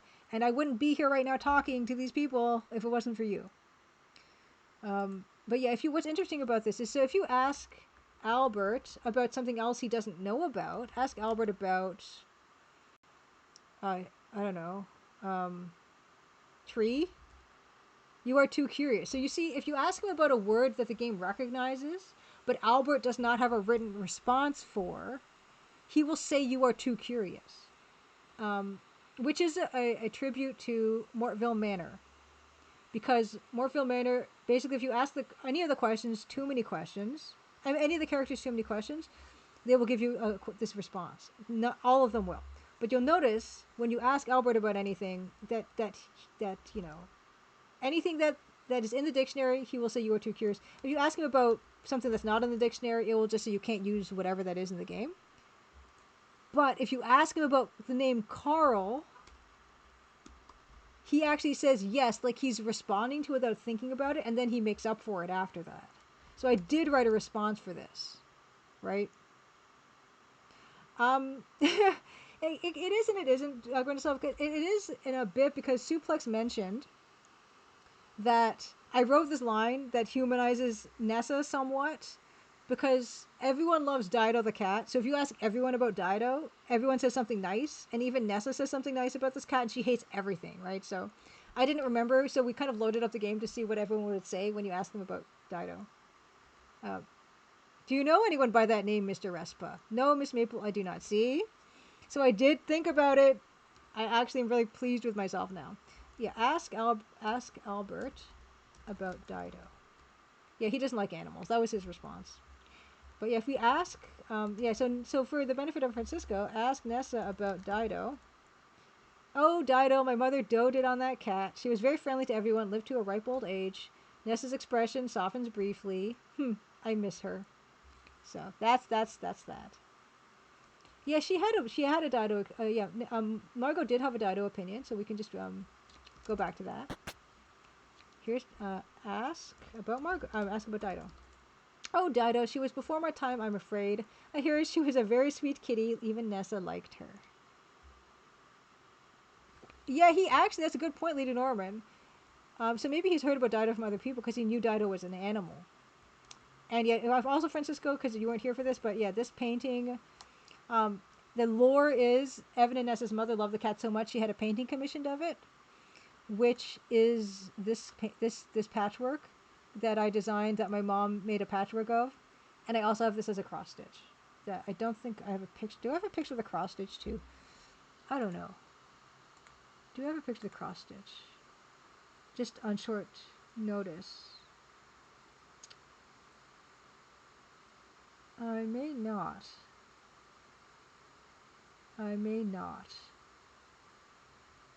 No, not on short notice, but I do have this in the same folder. This incredible piece of art that Goemon-sama did. Crimson Diamond fan art, which is her in the mines at the end of the game, which I do love. Yeah, exactly, Gary Anclus. You're the worst that I've heard. Yeah, you're the worst person I've ever heard of, but you have heard of me. Yeah, something like that. Yeah. So everyone has an opinion about Dido, except for Corvus, which I guess I just forgot for Corvus to have, like, he just does his boilerplate response. I think so. That's kind of unfortunate. Yeah, that one was a while back, but I've still got that in my thingy, my folder. That same folder that Dido is in. Ask Corvus about Dido. Yeah, he doesn't know. He's the only one that does. Oh, I asked about Kim. Yeah, I asked Kimmy too. Yeah. Oh, good question while recording. Does Ranger have a Dido take? Ranger should not have a Dido take. Am I gonna... Okay. Okay. Here's what we're gonna do. I'm gonna load up my dev version of this, which has all like the testing shortcuts, and we're gonna find out what Ranger thinks of Dido. That's the night. That's all we're gonna play about this game today, is find out what everyone thinks about Dido that we can ask. And there is one more character in the game who comes in later, who is the Ranger, who comes in chapter 4. 4? Got a patch. Corvus does not have a response for Dido. That is a bug. But yeah, let me find in my working files here. Okay, yeah, I don't want you looking at nothing. So why don't you look at these birds again while I look for this file that I'm looking for.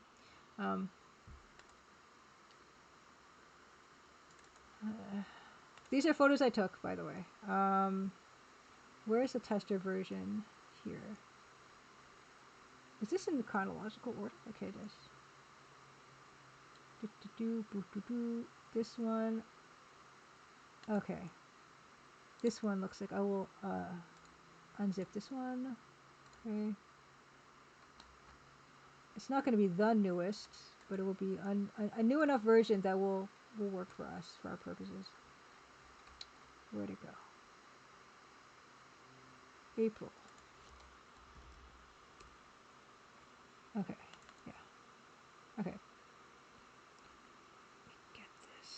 Is it compiled? Did I compile this? Yes, no, I didn't. Give me a second. I gotta open up. I gotta open. It just gets more. Adventure Game Studio 3.6.0.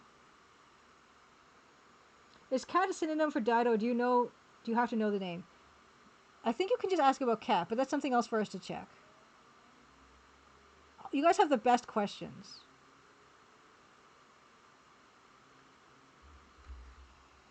Good question. I'm just loading up Adventure Game Studio. Continue an existing game.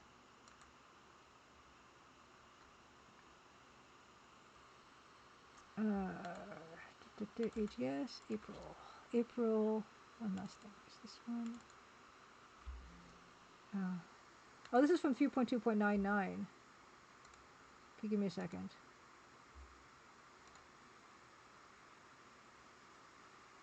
Continue existing game. This, yeah, it's going to take a little longer to compile for boring reasons that I won't get into. But, it's fine. Oh yeah, this won't work, will it? Oh, it will. No, this won't work. No, this is probably not going to work. I got to open up another AGS. I got a bunch of AGS on my computer. Different editions.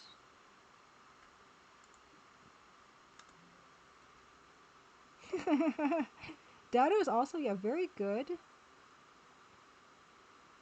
3.2.11? Is this the one it wants? Yeah, it's not gonna work. Hold on, I gotta find something else. No. Give me a second. Nothing is ever easy. Let's try this one. Continue existing game.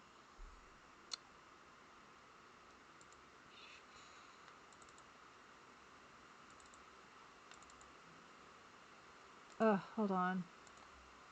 Hassle. Now, you know, you get to a point where you must have the thing that you said. That's where I'm at.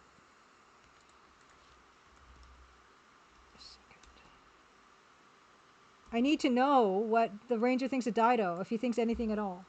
It's so important to me right now.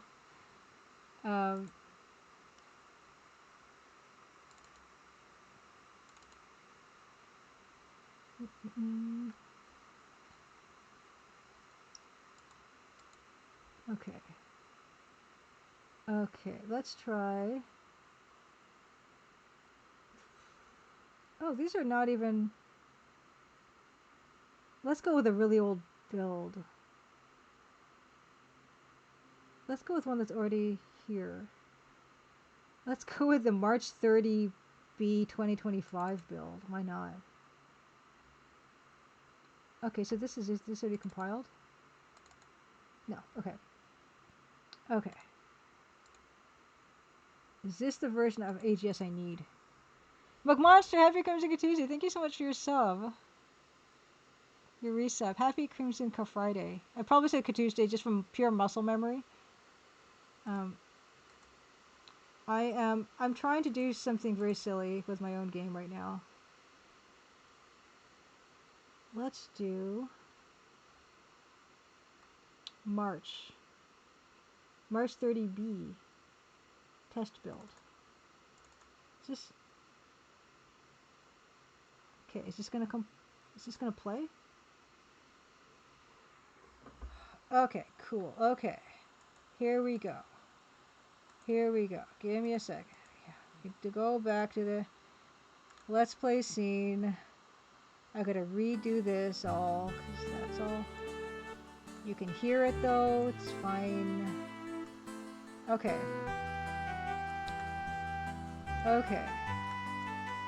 We're gonna, yeah, this is not a player build, this is a test build. Yes, Jack in the Pulpit. Why did you say Jack in the Pulpit? Because I talked about Jack in the Pulpit a while back. Okay. New game. Okay, must know. Okay, so we're gonna do this. So we can go to chapter 4. It's fine. Wait. Okay, wait. Oh, he's not, he's definitely in chapter 5, right? He's definitely in chapter 5. Give me a second. Um,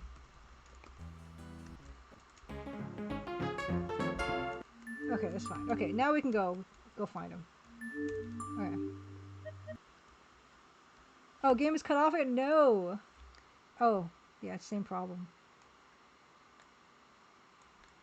Thank you, thank you, thank you. Alright. Oh, and also at the top, you don't say. Okay. Oh, this game had the sound effects in it. That's nice. Okay. Okay. We're gonna find out.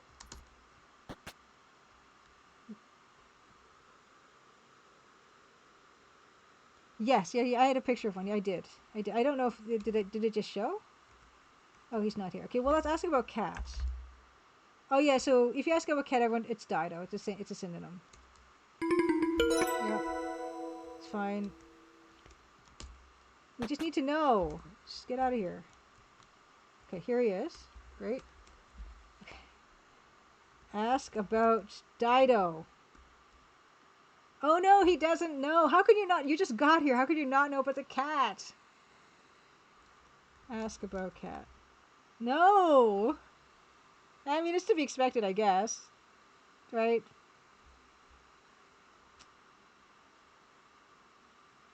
She's famous. Some detective you are. All right. Ask about bear. Is this still? No, there's no bear. You can't even. There's no word even in the game for bear. Well, well. He's it. That's it. Ghost Girl Blues Happy Crimson Tuesday. Okay. Fair enough. Fair enough. Mm, is there anything else to show? How do we know those are really his legs? Look at legs. Yeah, you can't really. Unfortunately, yeah, you can't really look at. But you can look at his boots to find out what size they are. I think. Yeah. Oh, there's no label indicating size. Yeah, so that's just weird. Ask about Pete. Yeah, there's no Pete. There's no bear. Um, unfortunately. Okay. See, he said, "Ach, I forgot to lock my door again." "Ach" is like a German interjection, so it's like, oh, he just slipped. He slipped. He slipped. He slipped. And also, he slips when you ask about Carl, right? But yeah, he won't say anything more than that. Yeah, but yeah, he does answer to it by accident. Yeah. Can we try to pet Dido even though she's just a painting? Pet cat. Pet painting. Take painting. Where would you put it? Okay, no. That's fine. What? Look, I found a bug. He's not in this chair. This is an old build. Don't even worry about it. He's not here, but he's in the chair. This is an old build. This was fixed, I swear to God. Hand to God. Tell about Dido. Tell Ranger about Dido. You have nothing compelling to say about that. All right. Wow.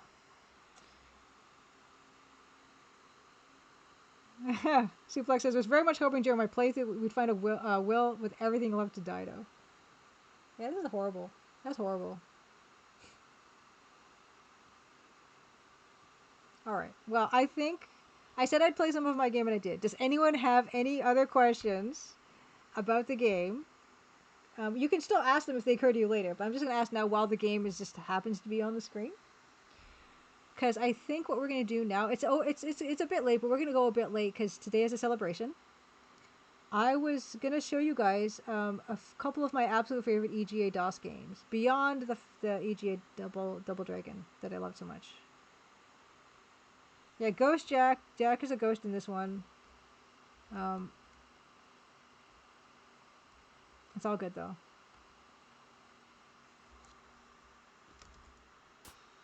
Oh yeah, this build has the stuff in here. Yeah, Kane. Kane is kind of like, yeah, Colonel's bequest nod.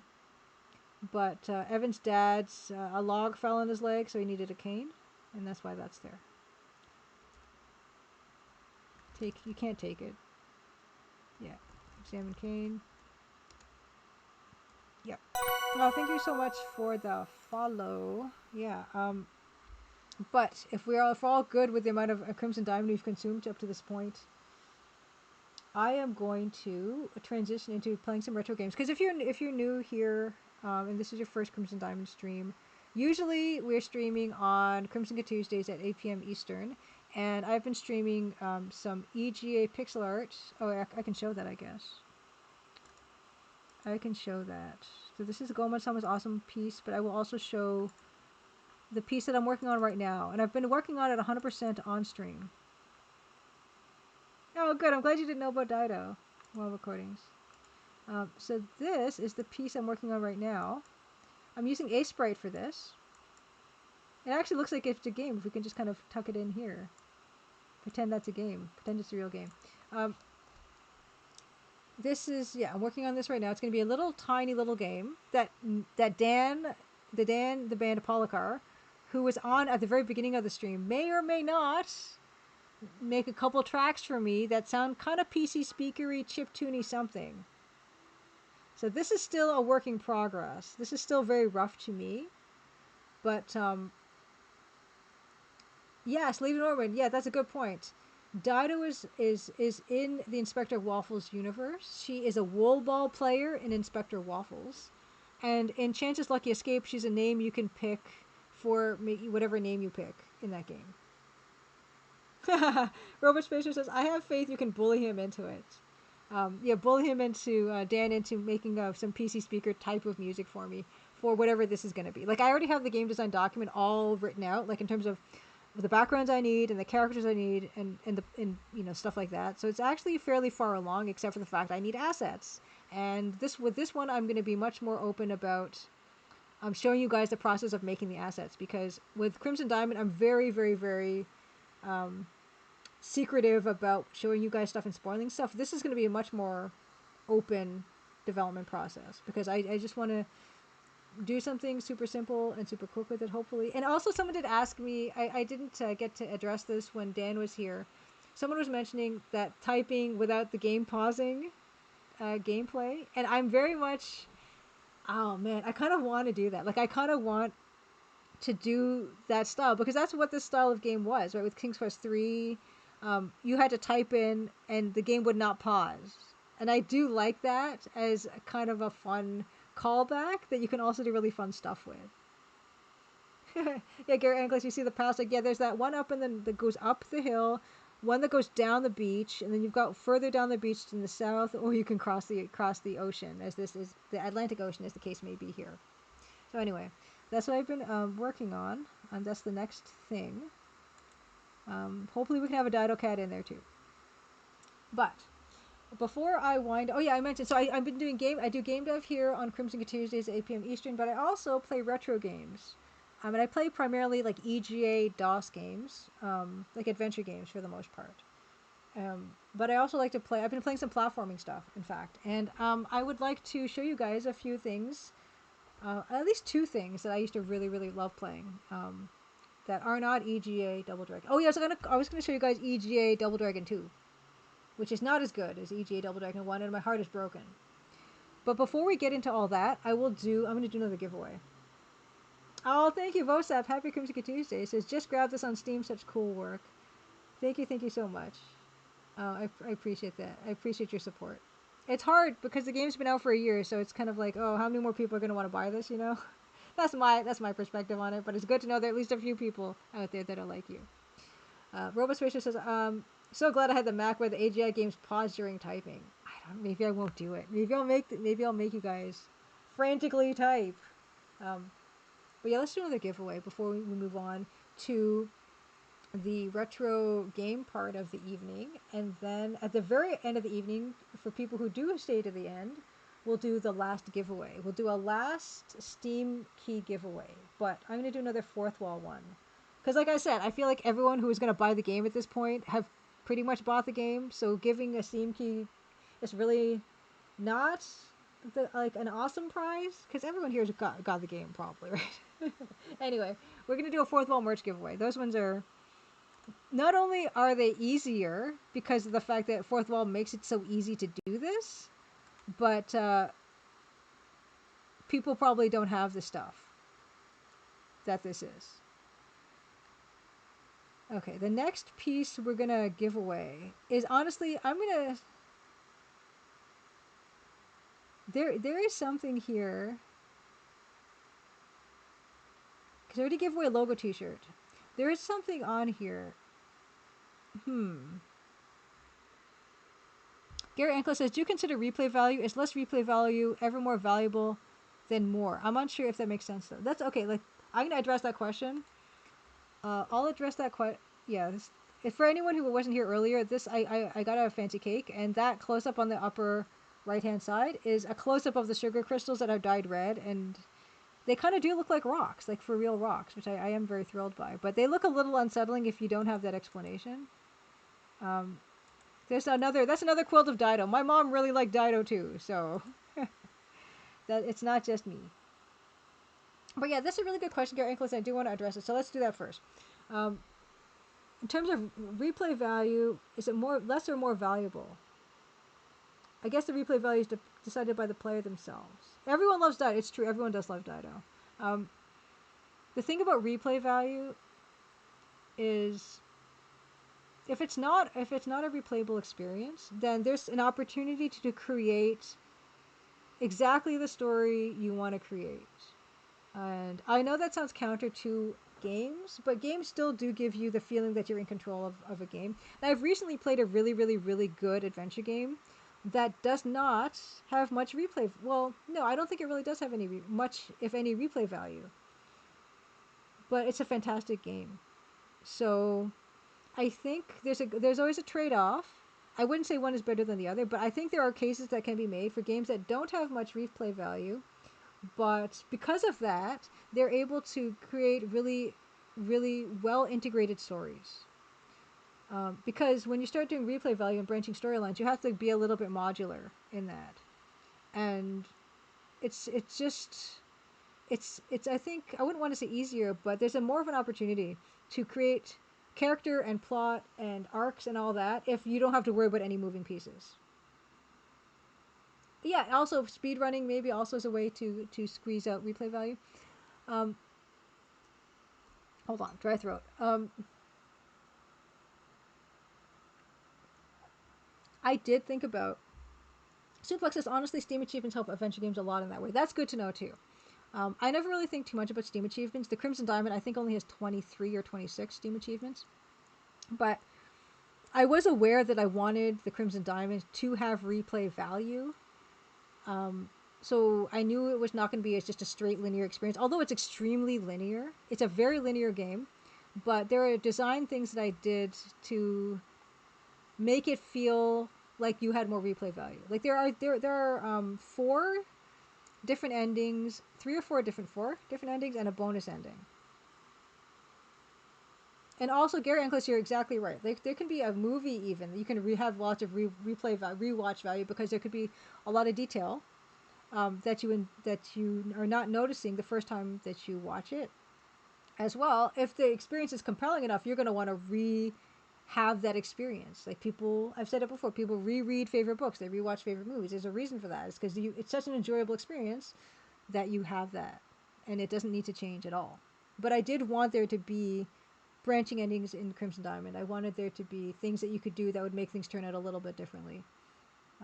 I like that about games. It can be hard to do. The more you want the story to feel integrated and no word for it. Organic. It can be hard to make it feel like that if you are really trying to be modular with your approach. So it's a very good question. Let's do that fourth wall giveaway. I was trying to decide what to do the giveaway of, and you know what? There's some things in this merch store that no one's ever bought. You know? Beta Human says, I'm old enough that I value replay directly in terms of how different the experience of replaying is, and it's not entirely a fair measure, but whatever. Yeah, I mean, most of this stuff has never been ordered. Like I have a bucket hat. I have a bucket hat. I have the Sideways Nancy Maple baseball cap.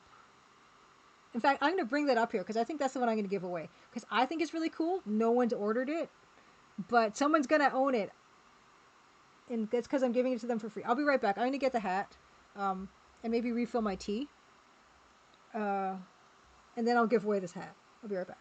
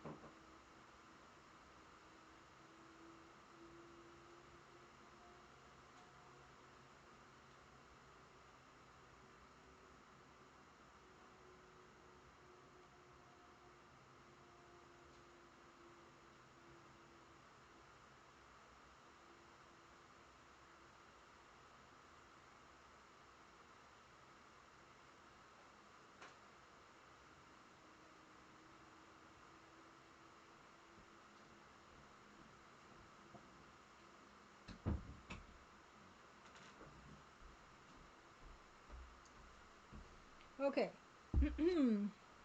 So. I didn't sneak any. Yeah, I don't know if I can have more of that cake. Okay. Okay. Get rid of these things. Okay. So. Filter. Okay. Right.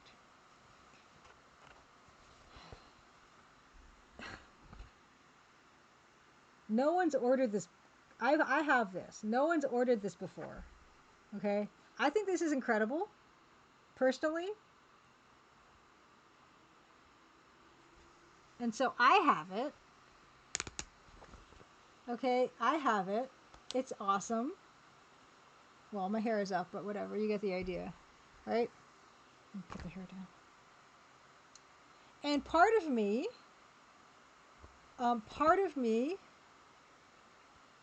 part of me is kind of glad that I'm the only one with this hat because that means I'm special.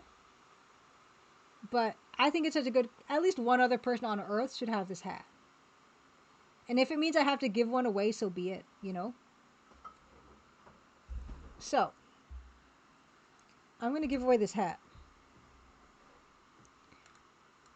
And let me get this going on fourth wall here again. This is a giveaway on Twitch. This is going to be shipped anywhere in the world. I think there's only one size because it's a hat in this case, but I will cover all the shipping and all that.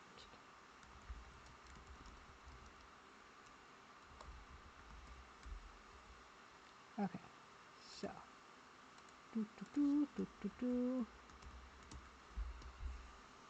pay with PayPal.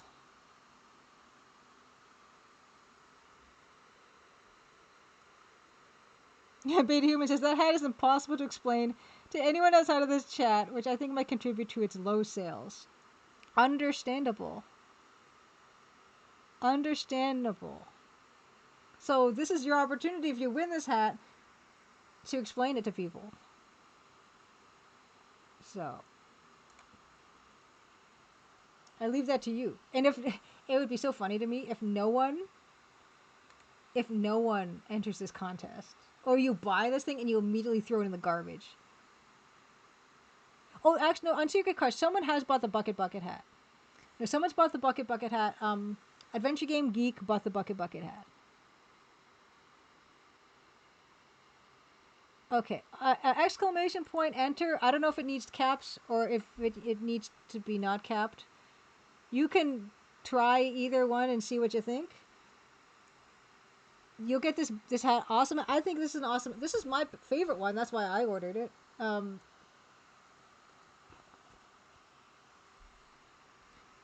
Y'all are suspicious. Y'all think that it's I don't think it is, but anyway, to be safe, sure, we can think that it's gonna be this. It's gonna be all caps. Exclamation point ENTER, exclamation point ENTER, to win. Better safe than sorry. It's true. To win this embroidered Nancy Maple hat that you would have to explain. Evil Tentacle does have the beanie.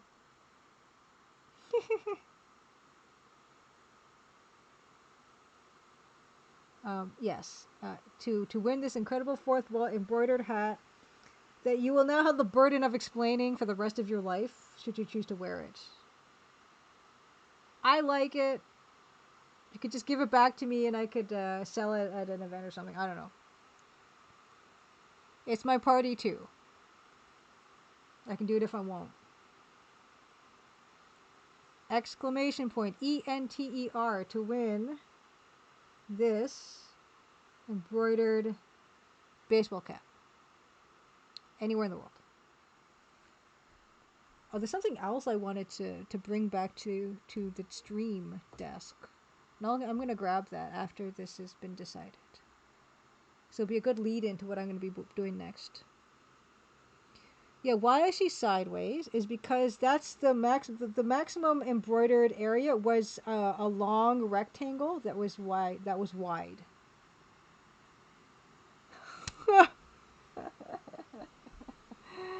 Congratulations, Robot Spacer. Congratulations, Robot Spacer. You won. You won this amazing hat that you have to explain now. I love that for you. Congratulations and happy Crimsonversary. Judge Khan, welcome back, by the way. Yeah, you just missed a giveaway, but there's going to be one more giveaway. It's going to be a Crimson Diamond Steam King. That's going to happen at the end of stream, whenever I choose for that to be. Now we'll never know if my lowercase entry was valid. Exactly. Robot Spacer is just going to tell everyone about it, even if they don't ask. Perfect. Congratulations. I'm glad more than one of these exist in the world. Because I like it. I think it's cool. Anyway. That brings us to our next thing. Which is retro DOS games. I didn't even change my tag to Crimson Diamond. What am I thinking?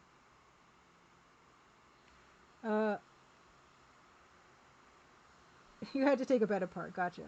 Yeah, congratulations. Okay. I am going to talk about another EGA game that was very meaningful to me. And I'm going to actually bring something back with me to do that. It's a game that I never finished back in the day because it takes forever. But it's one that I think with save states I could probably eventually get through, and that would be very satisfying for me. I'll be right back.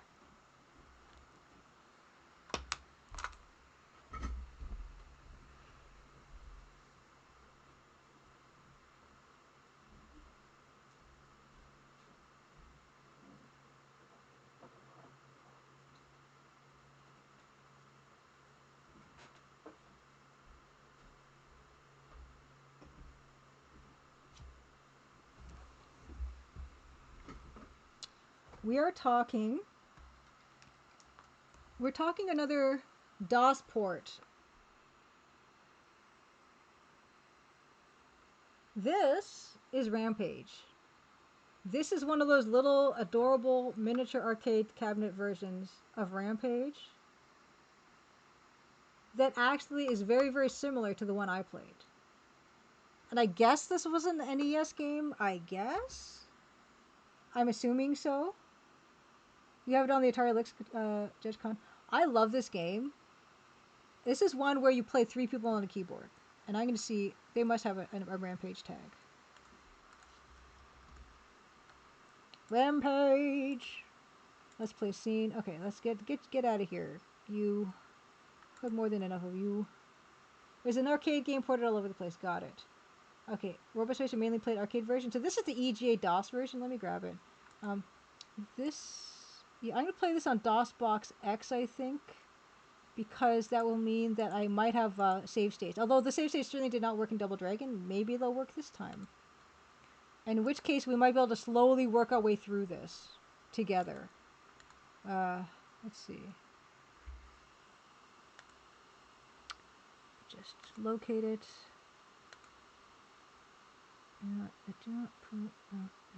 Oh, did I not? Did I not? Give me a second. I did not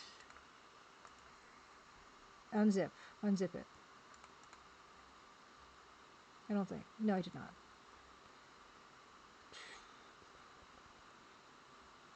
Rampage. Okay.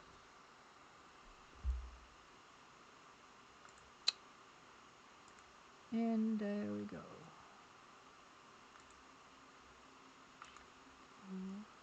Anyone else have very fond memories of this game? Oops, no. This one. Okay. So let me get DOSBox going here. Let's just change this to this one. All right. Yes, suplex. Yes, the falling down and hitting the butt is very relatable.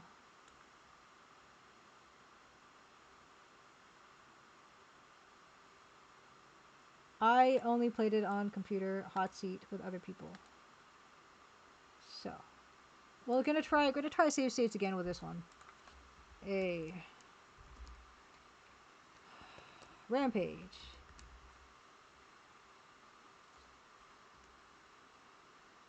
Haha, 2, of course. Oh, wow, why did it change sizes again? Give me a second.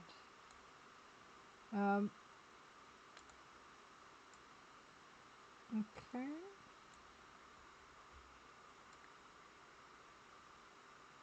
Okay. Okay. Okay. Okay. Okay. Alright. Here we go. This game.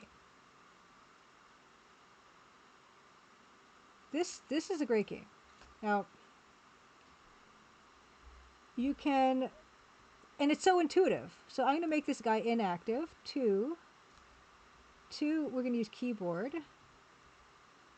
And I would distinctly remember, yeah, so this is Lizzie's keyboard controls are O, K, semicolon, and period.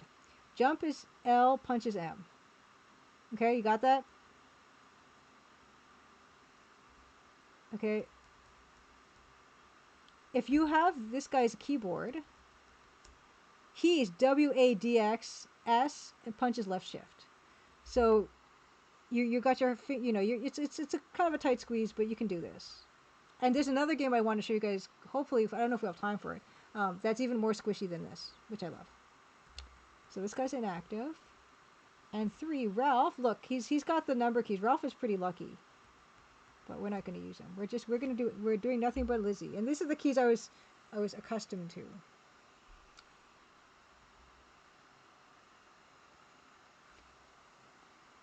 And I look at again. They're dithered also. Got beautiful dithered. Okay, I'm not hearing sound though, so give me a second. Volume mixer. Oh, I have it. Okay, I don't like that sound. Okay, so.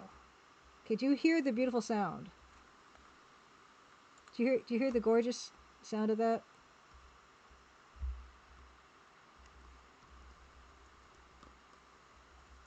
No? Okay, I will change the sound.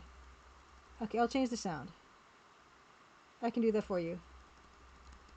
Okay, give me a second. Portopia music, properties. Here we go. Okay. Okay. There's some kind of weird hum. I'm going to turn this down, hopefully. Okay, there. So. Hopefully you can't hear that weird hum that I can hear.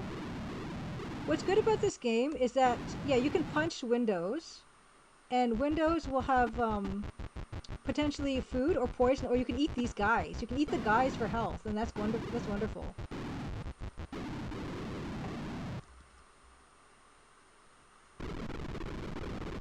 It is a very interesting choice to dither like that, but I was always Lizzie, because she was the girl, and I like being the girl in these games. This is not a good start to this, by the way, but anyway. And I immediately knew what to play, knew what keys to do. So yeah, if you're judicious, you can actually like heal yourself. Lizzie is the best. You always want to like end the level with your fist in the air. This looks nothing like Peoria. So we don't. The thing is, we don't get our life back, but you can eat these soldiers. Huh.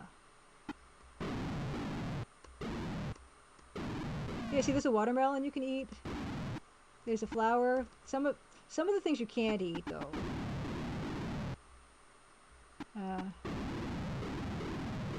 Yeah, there's a lot of, you start in Illinois. Eventually, I think the furthest I ever got was the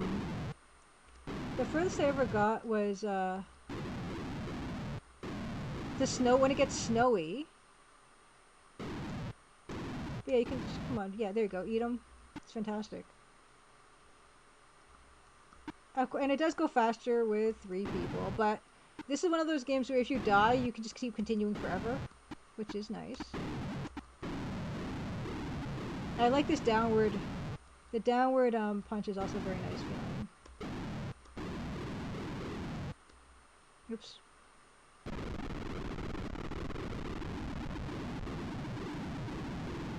But yes, I love this game very much. I played a heck of a lot of it. Honestly, and it's not really super, it's not really all that complicated, but there's just something about it that's very pleasing. Yeah, it's a good port. You get some good rhythm here.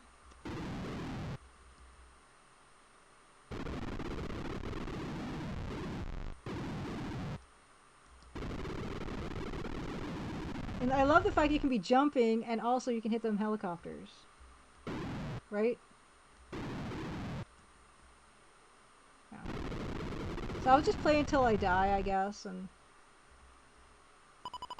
Chicago. Lake changes woman's scale. That's a good pun.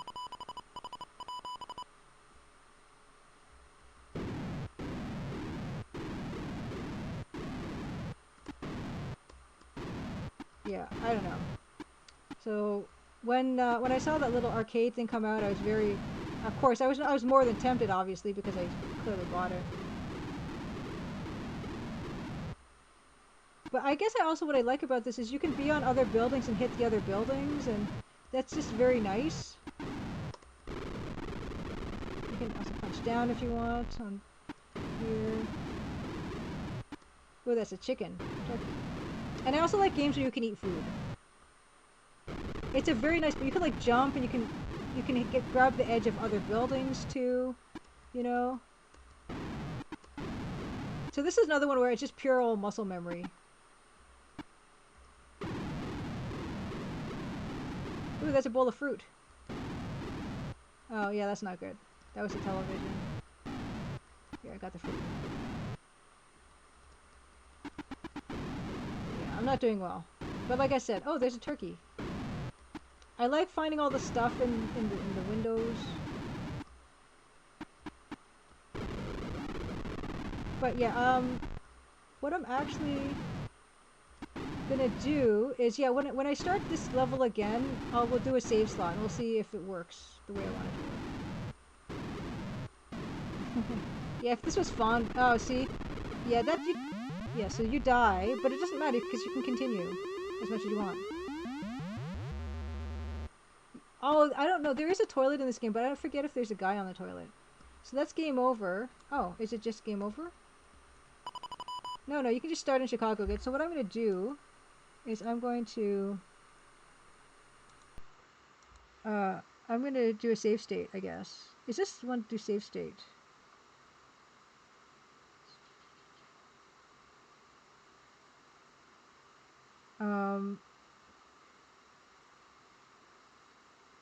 Yeah, save state. Oh, drive, capture, save load options, select save slot. Oh, save slot 7. Oh yeah, you know what? I should do, yeah, save slot 1. Okay. Does this even work? This looks very not like it would work. Save. Do I actually have to press F11S? No remark. Select save slot. Yeah, I gotta be able to do this. So I have to do F11 and S. Oops, sorry. No, that just opened up the search bar. No!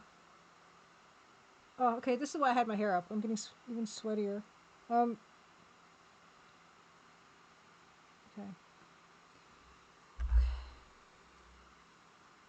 Oh, you know what? You can't pause and save at the same time for some mysterious reason. That is what's happening. Yeah. So yeah, I could eventually get my way through this entire game just very slowly, and I would love to see the ending of this. So that might be something we're gonna do for you know, with the 10-minute breaks. You know, we can slowly get through this. Yeah, and after I die this time around, then yeah, I will call it and just do my save slot again. And I used to play this a lot with like my sister and friends and stuff. It's very smooth.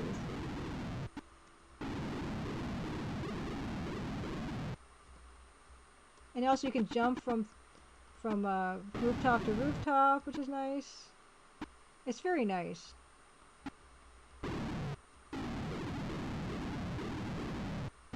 And then, yeah, I will then show you, I think, the other game that I quite liked. And then maybe we'll do the last giveaway, and then I think we'll call it for the night. See, this one I was able to climb that without touching the ground. It's very satisfying. Yeah, just a little bit of terror.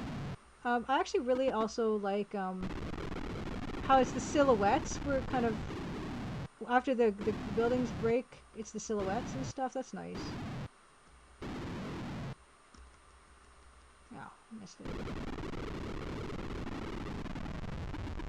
And yeah, I don't know if people would ever want to watch this get played all in one kind of sitting, because this probably gets old.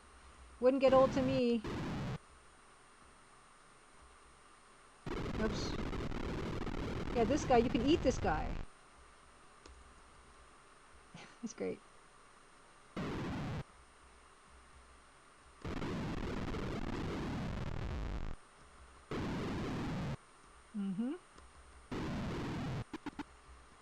Oh no! Oh no, that counted! You can't get right on the top. You can't jump when you see dust clouds. It's even telling me applicable advice. I guess Chicago's a big town. Yeah, I enjoy this very much. Yes. Oh yeah, so you gotta really be careful for those, because that's, yeah, that's a knockdown. Those guys. Oh my god, yeah, this is the end of me.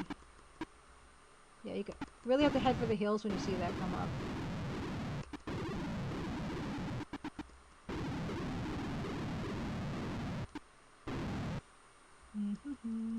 Oh, I see I died. Okay, so we're gonna just start that level again and save state it. And then I'll test if the save state actually works. Yeah, it's already pretty, like, this is meant for it's meant to be a 3-player game. Okay, so I'm gonna just save it. Okay. Chicago 2. Okay. And I'm gonna restart the game, and yeah, I'm just gonna completely restart the game and see what happens. See if this is salvageable, or if it's gonna do what Double Dragon did. Or do to Double Dragon what it did to this kind of thing. Okay. Okay.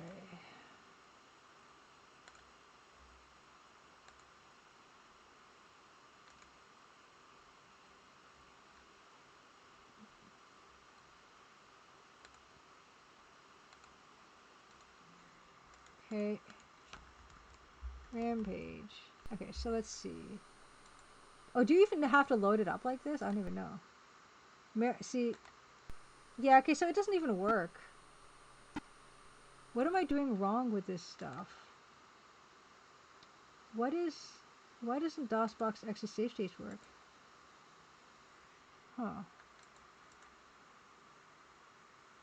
Maybe I have to be at a certain point in the game or something to do it? I don't know. Try one more time. This might be a fool's errand.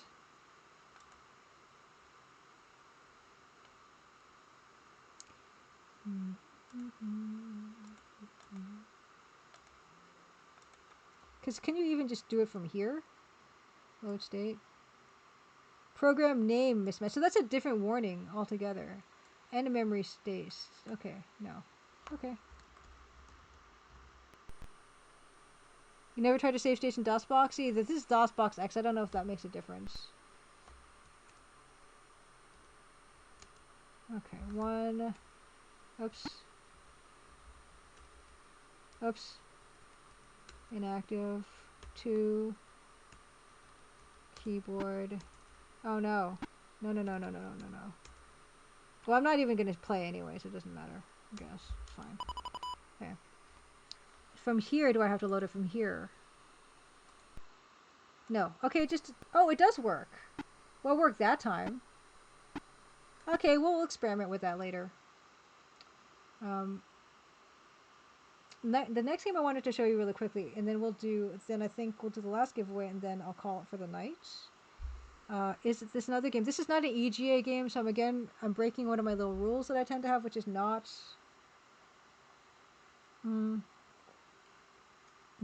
play anything that isn't, not play anything that isn't EGA. But this game I played a lot of, and this is an even funnier version of having a bunch of people on a single keyboard. And this is especially when I won't be able to play by myself.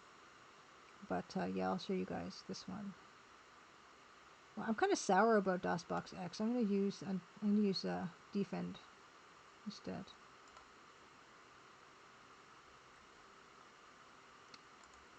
And I want to make sure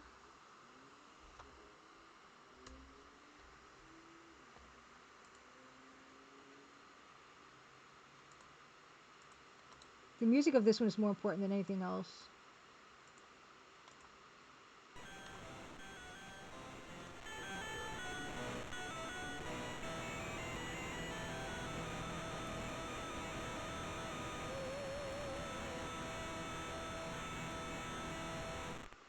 Does that sound familiar to anybody?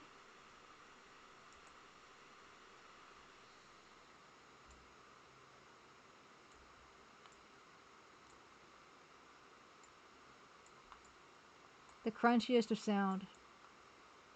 Gauntlet. Gauntlet 2. I played so much Gauntlet too. And I think the rendition of whatever that was is so beautiful. This is Gauntlet 2. I played so much of this. Now this is interesting because the keyboard controls are bananas. There's 4 characters here, right? You can play all 4 on keyboard, right? So the warrior. Okay, the warrior is W. See, I'm controlling, so W, X, W, A, D, X for up, down, side, side, right? The Valkyrie is F, T, H, B. Okay, F, T, H, B, right? That's it. And this is from just me remembering this. Then the wizard, and I was usually the person who played yellow, is these ones. It's K-O semicolon period, right? Hey, the Real Canadian Rage. Yes, Gauntlet. And then the elf is, I think, the arrow keys. Yes, the elf is the arrow keys. So if you're lucky, you're the elf, you have a bit more breathing space than everybody else. How are you doing, Real Canadian Rage? But yeah, this is so funny. That's a lot of hands on the keyboard. So think about it. So it's basically WADX, TFHB, OK semicolon period, and then the arrow keys on one keyboard. And I love that. That's like mania. That is so funny to me. And maybe as like little kids, and I've got small hands still, I could still probably make that work. But if you're a big old adult with big old adult hands, I don't know if that's going to work for you too well. And Real Canadian Rage 2 weeks before you move. That is so incredibly exciting, and I'm so excited for you. But yeah, I don't even know. Can I play 2 characters at once? Oh, whoops. Yeah. And then, the middle key is your... the middle key. This is all just muscle memory. This game is ridiculous. Okay, so what about... Yeah, I can conjure another character. I conjured another wizard. That wasn't smart. That wasn't smart. Wow. This is... Oh, boy. Oh, you can also go this way. That's nice. Anyway. Hey, Tony Rebellion, happy Crimson Continues Day. Whoops, sorry. My bad. I could play this double-handed. That's fine. It's no fun. It says it's always amazing to see how some of these arcade games were ported to the PC and that they had to do to kind of make it work. I don't know. Is it just cosmetic? Oh, I just hit myself. You're not supposed to do that. I love the music in this so much. It's so scratchy, like you said. I love it. If I had coordination, I could probably do this. I just don't.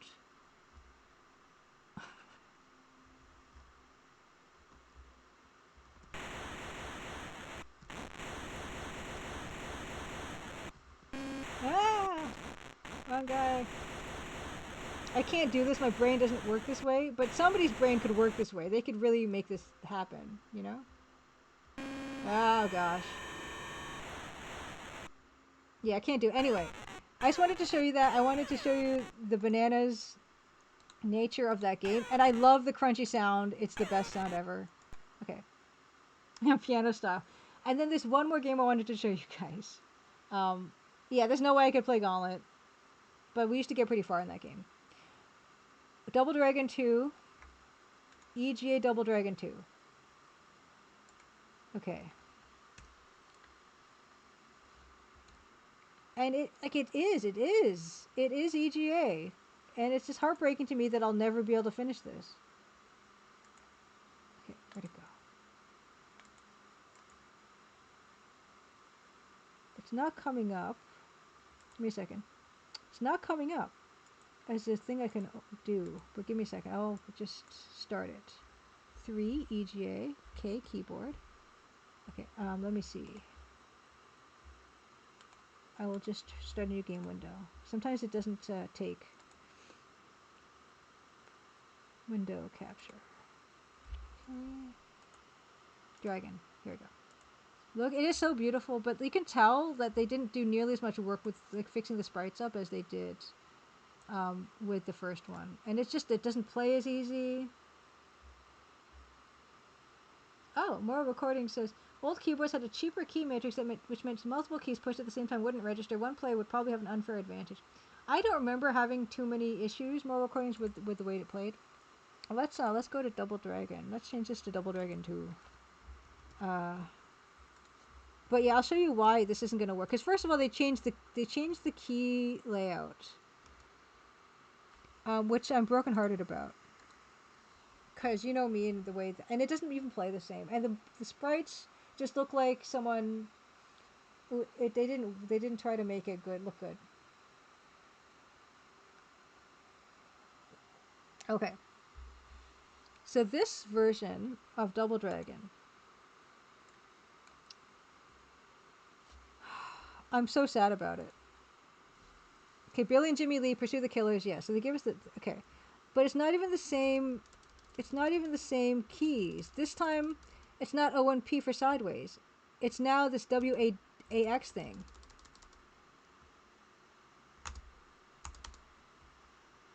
And look how many credits I get. Look how many credits I get. And there's not the same, I don't have the same even moves. I don't have the same kick that I had. I don't have, the elbow is harder, seems harder to pull off. And yeah, I don't have 5 credits, I have 2. Like, it's just going to be impossible, you know? And yeah, it's hard to discern what the characters look like this time around. And I tried remapping these keys, and then it somehow broke this game. It's just not as good, and I'm so sad. Because when I saw that I could actually play this, I was very excited. But then when I saw how not good it was, I got sad.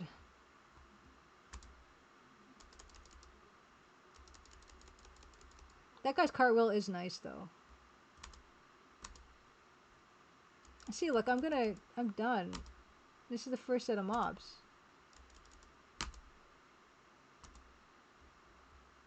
It's horrible. And it's so slow. It's so much slower than the other game. I'll try it with higher cycles after I die. But there's just, I don't know why the controls are not as crisp.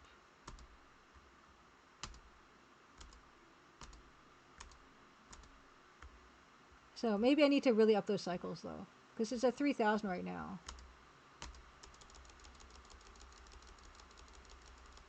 And I do think the whip is better in this one, because I did try to play it a little bit. But yeah, I'll try to up the cycle. Oh, you can up the cycles, and well, you can, but I don't know how in this one.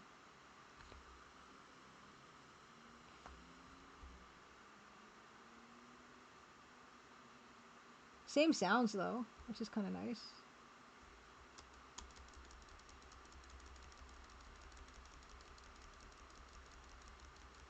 Like I'm basically dead already. So unfortunately, yeah, we won't be.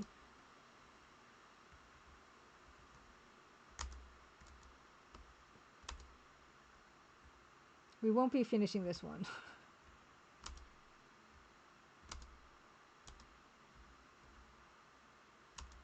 It seems like, I wonder if you have 2 players, if you, yeah, it's over. I'll increase the speed though. Give me a second.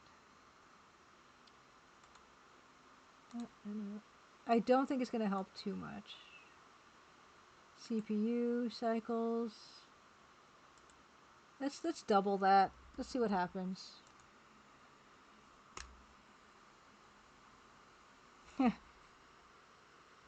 Oh, Goldman Sachs says, if it's any consolation, Double Dragon 2 on NES also had a messed up control scheme. Like, why mess with perfection? Why mess with perfection?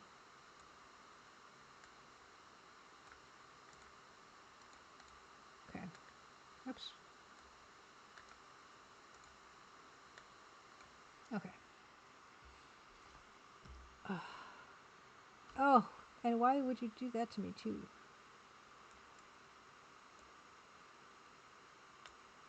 Okay. I don't know why it got so small. Anyway.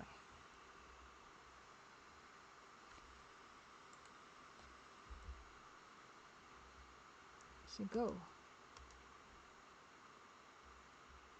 Oh, why did... Does it... It seems, It looks... First of all, it doesn't seem much faster.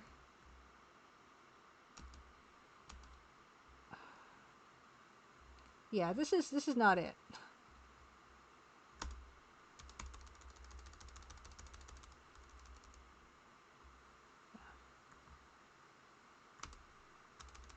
Ugh. Ugh. What have you done? Thank you so much for the follow. What have you done to my boy? Look, I was...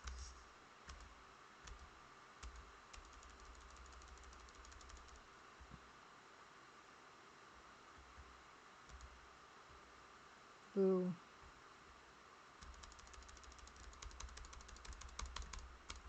Yeah, it's horrible. It's just... The controls aren't as crisp. You don't get as many lives.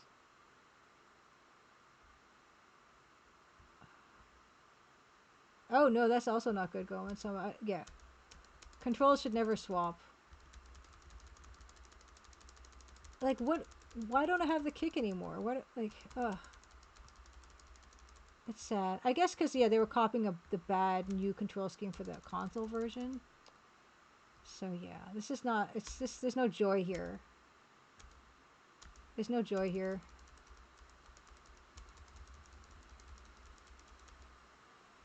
Yeah, this is sad making.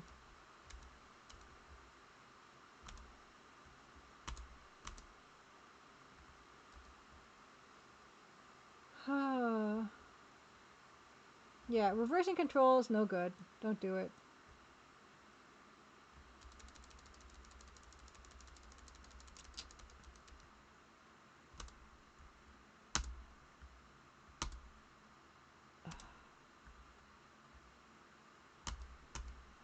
Yeah, that's it. 108. We went long. We went long, but I did want to show you guys that. I'm not going to be seeing any more revenge from Double Dragon. But we are going to do another giveaway, our last giveaway of the night before I sign off. It's going to be a Steam key for the Crimson Diamond. And before I do that, I'm just going to do, I'm going to do a rundown again of the housekeeping, which is, today was the 1-year anniversary of the release of the Crimson Diamond. And we've been celebrating here today. Part of the celebration has been, Dan was on at the start of the stream, and the soundtrack that he created is on Steam for the first time. It's also available bundled with the game. And it's been on Bandcamp for a while, actually. So if you want to check out the soundtrack on Steam, or if you want to check it out on Bandcamp, those are the links. The other thing is, yeah, here's the link to get the game, which is currently on a daily deal on Steam right now. And it's on 25% off, which is the lowest discount it's ever been. It's going to be on that discount, I think, for like 2 weeks. So you don't have to feel like desperately like, oh no, when does the daily deal stop? This sale it won't be the daily deal. It'll be the daily deal for maybe another 12 hours or something, but it'll still be on 25% off for a while after that. Just to celebrate the launch or the anniversary. The leader says, I love the soundtrack so much. Thank you for making it available. Yeah, I love it too. I love it so much too. And Dan, yeah, like I said, Dan has been a joy to work with and just a really cool person to hang out with, and one of the biggest nerds I know. The other thing is I made these Crimson Diamond cookie charms, thumbnail cookie charms. Those are now available on my Squarespace page. They're only going to be available to order for a month from today. So September 15th, 2025. I'm going to end orders for it, and we're going to do a production run of one of whatever's been ordered. There's a 10 karat gold version. There's a sterling silver version, and we can check out all that there. For whatever reason, the store's currency is Canadian dollars, which are, not powerful dollars. So if you look at the prices, you'll just have to use, some online currency converter to tell you how much that is for you. Hey, Ruby and Pixels, happy Crimson Kid Tuesday. Yeah, yeah, I can actually show you real quick what that actually ends up looking like. Because I do have that here somewhere for people just joining us.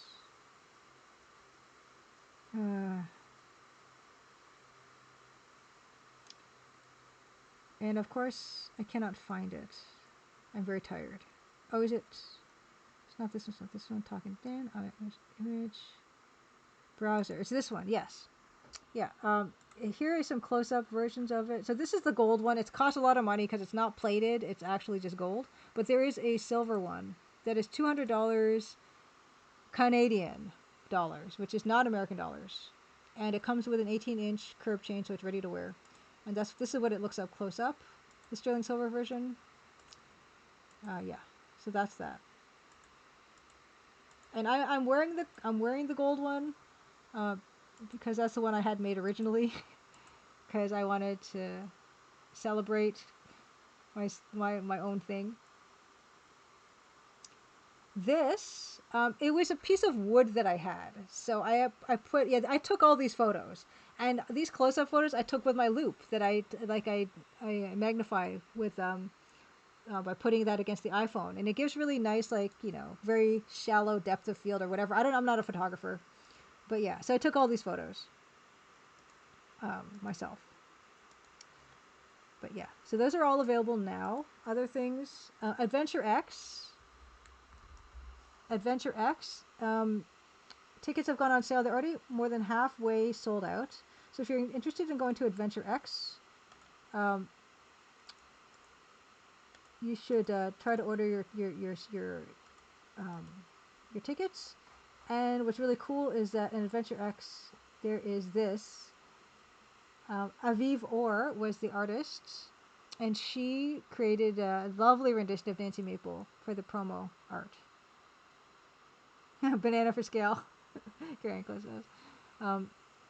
But yeah, so that's the other thing. That's the last housekeeping thing I had before now, which is we are going to do the last giveaway for a Steam key for the Crimson Diamond, which I will do with my usual horrible way of doing that, which is my Nightbot guess a number from 1 to 100. And don't do it yet. Don't do it yet. And it certainly won't tell you when to start, but I will tell you when to start. It will tell you who won, though. Okay. And I've been asking them to do a chat announcement, and it's not doing it. But I will say start now. Anyone who wants to win a Steam key for the Crimson Diamond, you can guess a number from 1 to 100 in chat. And whoever gets it first wins. And we've had 2 winners so far. We're going to go for a third.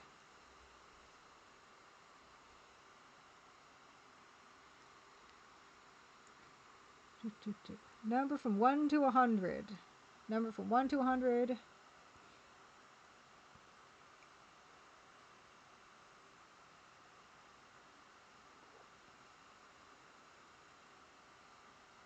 Dr. Butt Doctor. That was fast. Well done, Dr. Butt Doctor. Guessed a 32. Dr. Butt Doctor. Congratulations on winning the Crimson Diamond Steam Key. You can, the number is 32, yeah. You can message me on Twitch, and I will send you that key.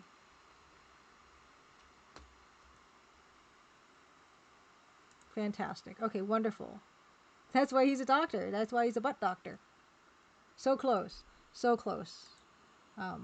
In fact, the new way that Nightbot does it actually tells me when people are close or too high or too low, but that's no fun. I just like to see you guys randomly guess. Actually, I also want to do a shout out to Ruby and Pixels. Because Ruby and Pixels streamed the Crimson Diamond, like way back when it first came out. And I met her at Adventure Game Fanfare, I think, Ruby and Pixels. And what is for me really special is that Ruby and Pixels does not have any nostalgia for text parser adventure games. And she just played it, and she really enjoyed it, and that really gives me hope that people can find the game and enjoy it and without nostalgia, just liking it as the game that it is. And that means a lot to me. So thank you, Ruby and Pixels, for dropping by. Yeah. That means it honestly does mean a lot to me because, as I said before, I don't think text parser um, is inferior to any type of other type of input. I love it, and I think it's got its own magic. And that's why I made the Crimson Diamond a text parser game. I wanted people to get to experience that, maybe who'd never experienced that. That was one of the goals. And to know that there are people out you that are like that means a lot. So, thank you. I know, I can't believe it's been a year either. Oh my goodness. But I have other stuff on the go. As I mentioned, Chance's Lucky Escape came out earlier in this year. I'm working on something small again that should be coming out in a few months. And then I'm also working on my own little game right now too. But it's just been I've been kind of so focused on organizing stuff for today. And Ruby and Pixels. Oh, I had a cake. I will show you the cake. Here's the cake. I ordered a special cake, a geode cake with these like red, very red, very red crystals on it. And here they are after from the loop, close up from the loop. Yeah. Yeah, they did such a wonderful job. They delivered to my house. I actually cut it live on stream. Yeah, so I'm so pleased with it. Yeah, that's rock candy that they kind of dyed red. Yeah, I have actually. It's so funny because I have other. I took a lot of, not a lot, but more than one image of the rock candy. Um, because of course I would, right? Now I cannot find that. Oh, I know where the folder is. And it's so funny how much it does look like real rocks, real crystals. Because they are crystals, in fact. They're just sugar crystals. So I'm very pleased with the cake. The cake tastes not, it looks way better than it tastes. It tastes fine, but yeah, it's kind of more structural, structural than anything else. Which picture is the one I already shared? It wasn't this one. Is it this one? It looks gross here, and it kind of looks gross when I zoom out too. Yeah, Scary Ankles. I knew that the breakable movie glass was made out of sugar, or it used to be, or something. It does look kind of gross, but what is kind of nice about the fact that it looks kind of gross is that in the game, when Nancy finds the cave of garnets, she says it does look like blood, like it looks bloody, which is kind of true. So there we go. We're gonna find some to raid. Yeah, it's I don't have many closing thoughts about tonight, except I'm so glad and so happy that you guys came to join me and celebrate with me, and I'm excited for what comes next. I'm making the sequel. I'm gonna make a sequel. And I have lots of ideas that I probably won't use. Like we saw, like later, earlier in the stream when I was showing you that document where it had all these ideas. Yeah, most of it doesn't end up being in the game. Oh, Esophagus! Happy Crimson Tuesday says, Crimson Diamond was my first parser game. Always was curious about this approach, and thank God I gave it a try. It gave me that feeling of excitement trying something new. When somebody brought home a new game like 30 years ago. See, thank you so much. That, like I said, you, Ruby and Pixels, when I hear people saying that it's the first text parser game they played and they liked it, like, what could be better than that, you know? There's something there that I love, and I will continue. The next game, of course, will be text parser. I will continue to make them, even though almost no one else is, for good reasons, but I will continue to because that's what I love the most. And if I can introduce more people to that and they can love it, then I've done something positive on this earth. Tone Rebellion asks, is there an EGA adventure game, classic or modern, where you play a vampire or vampiress? That is a good question. The closest thing I can think of off the top of my head is that there are two Elvira games. Well, Elvira's not a vampire, but that's the closest thing I can think of. But those are role-playing games, not adventure games. Although, isn't the first Elvira game kind of like an adventure game? Mistress of the Dark, that one? But I can't think of anything off the top of my head, unfortunately. I did play an EGA adventure game, which was published by Horrorsoft, and their mascot was Elvira, and there was a Dracula in it, or vampire, but it was not. You didn't play the vampire, unfortunately. But yeah, I'll see you guys. I'm not actually here next week. I'm not going to be here next week, but I will be back the following week, and we will continue working more on the little adventure game I'm working on right now on my own. And we're going to get back to Portopia, and I'll find a nice walkthrough that hopefully makes things feel like they make sense. And we might, I don't know, we'll maybe find more EGA games to play as well.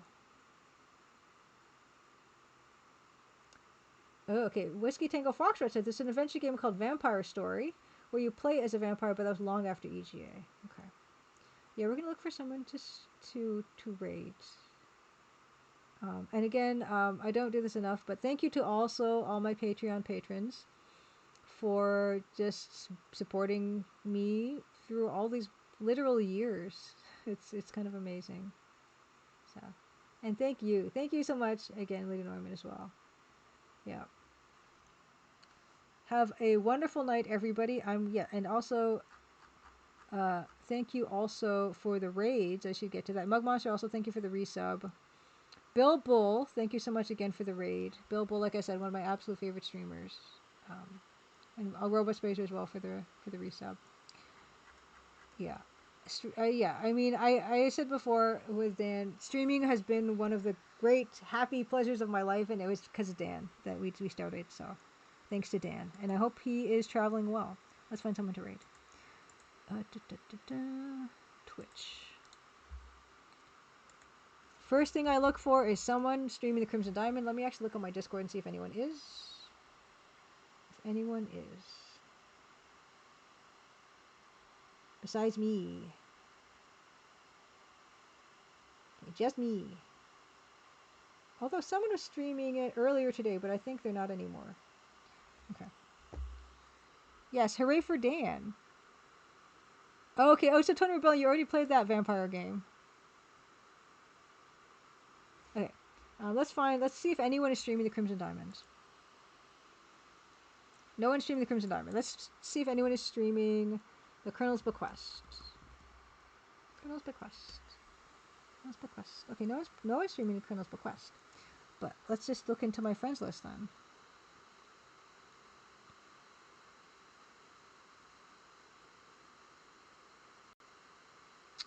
Let's see. What do we have? What do we have here? Okay. What might this be? So I'll see you guys in... Oh, what is this? Okay, I have not played that.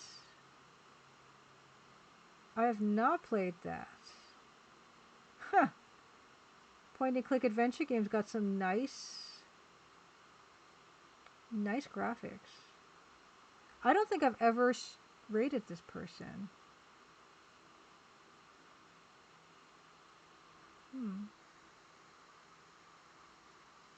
Tower Rebellion. Imagining a Laura Bow or Crimson Diamond game. Female protagonist is a vampire. You can make moral choices in the game and use vampire powers. Possibly there is, but if there isn't one, that's a good opportunity to make one. We're gonna, yeah, this looks like a really cool point-and-click adventure game I've never seen before. So we're gonna do this. Hold on, I didn't copy and paste that correctly. Yeah, I don't think I've ever streamed. I don't think I've ever raided this person. But we're gonna raid. We're going to raid Stealthy Golem, who is playing the Fifth Musketeer. I thought there was only 3, so the fact that it's called Fifth and not Fourth is kind of great. I guess D'Artagnan is the 4th or whatever. So the 5th is some other guy. Anyway, we're going to try that. It looks very nice graphics. I don't know anything about this game or when it came out or anything about it. But we're gonna raid Stealthy Golem. And come join me. I still have stuff to do tonight. I'm gonna cut my my VODs and all that. I like to prepare that ASAP. I'll see you guys not next week, but the week after. We'll continue on as we usually do. All right, everyone's in the bus, so we're gonna head on out. Thank you again so much. Happy Crimsonversary to another year. We'll do this again next year, or maybe we'll get another outrageous cake. All right, I'm gonna do this. I'm gonna do the thing. All right, bye. Have a good rest of your week.